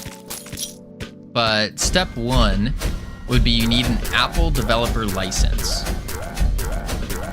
So you have to go to, or if you want to go iOS, if you're going with Google, then you have to go get a Google developer, not license. Is it license? Whatever it is. Like a card thing. That one's simple. You're fighting skeletons, so have a necromancer that resurrects them. Yeah, absolutely. Absolutely. That one is pretty simple. But yeah, Tommy, I would say step one is to Google Play Dev Console. Yes, that's what it is. Same thing. You need the dev console stuff for Apple and Android. I would recommend starting with Android because for Apple, you're gonna have to translate everything over to what's their language? To like Xcode, and use that, and you have to sign it, and you need a Mac product in order to do that as well. Developer, Google Developer Console. Let's see if I can pull it up without showing anything.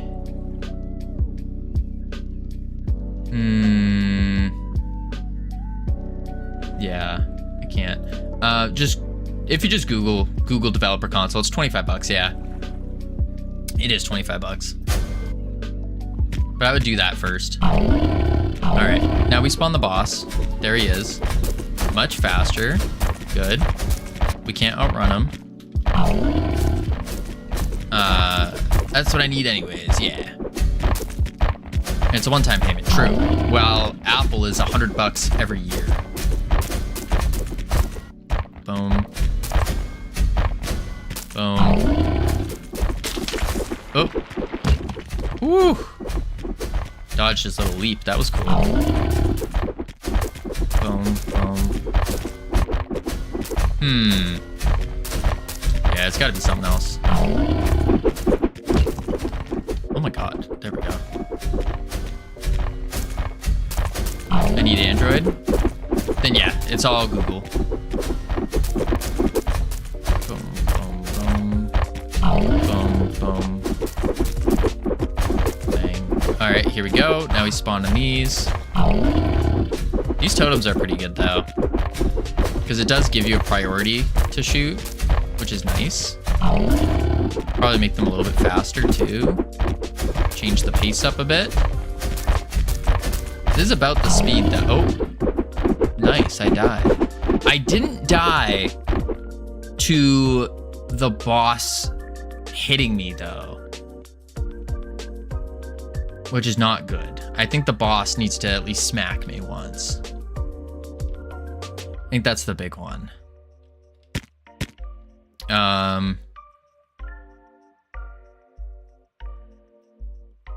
Yeah. Yeah.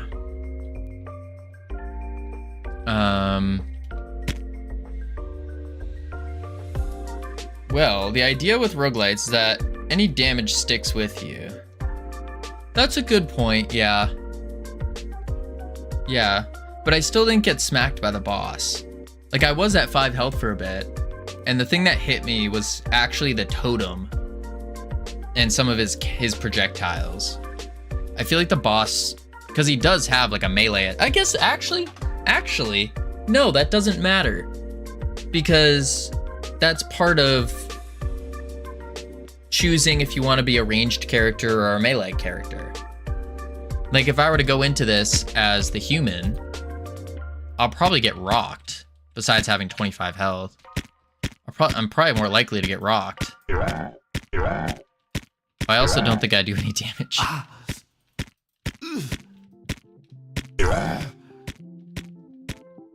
Yeah, I don't do any damage. A very, very minimal. Boom. Boom. Boom. This is much harder. Oh, I didn't make it so I could hold? Oh, I did. There's just a cooldown on it. Boom. Boom. Oh. Come on. Okay, this is absurd. I'm just attacking so slow. Goo seems better. Well, yeah, that's the idea. Sound gets annoying. Oh, absolutely. None of the, like, all this stuff is placeholder. You gotta keep that in mind. Ooh, there's no ability. All of it's placeholder. Can't believe you did this. What did I do? What did I do? There was no need for a beginner class. No, there's a big need for it. Big need. Because the idea is, think about it. All your big time game. No, there wasn't. Hear me out. Hear me out. Hear me out. All your big time games.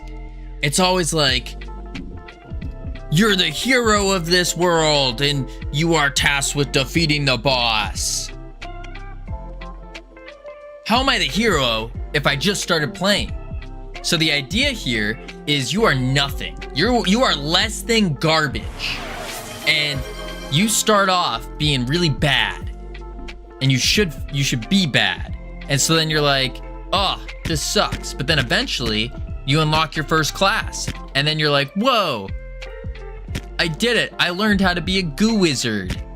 Now I can start kicking butt. And then you start kicking a little bit more butt.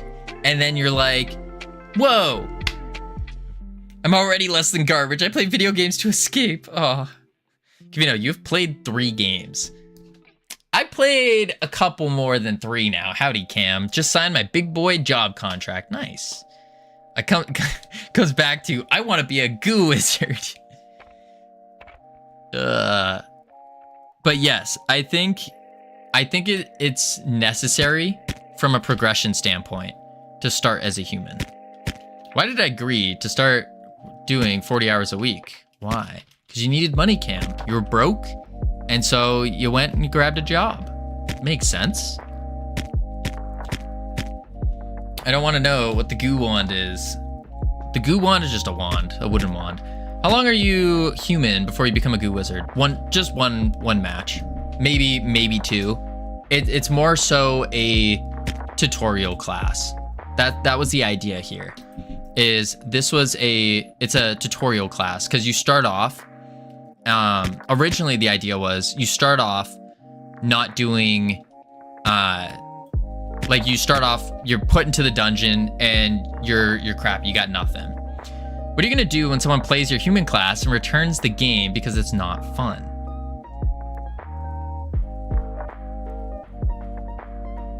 What do you mean? Oh, like they play one match of it? Well, that's kind of the idea, is we still make the human fun, but also very boring. And then the idea with it is to we introduce saying like, hey, you can get other classes, so you're planting the seed in their head of progression, and they go, oh, then you are never a human again. Unless you want to be, the human trainer will be there. So if you, because that's kind of the idea, is as you unlock these trainers, they stay in your lobby and you can go talk to them and train as them. There's a human trainer? Yeah, right here. This Roblox looking character. Just, it's a good idea. I'm not explaining it. Your first character should be fun to play. Yeah, just stop thinking about things. Look at Risk of Rain, garbage game. I said it. No, I shouldn't say garbage game. It's not a garbage game. It wasn't for me. That Risk of Rain is the only game I have ever returned. You're not the thinking about things guy. Ironic. If I'm not the thinking about things guy, if I'm not the programming guy, not the 3D art guy, what am I? Am I just sitting here? I gotta be something. Risk of Rain 2 is great. Nah, Biley, that's my one ever game that I have ever returned in my life. Risk of Rain 2 is the only game I have ever returned in my life. I did not like it. I tried to like it. It was just so boring. So boring. And I do understand that it gets more fun if you play with people, but like, weird that you're making a Risk of Rain like. Yeah, because it was so bad. So it's like, oh, we can just make one that's way better. Boom. But no, it's just a roguelite, not Risk of Rain like. Roguelite. Roguelite, actually. Light. I cannot believe you've made a different class that only exists to not be played. That's insane. No, ironic. This is where the five head super big brain play comes from. You ready for this? So you think it's not meant to be played, but little do the players know there's a secret Easter egg. If you play as the human for some X period of time, or you complete some achievement, then you unlock the human mastery, and that gives you access to become a superhuman. So it will be kind of like all about punching and kicking and superhuman things, like a monk almost, or like a fighter. And it'll turn into a really fun class to play. But it's an Easter egg because no one's gonna know about it. Big brain play? I think so. I like to imagine Ironic going about their life with a newfound respect for how many things make sense after humans. Do you understand what you're saying? Yeah. I think so. Make class. I'm gonna spend time making something nobody will see or do. Yeah. Yeah. That's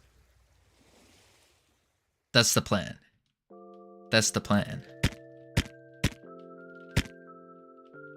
I think it will work. I think it will work. I think so. Make the first class good. Simple fix. Yeah. Well, no one knowing about the Easter egg does not solve the issue of the first character not being fun to play. Right. We need to make him fun to play. But it's not normal to do it on purpose. Is it not? Like all of these Easter eggs in games and stuff? I know of plenty of games with well fleshed out hidden storylines that are meant to be found and shared amongst the community. It's valid. See, thank you. It's meant to be a secret, and it's meant for the players to like pop on Reddit and go, oh my god, I just unlocked the new superhuman class. And everyone's like, whoa, how did you do that? That's crazy. And then it gets like 1 million upvotes. And then now, next thing you know, people are making YouTube videos. How to unlock the monk class. Insert game name here. Boom. Genius. You don't have time to make alternate hidden classes. You barely have one that works. Yeah, but it's also, I had to add, like, I haven't made it yet. It's not like fully fleshed out. I just needed to make a starting thing. Seems like a feature you add after the game is already popular.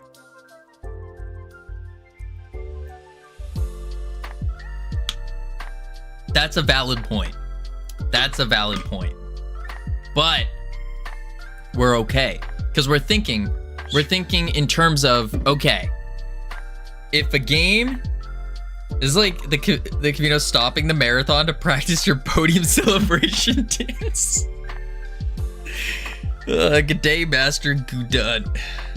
Hello, Hypnotic. How are you doing? What do you mean? I'm making the Goo Wizard Reddit right now. It's not, Green Kitty, it's not called Goo Wizard. There's other classes in the game. There will be other classes. Listen, Ironic, you're telling me you wouldn't practice your podium dance at some point in time before the marathon? At the end of the day, we need to Goo Wizard and friends. No, that's not. So the idea here is in the story, like, because we have to think about, why are you fighting these matches? Why are you going into the arena? You know, whatever that story may be. The idea is you start off as a nobody, and then you learn the ways of the Goo Wizard, or ways of the insert class name here. It's a risky play, I will admit, but I think it will work out. I just have to make it more. Really, all it needs is a good animation, a good punching animation, and then you're kind of golden. And maybe a good rock throwing animation. That's about it. We'll get MatPat to come out of retirement for it. It'll be good. You need so much for that. It's not just one good thing. Well, you're only starting out with, because this is also, it doubles as the tutorial. That's why we want to keep it so simple. Like, you're not meant to beat the game in the tutorial. No. A good punch animation. Oh. A good punch animation. I mean, yeah, it's probably pretty difficult. It's not just a punch animation. Right, it's like the full body rotating and moving, and yeah, we'd have to figure that out. Open up Mixamo, go find punch animation. Boom, Mixamo. And tell me if just that looks good. I mean, we'll have to add some little wind shader going on, a kind of wind. Let's see. Animation. Oh God. Little wind shader. Okay, bro. Just a little one. Listen, we'll be fine. We'll be fine. Punch.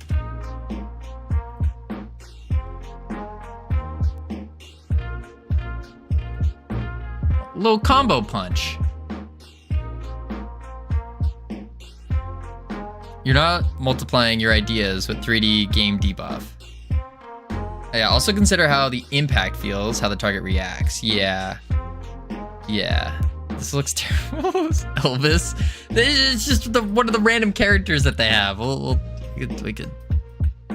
Here. Oh my God. What am I pressing? Just this. Oh, okay. Use this character. There. Little whatever. Remy. That's his name. Okay, that is actually a really bad animation. That's a really bad animation. What the heck? Punch? There's gotta be some kind of...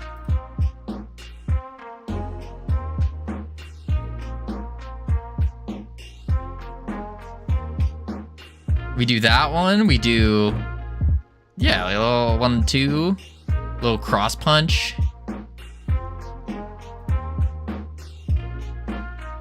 Yeah, we could just like flip it. Chillaby, how you doing? Can you do one of the dances on Mixamo real quick? I need to see it. No, it's okay. Look at a Jack and Daxter punch or something. I remember that game being so satisfying. Jack and Daxter. Jack and Daxter punch. Images. It's like a Kamehameha wave.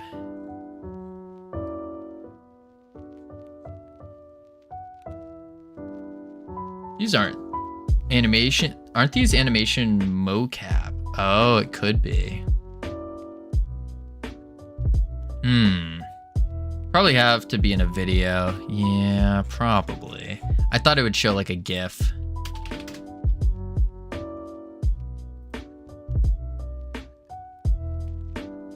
What the?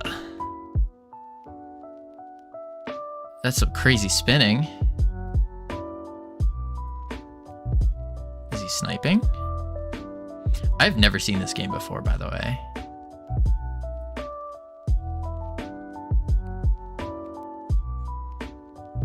Punch.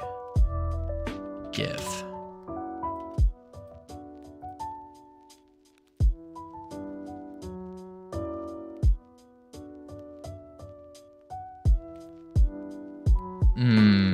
Mags. Jack and Daxter. Yes. What up, Mags? Not a PlayStation kid. No, it's more of an Xbox kind of guy. Kind of Xbox. Chaos and Explosions, baby. Oh. 29. No. 27. Not that. I mean, I'm old, but come on. Come on. We're educating. We're talking about punching animations. Because the idea here is we want to start off as a, just like, you are not. What? Yes, I am. What do you mean? What do you mean? Yes, I am. I think. Yeah, I must be. I gotta be. I most certainly am. Yeah. We're telling him you can't just put a punching animation in your game. Age revoked. I'm okay with that, Biley. I'm okay with that. That works for me. That works for me. I thought he was. What do you mean? Told me, yeah, Mags. You're a little bro. What do you mean? Little bro Mags. Given that the short girl energy.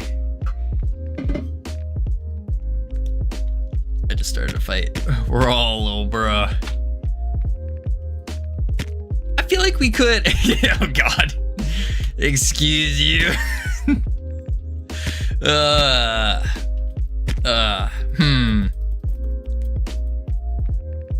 Maybe what's another Jiggle John? What's another kind of animation? I don't know, I feel like a punch I'll have you know I am 1.78 meters tall. I am 5'11". I will step on you. Hey, I'm not coming at you with violence here. I'm just saying the violence, short girl energy. Just saying. You call me short? I didn't call you short. I just said you had the short energy. That's all. Technically, I have shorter girl energy than Max does. You said I have short girl energy. Yeah, but that doesn't mean that you're short. Like, you can be tall and you could be short and give off tall girl energy. That you never know.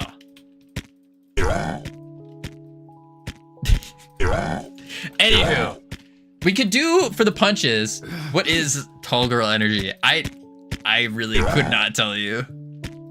No idea. Two short girl energies in a trench coat. Maybe. Boom. The average height of a woman is 5 feet 3.5 inches, according to Google. Good to know. That's really? I didn't know that actually. That was like 5'5". All right, yeah, but we could do like a little wombo combo. A little wombo combo here. Just a simple punch. You just go. I think that's fine. People are gonna play through this. I mean, not at this speed, not at this game speed.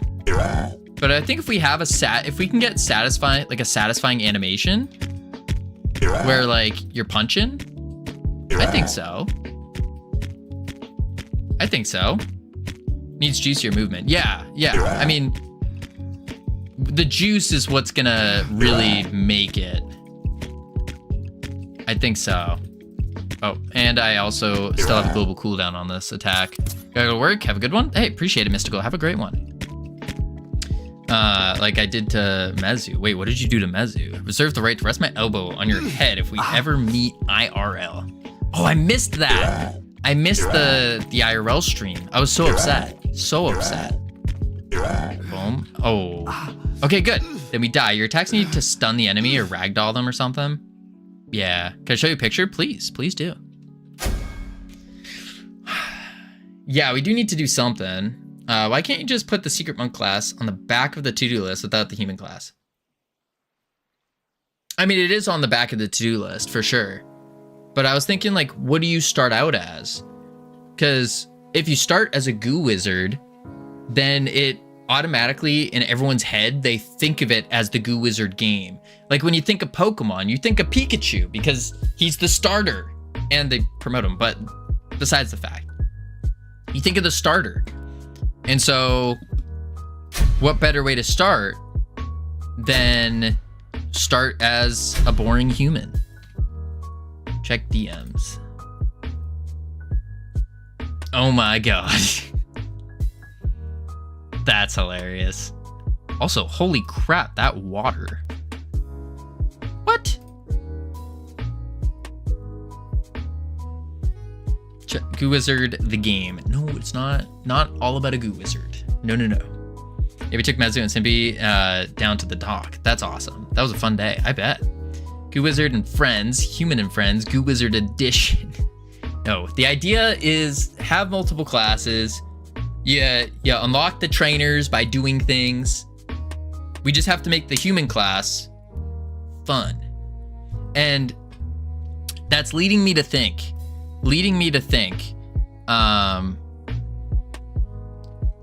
we're gonna need, look at that little quad punch. That's not bad. We speed up the animation a little bit, pop it into overdrive. Look at that. You just go, and we add a little hit effect, a little every time it punches. So that's not bad. We could totally do that, right? Yeah, and then we need hit feedback. We definitely need that. I like this punch a bit better. Yeah, well, it'll be fine. I definitely do think though the controls are a big issue now. Because what I'm finding is I'm just holding left click this whole time and it kind of blows. Ability timer. Why does it say not enough goo? This is the human ability manager, right? What? That was just straight ability manager. Okay. Okay, so you're gonna make a satisfying fighting game minigame class. The player is meant to play once in your WoW-like controls roguelite. Seems like a huge waste of time and effort. No, not a fighting game minigame class. Just like a melee character, a standard melee character. Because you need to, like, how else do we start the game? It needs to be simple enough to where we can go, like the player, when they get thrown in, they go, okay, this attack's weak. This one's stronger. There's a monk class in Mists of Pandaria, isn't there? There is. Yeah. There is, but we're not good group. No, listen. We're not playing MOP or anything right now. No. We're just taking, this has been in the noggin. We're not making WoW. No. Pause. we're taking inspiration, a little bit of inspiration. How you doing, Ryan? From WoW. That's it. Just a little bit. No exclamation mark MMO RPG. We've already dulled down the game. We're going to single player. We're doing a singular arena. No crazy dungeons. We're scaling it down. Scaling it down. Howdy, Ryan. Scaling it down. Nothing crazy. So we start the game like the tutorial, a built-in tutorial. You start the tutorial and you are thrown into the arena as a basic human. And over the course of completing different arenas, maybe something a NPC says, kind of similar to Hades 2, how they kind of introduce the story a bit, but they have too much story, way too much story. But just like a quick little, you're going, and then all of a sudden the goo wizard goes, "Hey, kid, I like what you're doing. How's about you come learn to be a goo wizard?" And then you go talk to him, and you're like, "Oh, select class." And then you're like, "Whoa, this is so much cooler than the human." And then this guy's just sitting in the corner way over here, just doing something. And you're like, "All right, I'm gonna go take on the arena as a goo wizard now." And then you go take it on as a goo wizard. And you're like, "Oh, okay, this is cool. Whoa, so awesome." And then you unlock the next class and the next class. And then you're like, "Okay, I want to go through as this guy or as this guy." But I have to think about, how do we unlock them? It's been a hot minute. Hi, Covino. Hi, chat. Hey, Ghibli. All those ideas sound fine, but the first class you play should be fun. I agree. It needs to be fun, but it still needs to be basic. Very basic. Fun, but basic. Aren't all guys already goo wizards? No. I can't. Game dev.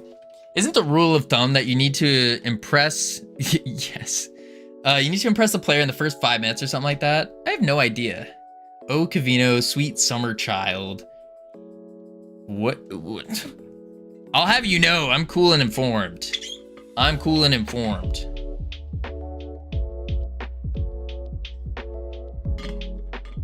Still so innocent.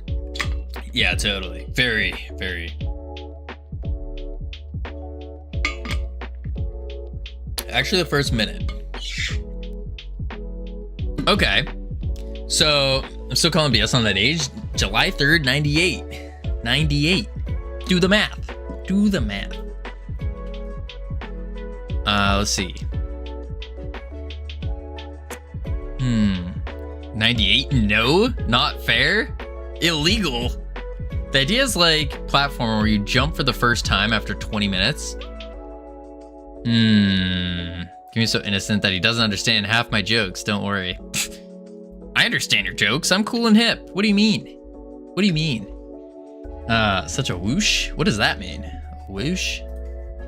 Like the sound effect? So all we gotta do then is just make the human class more fun. Whoosh. Over your head. I get it. See, I get it. I understand. That's why I said like a whoosh sound effect. I understood. All right. We just have to make... Why can't you just select your class? Like you're saying right off bat, like off bat, you just select a class? Instead of...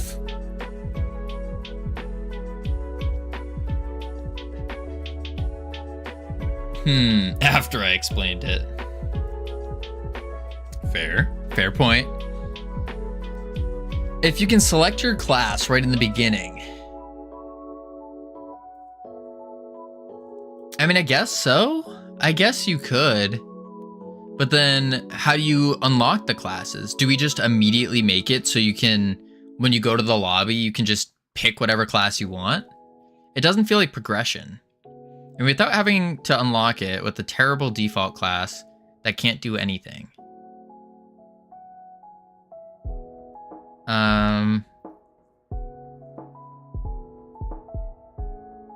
Progression. It's the first 5 minutes of the game. I think you need to scrap the idea of having a bad class. I mean, it's not meant to be bad. Like, it's still meant to be usable, but it's just like very basic. Yeah, you punch, you throw a rock.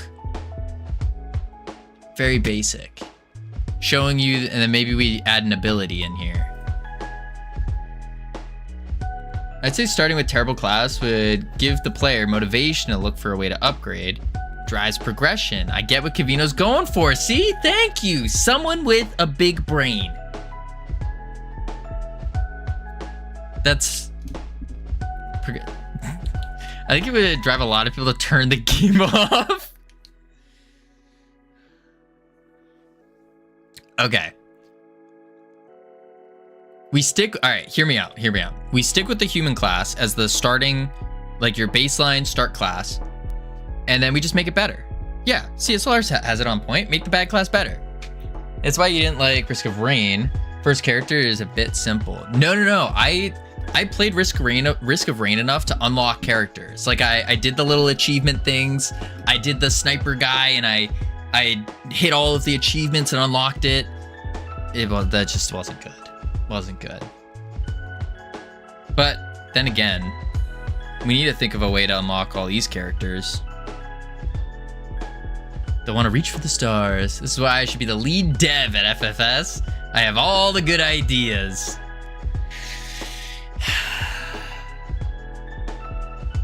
CSLR, we'll talk once you finally release. Just a game. Covino was my full analogy. Wait, does that make sense? Like ground level? Oh, sorry, I was itching my eyeball. Make it bad, but don't make it painful to play. Like ground level. Show the player the sky. Yeah. We just have to make it more exciting. Make it more exciting. That's it. You can worry about unlocking classes and what the classes are after you can play the game with one class. Okay. Then we start with the Goo Wizard, and we have to make the Goo Wizard good, because we have a loop now. Is it a good loop? It's a loop. So, step one, I think we're gonna have to full refactor the controls, because this is boring, just holding this down. Let the player know they have options. If they think they don't have options, that's when they'll power the game off, yeah. If it's not a good loop, you need to make it better. Correct. And I think the first thing is just combat, not very fun right now. I haven't pressed any abilities. I'm just holding left click. And then I get a power up, which doesn't do anything right now. But the power up can be fun and cool. That was a nice jiggle, but it's so hard to hit this move that it doesn't work. Shoot. I think we're gonna have to go with WoW controls. I think so. As much as I know, but that's the thing, is the reason we swapped away from WoW controls is because so many people did not like it.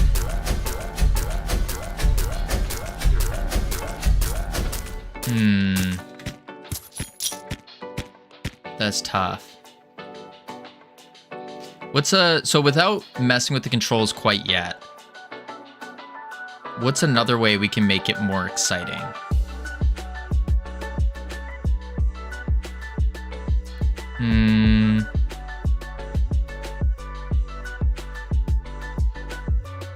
I guess it would be...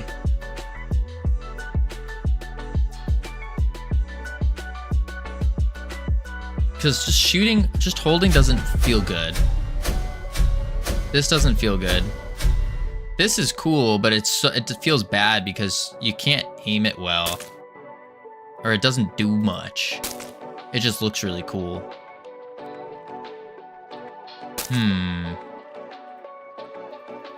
We don't have power-ups yet. But we need to get the base class feeling good first. And the only way to do that is by changing the controls But then again, just spamming out one button, because that's what we would be doing here, is we would swap it to one button. And spamming out one button doesn't feel good either. We could do a cast, because he is arranged. Press and hold. That's what I'm doing right now. This is press and hold right here.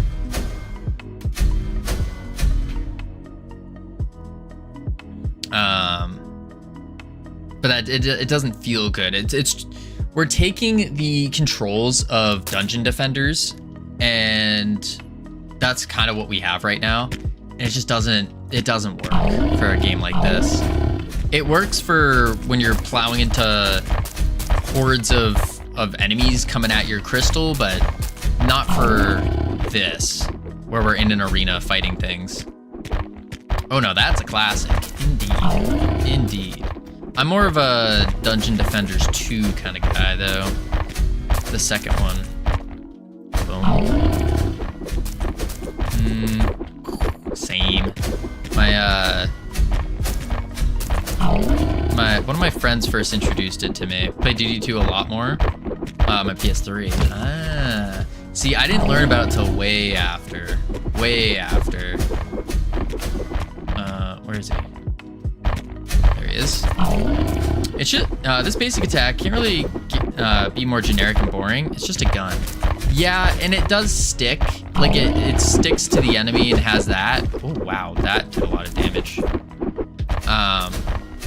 It is a little boring, though. So, what is another...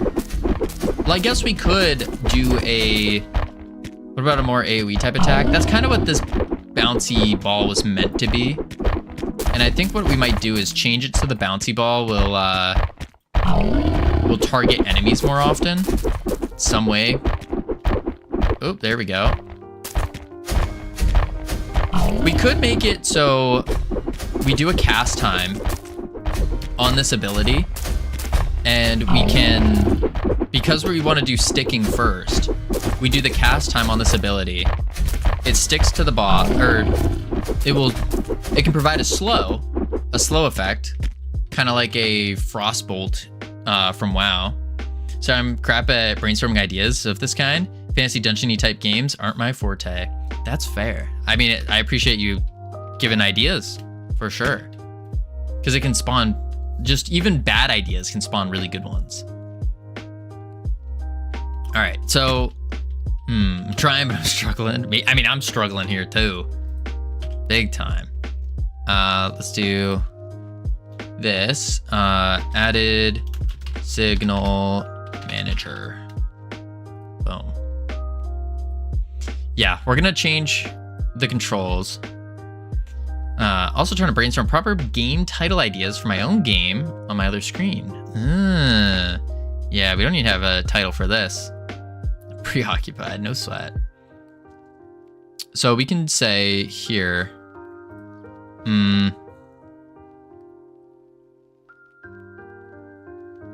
okay. Actually, we got ads playing for 20 seconds. We're gonna check on the words real quick. I'm gonna go refill my water bottle. And then when we come back, we're gonna probably refactor the controls and then refactor the goo bolt. So I'll be right back real quick. Boop, boop.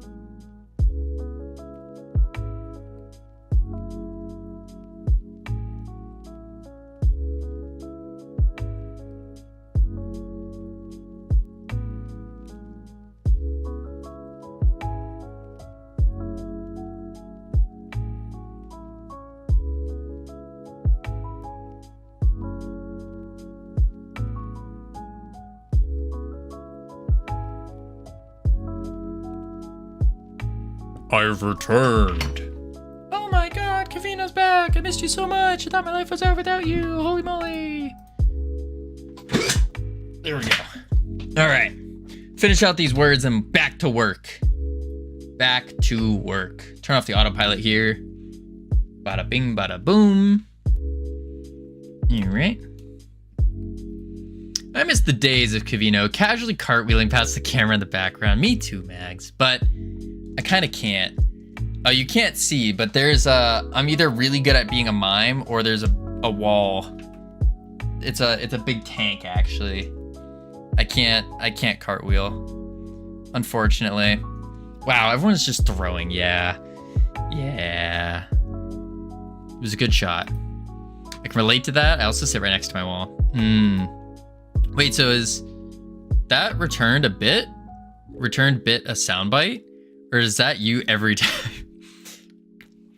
That's you guys every time. What do you mean? I turn on all of your microphones and I just listen. I definitely don't say that every time I sit down or anything.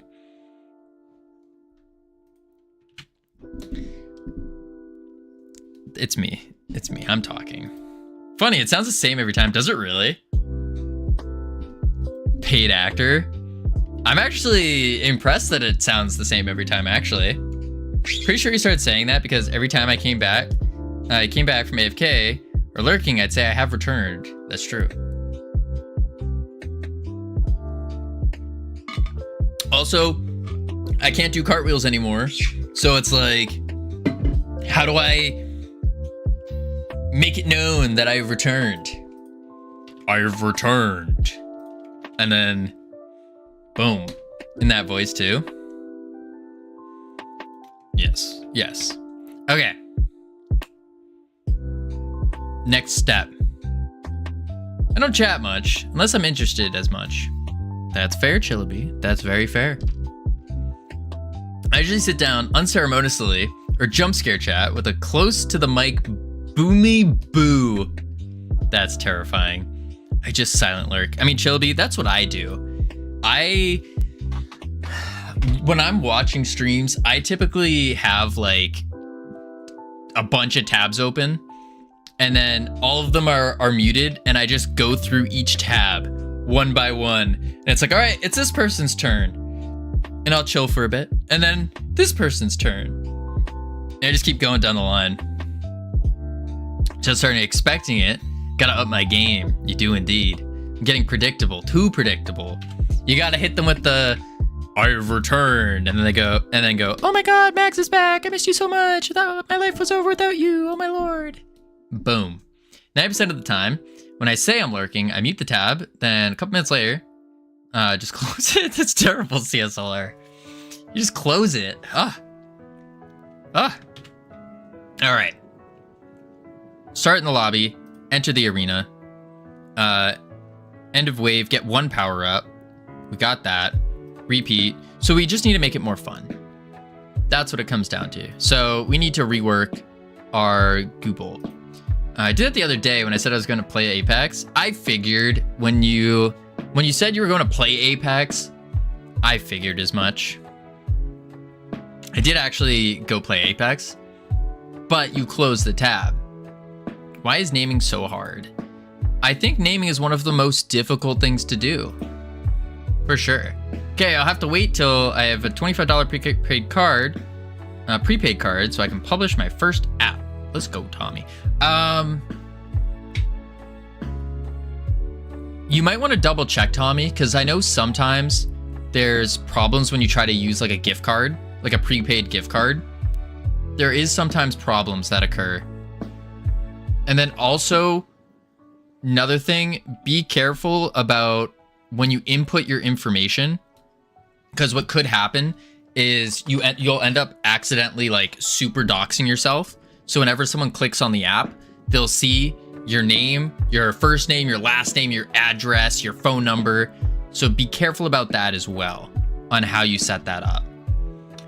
Hey, I actually did some coding on stream too. You didn't just play Minecraft, Jeff? It was just parallax. I only worked on producing the background effect, parallax scrolling. Also, hello, Jeff. Hello. That's awesome. You use the newer parallax node in Godot? Because there's a parallax node that they added in 4.4, I believe, or 4.3? One of the two.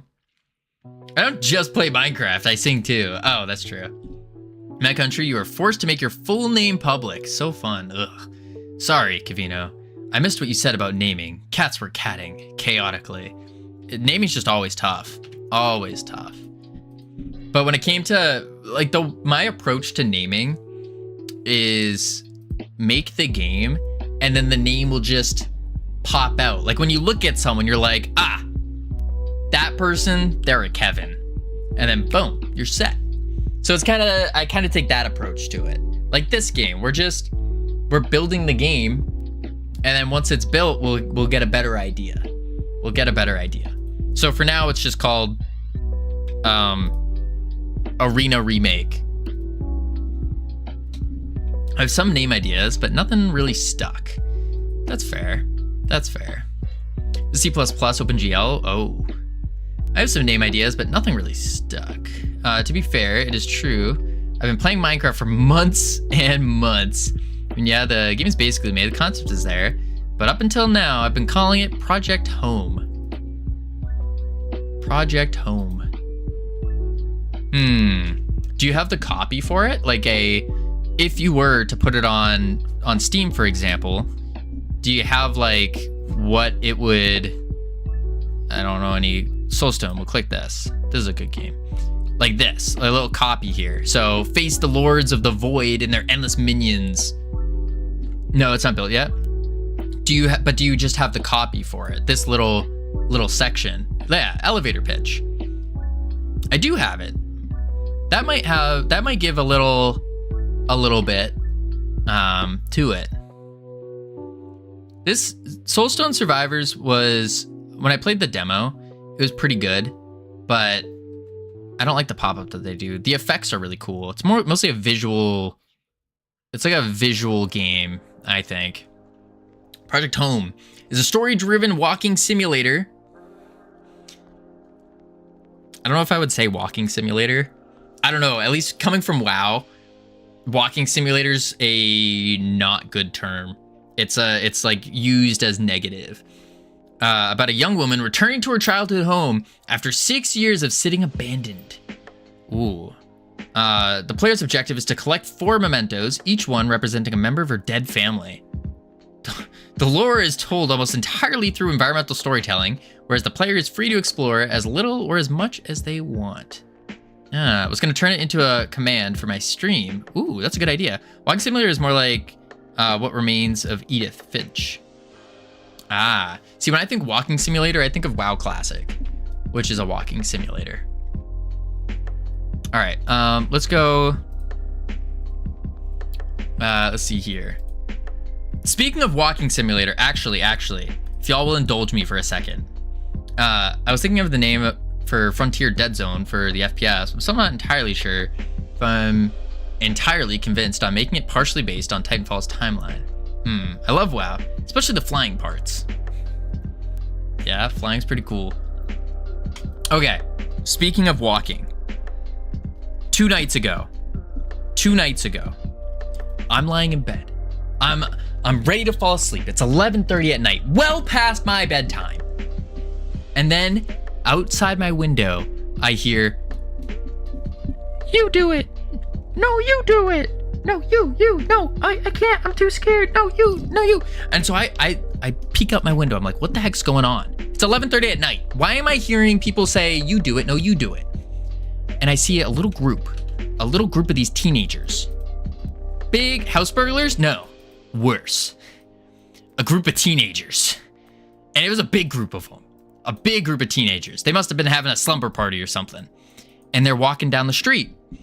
And I'm like, oh God, not teenagers. I'm like, what the heck's going on? And so that's when I'm looking, I'm just watching them kind of wander around looking. And that's when I realized what they were doing. They were scoping out a house to ding dong ditch. And at this moment, I realized something. The art of ding dong ditching has died. It has died. This was the most uncoordinated mission I have ever seen. The most uncoordinated. Are these like Gen Alpha or late Gen Z? I have no idea. They looked like little tiny ants, basically, from where I was looking. Because it was dark out, there was no lights. You just see their figures. But I could hear them. And so they're walking down, and I'm like, once I realized that they were ding dong ditching, because you can tell. It's like, what else is a group of teenagers doing late at night saying, you do it, no, you do it, no, you do it. They're ding dong ditching. They're preparing to. So I put my shoes on. I dress up. I'm ready to go. And I'm like, just looking out my window, ready for them to approach the front door.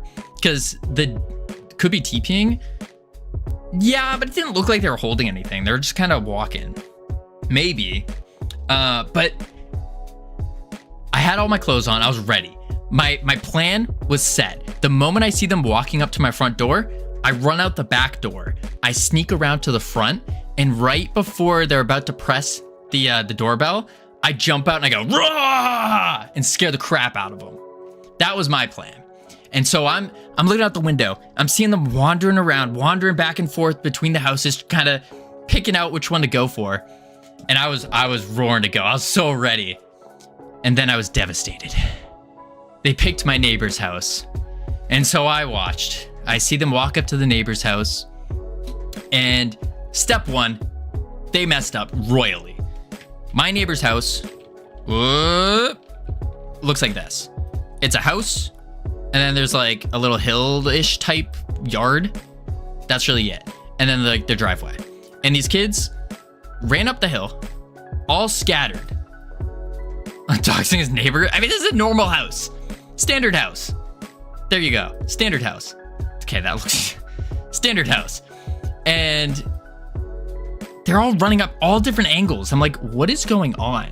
Do they not understand like the course of how to plan out a ding dong ditch? And there's some woods in the background and stuff like that. So I'm watching, and all of a sudden they ring the doorbell, and they all at once, they're all scattered along the yard. All of them along the yard. Like, what are you doing? Like, if this is the yard, they're all like all over the place like this. And the person who rings the doorbell rings it, and they all just immediately scream and take off running into the woods. I'm like, what are you doing? You're missing the greatest part of ding dong ditching. At least I would assume. I wouldn't be doing that. But they're missing the greatest part, which is watching the person open the door and go, what's going on? Yeah, where's the stealth? Where's the hiding? Where's the planning? It's like, what are you doing? The art of ding dong ditching has died. Has died with these dang kids. I was so disappointed. And the worst part is, because had they planned it out, had they figured out, okay, you're jumping in that bush, you're jumping in that bush, you hide behind the tree, you do this. If they planned it out, they could have hit every single house. And think about that. They could have serial ding dong ditched, and they would have gotten so much more enjoyment out of it. So much more. You don't go as a group for that exact reason. Or better yet, what they should have done is they grab the house that's across the street, and they split the group in half, and they ring the doorbells at the same time. And then both people open the doors, they see their neighbor, and they go, what's going on? No thought process, iPad kids for sure. It must be. It must be. I was so disappointed. So disappointed. Not that I would ever ding dong ditch, or I've ever done that, because that could be a form of a crime or a minor whatever the heck. So disappointed. And so I stayed up for an extra hour, staring out my window into the darkness, hoping that they would come back. Misdemeanor, thank you.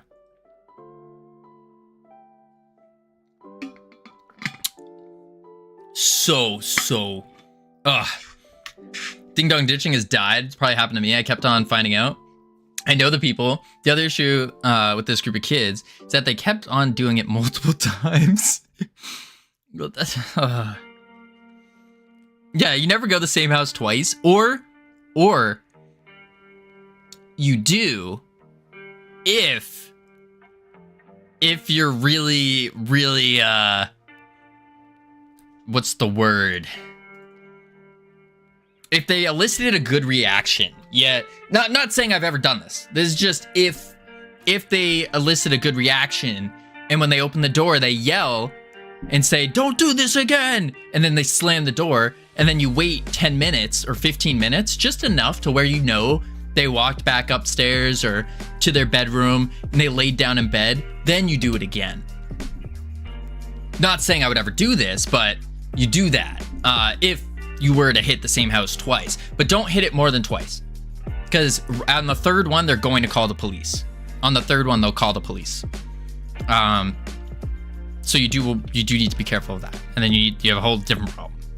Not saying to do this, not saying I would do this, not saying I have done this. I'm just saying if I were in their shoes, that's about what would happen. But this actually got me I was so wildly disappointed. So wildly disappointed. I actually took the time as I'm laying in bed to pull out my little tablet, and I had to make a post on X about it. I was that disappointed. I was like, this is absurd. So I wrote out a whole thing on like how to ding dong ditch. Cause oh my lord, always like your own posts. Always like your own posts. It was just you didn't even skeet it? What? What do you mean skeet it? Skeet it? Skeet? Blue Sky. Oh, Blue Sky. No, I didn't put it on Blue Sky because Blue Sky, my Blue Sky handle is Freedom Forge Studios. And so I figured probably not great for Blue Sky. Like it is me, but it's just at Freedom Forge Studios. So I figured don't put it up there. Plus Blue Sky is kind of little. It's not, I don't know. Coward? Maybe. But yeah, no. All right, game dev. I had to vent that out because that was just, I was so just the amount of disappointment and the disappointment in them not coming to ding dong ditch me, because think about that clip. That would have been so good. My family had to tell the parents of the kids to tell the kids off. The kid only did it once at a time, but it happened periodically every 6 months so far. So far, no ding dong ditching since the last time they did it. Although, I'm not sure if the kids would do it again. See, Chillby, that's when you gotta take matters into your own hands. Step 1, ghillie suit. Step 2, you get a camera in front of your door. Don't get a Ring camera, it's too obvious. You get like a separate camera. And then what you do is when you get the notification on your phone, ghillie suit up, run out the back door, hide in the bush, and you wait. That's too high tech? Ain't nobody gonna do that? I've done it. I did it during Halloween, to be fair. One Halloween, I wore a full ghillie suit and hid in the bush, and every time a kid would come up to trick or treat, I would just jump out of the bush and scream. It was good. That was good. Covino would make a fun uncle. I think I would. I think I would be a fun uncle. But then again, I don't know. I need, maybe my sister will have a couple. Probably not though. I have a gate between my back and front garden. That's tough. They may notice. Yeah. You leave the gate open. But then how do you know what night they're gonna do it? Yeah. Yeah, that would be rough. Maybe. But I think that would be good. All right, I need to figure out game dev. I need to make this game fun. I think step one, we take a note. We need to write a note out. We need to say rework. Oh gosh. Rework ideas. And we do this. And we go 1, 2, 3, goo wizard. And then in the goo wizard, we need to do basic attack. Needs to be a casted goo bolt. Ugh, my head is spinning. Same. Not like that crazy though. Casted goo bolt. And we cast the goo bolt. How do we cast the goo bolt? Stupid titles, too many words. Listen, Max, I feel like you're not gonna get the name by sitting there and like brute forcing it. As someone who brute forces a lot of things, or like white knuckles and just keeps trying to push at something, I'm slowly learning that you can't force creativity. You can develop like habits and means to encourage creativity, but you can't force it.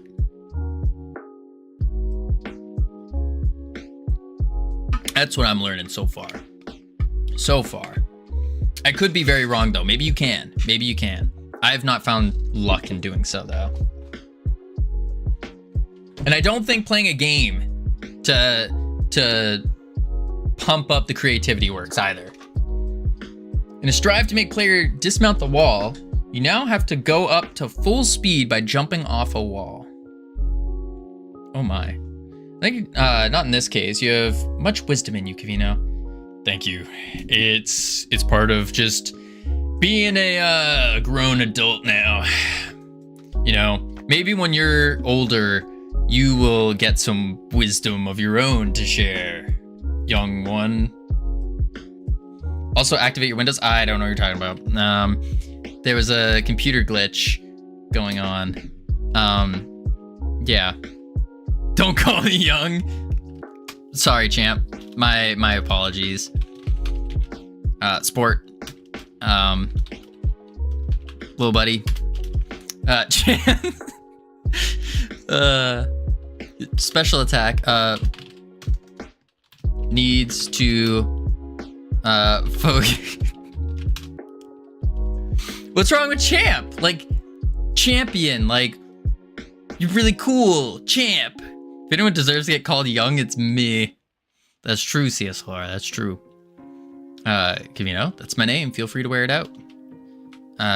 Needs to focus on enemies and bounce between them. At this point, if we ever meet IRL, we're gonna fight before we hug. Oh, we're not hugging at all. There's no hugging. No, I don't hug. I'll give you a firm handshake. Firm handshake. Stop being so mean to me. I'm sorry, Max. I'll give you a firm handshake. And know what? Because I'm apologizing, I'll also give you two crisp high fives. I'll be in Europe. I'll be in Europe in November. I'm a hugger. I am not. I'm a handshaker. I would give Covino a hug. No, that's okay, Biley. I'm a handshaker. Handshaker. My love language with friends and family is touchy-feely. Yeah. That's boom. What's more touchy-feely than a nice firm handshake? Firm handshake. Boom. Perfect. No, you're getting a hug. No, that's okay. It's set in stone now. Nope, that's fine. It's fine. Yeah, we're canceling the Godot Fest trip. What are you doing in Europe? Godot Fest. Going to Godot Fest, Biley. Going to Godot Fest. Let's see. I'm gonna be there for I think I'm gonna be there for about a week. Nice. Yeah. I figured I enjoyed going to GodotCon. I enjoyed streaming it. And so I was like, I'll go to Godot Fest too. Where in Europe? Munich, Germany for Godot Fest. And also there's gonna be a bunch of people there. Like, so I figured, yeah, may as well go. May as well. Would be a good opportunity to meet some more game devs, meet some streamers, meet some YouTubers, meet some super smart people. Because when I went to Godot Con, I met a lot of people who were really good at multiplayer, and that actually helped a lot. Like, I actually learned a lot from that. Yeah. So I want to go to Godot Fest. I'm almost debating on doing a talk, but I don't know what to do. I feel like I could do I like public speaking. I just don't know what I would talk about. No idea what I would talk about. So I probably won't. Talk about lifeguarding at a game dev thing. Be like, all right, hey guys, my name's Covino. We started a game dev studio called Freedom Forge Studios. But did you guys know about lifeguarding? Yeah. I used to be a lifeguard instructor.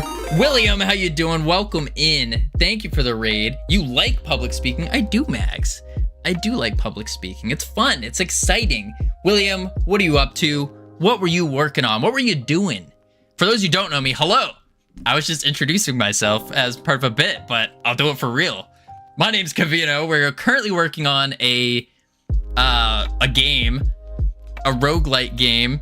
And we are in the middle of like super refactoring, reworking the whole idea because I have this problem. I started game dev about a year ago, and I have this issue where I have AAA game brain. So as a consumer, I've played a lot of AAA games, and I'm trying to make games that are big, and it's not going good because I'm realizing one person making big game isn't a great idea. You gotta start small. And so we've already released one game. That's already out there. That's gone. That's good. We did that. But now we're making our second. And it turned out to be a very big game with dungeons and classes. And so now we're reworking the classes here. William, thank you for the follow.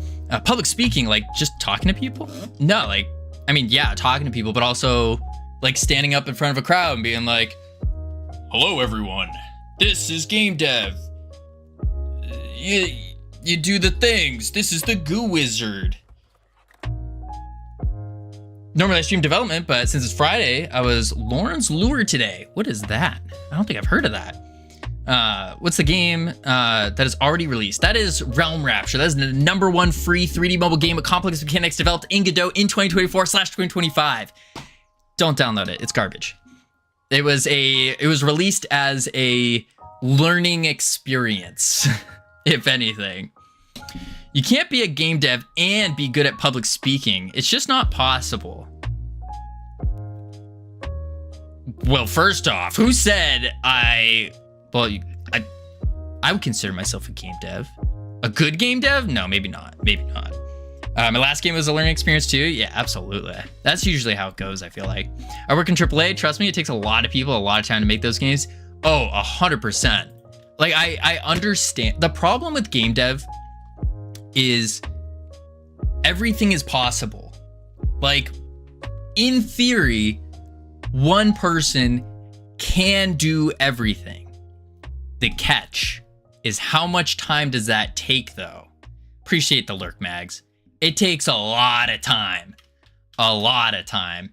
And we've made a multiplayer game before, because we were going full-blown multiplayer and big complex game, because we've done multiplayer before. And that's not bad, and I like multiplayer. But we're realizing we should probably make this game single player and focus on making it like a really fun game instead. So yeah, that's kind of what we're doing. We basically, right now, we have the Goo Wizard class. So you got different abilities.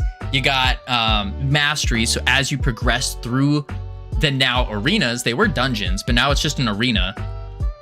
As you progress, you gain mastery. You level up your skills. You kick butt, take names. We got a dash attack. We got your basic. You got your special. And the Goo Wizard is all about goo. It's all about sticky, all about bouncy. So our basic attack here is a sticky thing. So basically it puts on, it's not gonna do it on the target dummy, but it puts a little gooling on, And the Gooling will sap goo from the enemies and fill our goo meter here. And with a filled goo meter, we can then use our abilities like Goo Wave. So if we hit these guys, stick some Goolings on, you can see a little green dots there. Stick some things on them. And then now we have our full goo meter. We use our Goo Wave, knock them back. We can fill it up again and use our ultimate goo. Big goo explosion there. And then we have a boss fight after this wave and all that. But that's kind of the basic premise of this game. The very basic. But we're realizing that the mechanics we're using right now just aren't very fun. Or like the movement, at least. The controls. We took inspiration from Dungeon Defenders 2 for the controls. And it's not great. The big inspirations for this game so far have been Dungeon Defenders 2, World of Warcraft, and Hades 2. But yeah, I probably can't make those games. So we're messing around with the controls. We might swap the controls back to what we originally had, which was basically a World of Warcraft player controller. What that means is you have your cursor available. You click and hold right click to move your camera. Simple WSD movement, and then your attacks are purely button presses. 1, 2, 3, all the way up, full key binding, all that kind of stuff. So I think we're gonna go back to that. Right now, it's left and right click for basic and special, but it's not feeling fun because just holding left click is what I've been basically doing. It's just boring. That's just boring. But yes, that's what we're doing. That's what we're working on, trying to figure it out. Let me get that shout out cone because I did not. And I think all my mods are asleep right now. Ooh. Boom, boom, boom, bang. There we go. Sweet. All right. Anywho, back to work. Back to work. I think I missed something though before I go back to work. Talk about lifeguard. Oh yeah, I was just doing my little bit now. How am I the best viewer you've ever had? Wait, what? CSLR? Covino doesn't deserve it. What don't I deserve? That's not happening. In some cultures, you kiss the... Oh, no, thank you. No, thank you. We were talking about going to Godot Fest in, when? In Germany in November. Germany in November. It's gonna be a bunch of cool people we want to meet. All right, so we've got the portal. Test power up. That's not gonna do anything, but we just put on a signal manager as well. So we start the game. Oh yeah, rework ideas, that's right. So if we're reworking the goo bolt, which is that basic attack, I think what needs to happen, Signalton, ha ha ha. We need to do slows enemies. Give the casted goo bolt a slow effect. Straight up. That's gonna make the goo bolt worth casting, and it'll be good. Slow.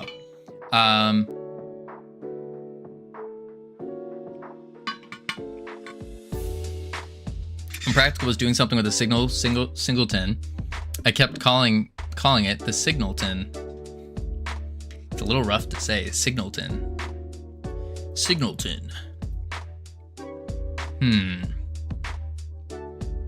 Not a bad name for it though. All right, basic attack, casted goo bolt. It slows enemies. That's all it does. It slows enemies. Something that is kind of flowing through my head right now though is the Frost Mage from WoW and the mechanics of a Frost Mage. For those of you who don't know, Frost Mage is all about freezing enemies. So you basically will root them in place by freezing them. And then if you have them frozen and you hit them with one of your attacks, it does extra damage, which is a really cool mechanic going through there. But maybe we do something kind of similar to this mechanic, but different. And the way I want to do it differently is Not sure yet, actually. But I like the idea of slowing them, because that makes sense. You get covered in goo, you move a little bit slower. It's sticky goo. It was funny at the time. I could still see it being pretty funny. I could see it. It's just hard, to be fair, I'm one of those guys that watches a comedy movie and doesn't laugh, even though I find it funny and enjoyable. I don't. Something about it. When I'm watching a movie, I just don't laugh at it. Even though I'm like, in my head, I'm like, this is funny. Haha. All right. The other problem is the Goo Wizard is all about stick and bounce. These are the two play styles that we're incorporating into our Goo Wizard. So half the abilities will be sticky, half will be bouncy, and then when we add them, we do the opposite. So we're adding extra abilities. Each class has 9 abilities. And you have the option as you gain mastery to swap them out for their counterpart, whether it's sticky or bouncy. Dude, I hate dot products. Yeah, me too. We were using a dot product for our tab targeting. It wasn't terrible, but it was annoying. Too much math. So Cast a Gooble slows enemies by attaching goolings. I'm trying to check if the player is looking away to dismount, but it's dismounting if you look into the wall. Weird. I mean, can't you just like set it to the opposite of? Hit it with a little opposite or a negative? It's also dismounting if you look into the wall. Oh. Also, if you're looking in. I see. It's going through the wall. Casted Goo Bullet slows enemies by attaching goolings. The special needs to focus on enemies and bounce between them. And on walls.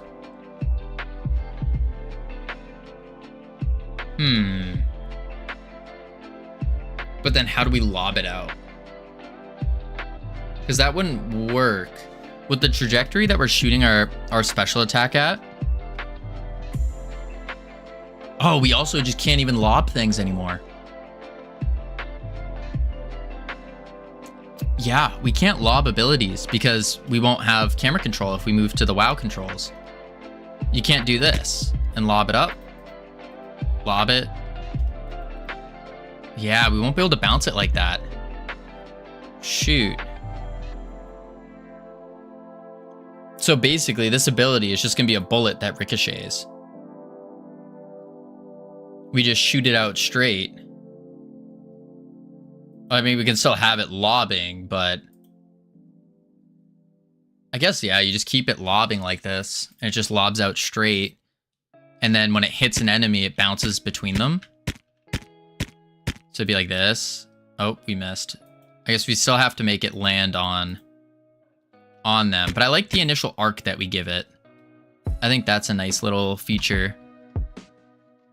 Let's open up the Goo Ball. Special attack. Open scene.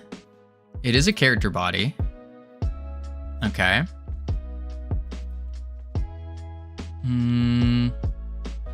So for the bounce, we're setting the physics process to false.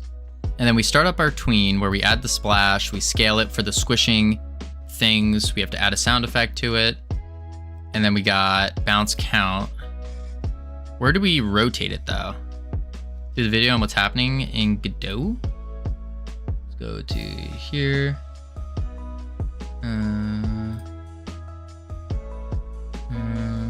Ooh, Sakella's posted a music thing.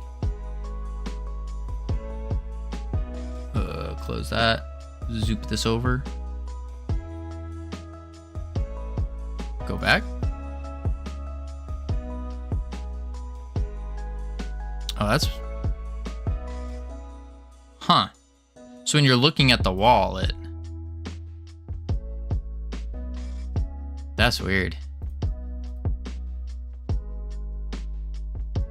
You look away, it dismounts, but when you look towards it, it really pushes you out. No idea on that one. No idea. Boom. Where do we rotate the ball? Oh, I guess we do if collision, look at, and then direction, bounce. Oh, we're literally bouncing the direction. We're not calling the function of bounce. We're actually bouncing the direction. I see what's going on. Yeah, returns the vector bounced off from a plane by the given normal. Most engines called reflect. I understand. And we're bouncing off the normal of the collision. So we need to figure out. Oh, there's also a signal popped. Where are you being called? Right here. Popped. We need to put that into our signal manager. Let's do that real quick before I forget it. Ability manager. That's abilities. Oh, we're looking at ability. That's why. Yay, ads. Woo! Add-ons. Asset. Oh, autoload. Signal manager. That's power-up. Spawning player. We can do abilities. Abilities. And then we do signal. Goo wizard. Popped. Or goo ball popped. Appreciate the lurk, Max. Goo ball popped. Under abilities. And then it needs a global. But where is this getting picked up at?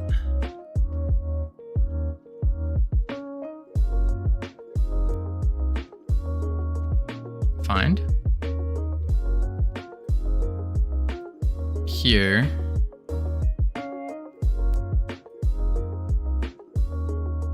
Oh, honestly, that doesn't have to be in a signal manager. That's fine. Yeah, that's fine.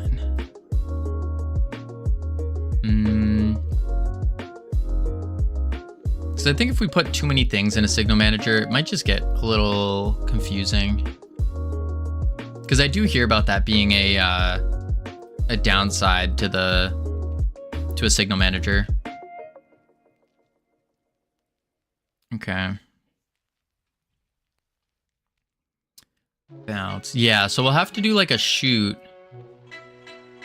And then it bounces. But what we could do is... I guess it's just a bullet that bounces, though. What's cool about that? It's really nothing. Huh.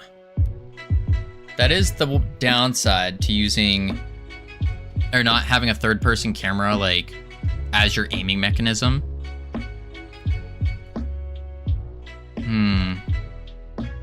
Still haven't found a fix for the player not being able to follow curves. I mean, you've only been working on it for a couple hours. You've seen me work for 12 hours to fix a single bug, only to find out it was a dot, or like a little checkbox. My headphones have now run out. It's fine, they need about 20 minutes to charge. Mom's gonna go to sleep, come back once my headphones charge a bit. Sounds good, Chillaby, sounds good. We're gonna be probably ending in a bit, because I need to get dinner soon.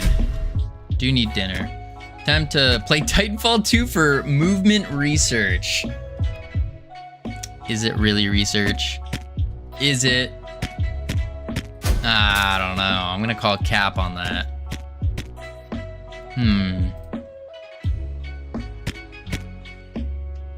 I think I'm gonna have to completely remake this before controls remake. I literally do gauntlet runs to study how the movement works. Oh.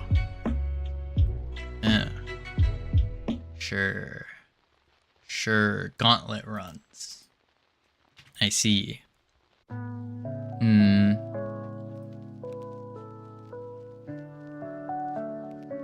Let's see. No, to be fair, I've done that where I've jumped into a game and like had my notebook ready and I would take notes. I'd like press a button, take a note on it. I've done that, yeah. Yeah, I think the WoW controls are gonna be needed. Stick and bounce. Gauntlet is at least meant to do movement training. That's fair. And I do think I'm a pretty firm believer that if you want to make a really good game, like a really good one, it is a tremendous help if you're actually good at the game in the first place. I think that's a huge part. If you're not good at the game or the type of game that you're making, I don't think you're going to make it as well as if you were, or if someone was. Because there's something about getting to a super high level of a game, like skill level of a game, that gives you so much more information about the game. And if you look at that through a dev lens, like you understand the whys, you understand the pitfalls, and it just makes a better experience. But I've yet to make a game that I'm good at.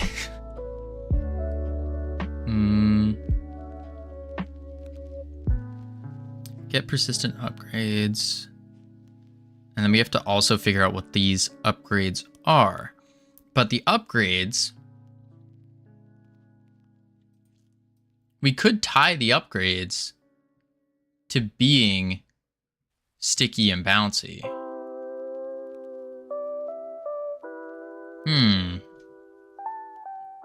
Wonder if it would be worth angling the raycasts behind the player when wall running.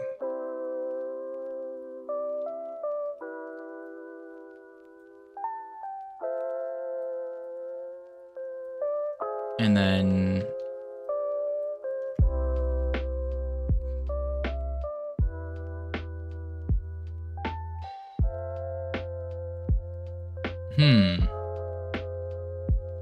Titanfall 2 does what I want to achieve. But is that how they do it? I wonder if there's probably an article somewhere explaining how they do it. I think if you do a raycast from behind, that just might, any kind of jumping you do will immediately dismount you. I don't know if that's what you're going for.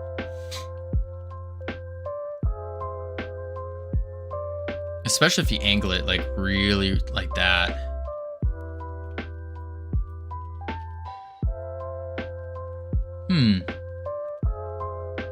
I don't know, I'm not familiar with their movement though. Special attack needs to focus on enemies bounce between them on walls. Okay, and then we need ability 1. Ability 1 is the goo wave. That's pretty okay though. The goo wave can work fine. No immediate changes needed. And then ultimate.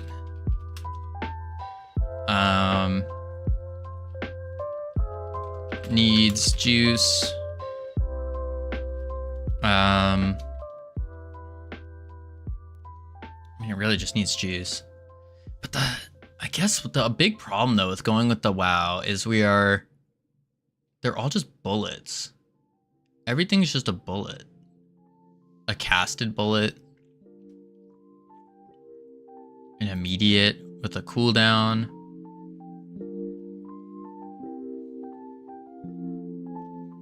It's like, what is the difference between a basic attack and a special attack? Basic attack, you cast it. Special, maybe we make it instant. But that's all the difference is. But then again, that might be okay.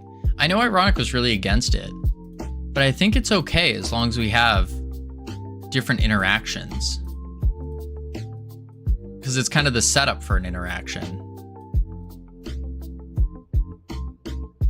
Against what? Against, if we do go back to the WoW controls, I'm thinking about how the basic attack and the special attack would work. And really at the end of the day, they're both bullets. And just one bounces, like ricochets off of enemies and looks like a ball. And the other one sticks to enemies and slows them. But it would, because we wouldn't be able to do this mechanic anymore. The lobbing of the goo ball. It would just be a shot. And we could still lob it, but make it go to the... Yeah, because you can't really aim it. You can only shoot straight. Maybe that's okay, though. If we just... Because your camera is locked, so it only shoots straight. You have to decide if you're making a shooter or WoW-like. Yeah, that's kind of where I'm diving between it right now. And looking at this, it's not fun just holding left click. But I don't think there's anything... I mean, that's really all a shooter is you're holding left click. Obviously, you're going for headshots and stuff, but... can almost get it working if I have the player look at the wall axis. That comes with its own issue.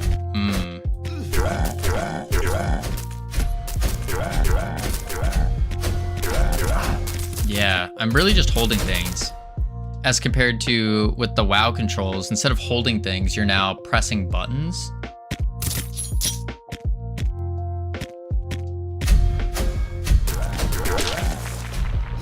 Ooh. But then you don't get the... We'd have to switch the movement abilities as well. I don't know why you're still moving. Ball movement should be independent to the player axis because I value being able to shoot when wall running.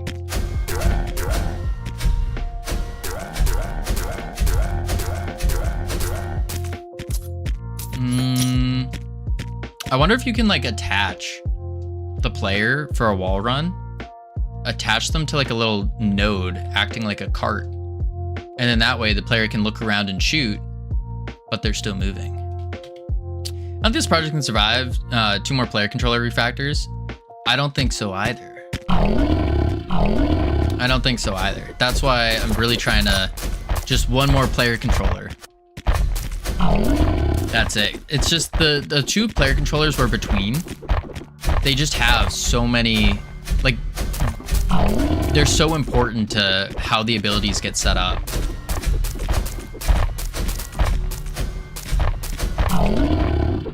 And like right now, I'm just holding.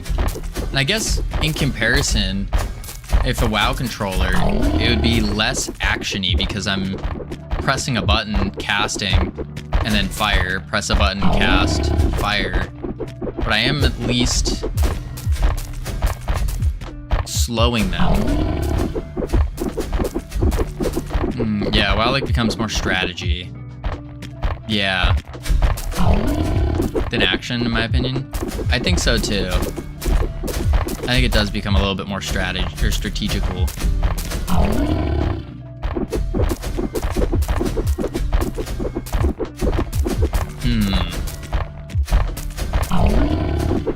But I think we...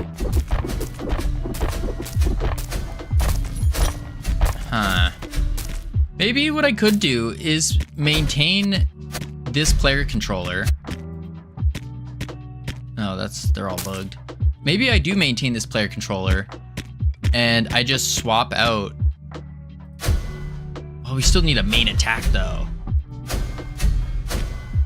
Because you can't, it doesn't feel good to have a casted attack on your click. At least I don't think that feels good. But what else would we do for a click? Like I could see a casted attack being on a button. That would make sense.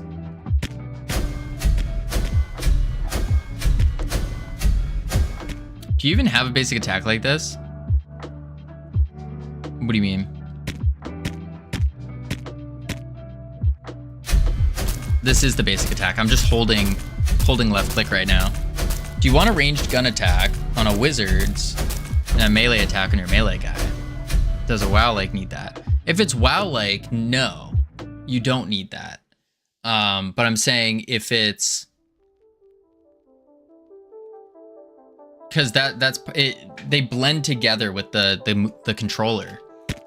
So if you're using a controller like what we're using right now, where we're moving the mouse and we have our buttons available, like our left click and right click, then we need to put something on those. If we're using the WoW controller, where you don't have the clicking available to you, then it makes more sense to press a button and have a cast time. Cast times don't make sense for holding down left click. Unless you're doing like a charge up ability, which could be neat, but that's not something you would spam. And from playing Hades, just hold and then fire, hold then fire doesn't feel good. It feels too slow. But if you do it every now and then it feels good. It's like, oh, I'm winding up a big attack. Boom, and then here's my little ones. Winding up the big attack. You got feedback that WoW controls were confusing. Right, but my test size was also quite small, to be fair. And I also got feedback on the it was a 50-50 feedback, where 50% said, like, out of the 6 people or whatever I had, it was, oh, you want feedback? Indeed, metrics, always. 50% of them didn't have to ask any questions about the controls. They automatically knew it because it was WoW controls and they've played WoW before. So people that have played WoW pick up the controls immediately and like them. People who haven't played WoW, they don't understand the controls. But your playtest didn't have any tutorial for that movement. That's correct. It didn't have any, there was no tutorial for the movements. It was just throw them in, bada bing, bada boom. Provides AAA tier feedback. Oh, thank you, metrics. So I wonder, how can you not know how to move with WoW style controls? I mean, a lot of people don't. Because it is different. It's like an industry standard. I wouldn't say that. WASD, yes. But the camera combined with the mouse, that's where it gets confusing, because they don't realize if I hold right click, I can move my camera like a standard third person game. And that gets confusing. So I understand that.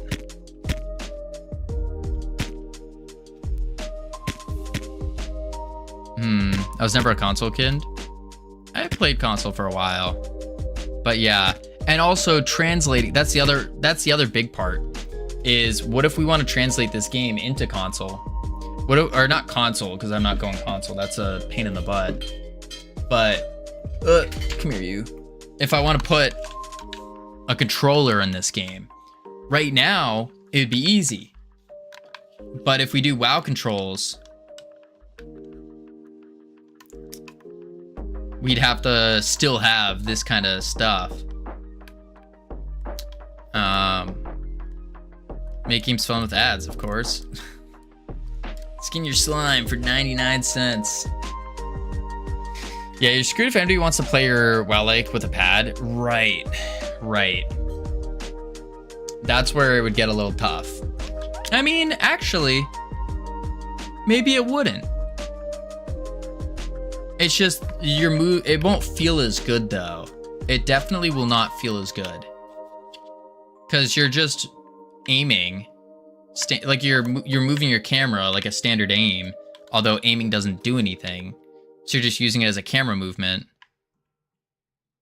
And then your tab target's like a bumper or something.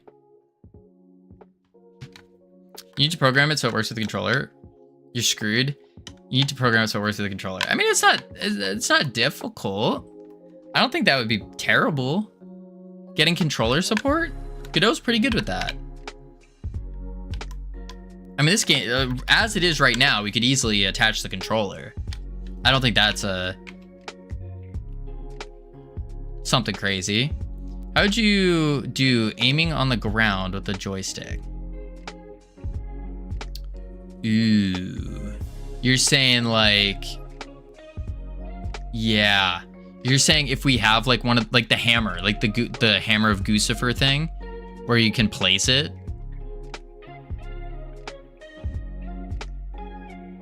We'd probably just attach it to the ground. But you wouldn't be able to move your... I guess you would move your camera with it.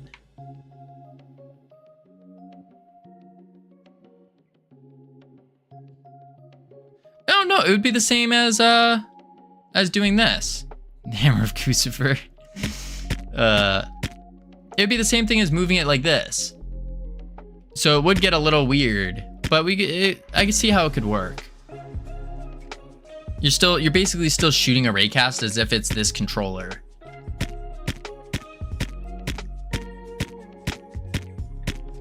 Yeah. I don't know why you're not leaning into a full goo game.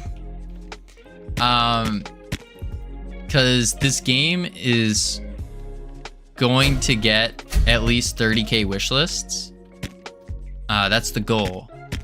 And I don't want to accidentally get ourselves known for making goo games. Splatoon did just fine. That's true. They did. They did indeed. But goo doesn't excite me.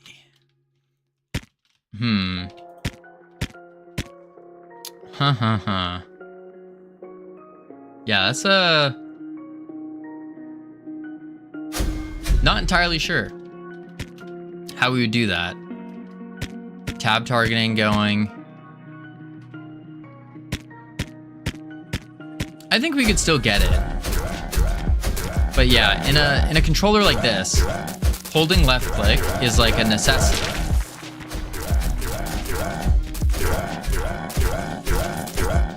And I don't know if it's not very fun. So I'm just finding myself only holding left click. I guess at least with the gun, you still have to deal with ammo. But if we have a resource builder, and I don't want to reload goo. I think that wouldn't be good. Do a goo reload. Yeah. Yeah. Okay. F8 that. Back to the lobby.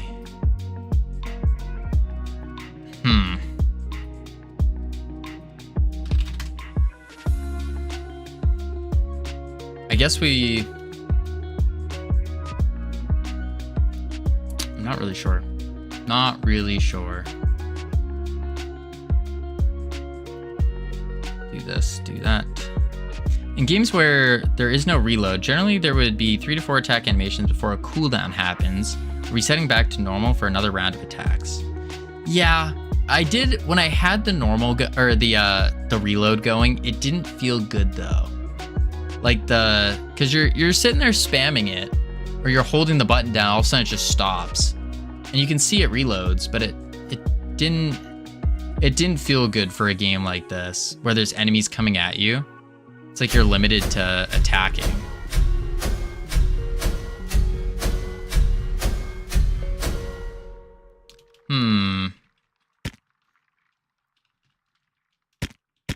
What would force you to switch to other attacks, though?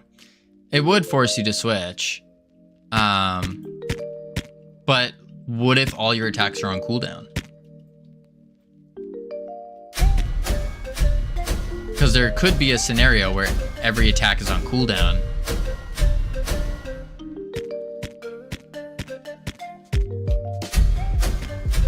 I guess we could. We could set it up that way.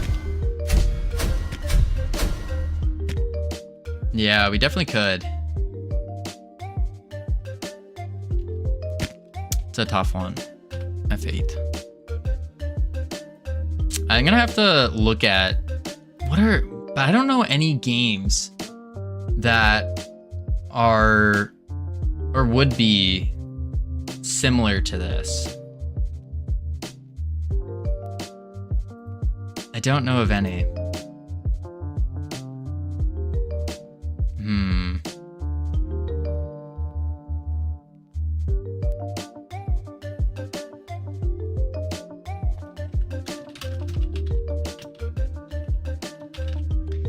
Yeah. Jojo, if you're holding left click and they shouldn't CD, I'm not sure if it'd feel great just pointing that out. Yeah, that makes sense. Just holding left click. They shouldn't be on CD. Yeah. I don't think there should be if you're holding left click, but if you take Gungeon as inspiration, you pick up different guns. Really, that's just changing projectile speed, bullet size, and such. Maybe you can think of different ways to power up their attacks. Okay, I fixed the curve issue. Let's go. That's awesome. Cooldown's what I meant by CD. Yeah, that's what I read it as. On cooldown.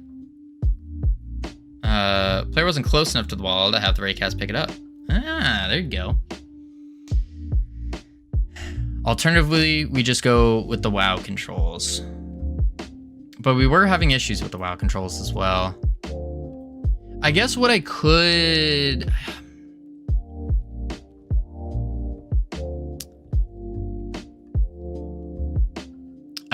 try... Maybe we make a different attack, the generator, and then holding left click uses your goo.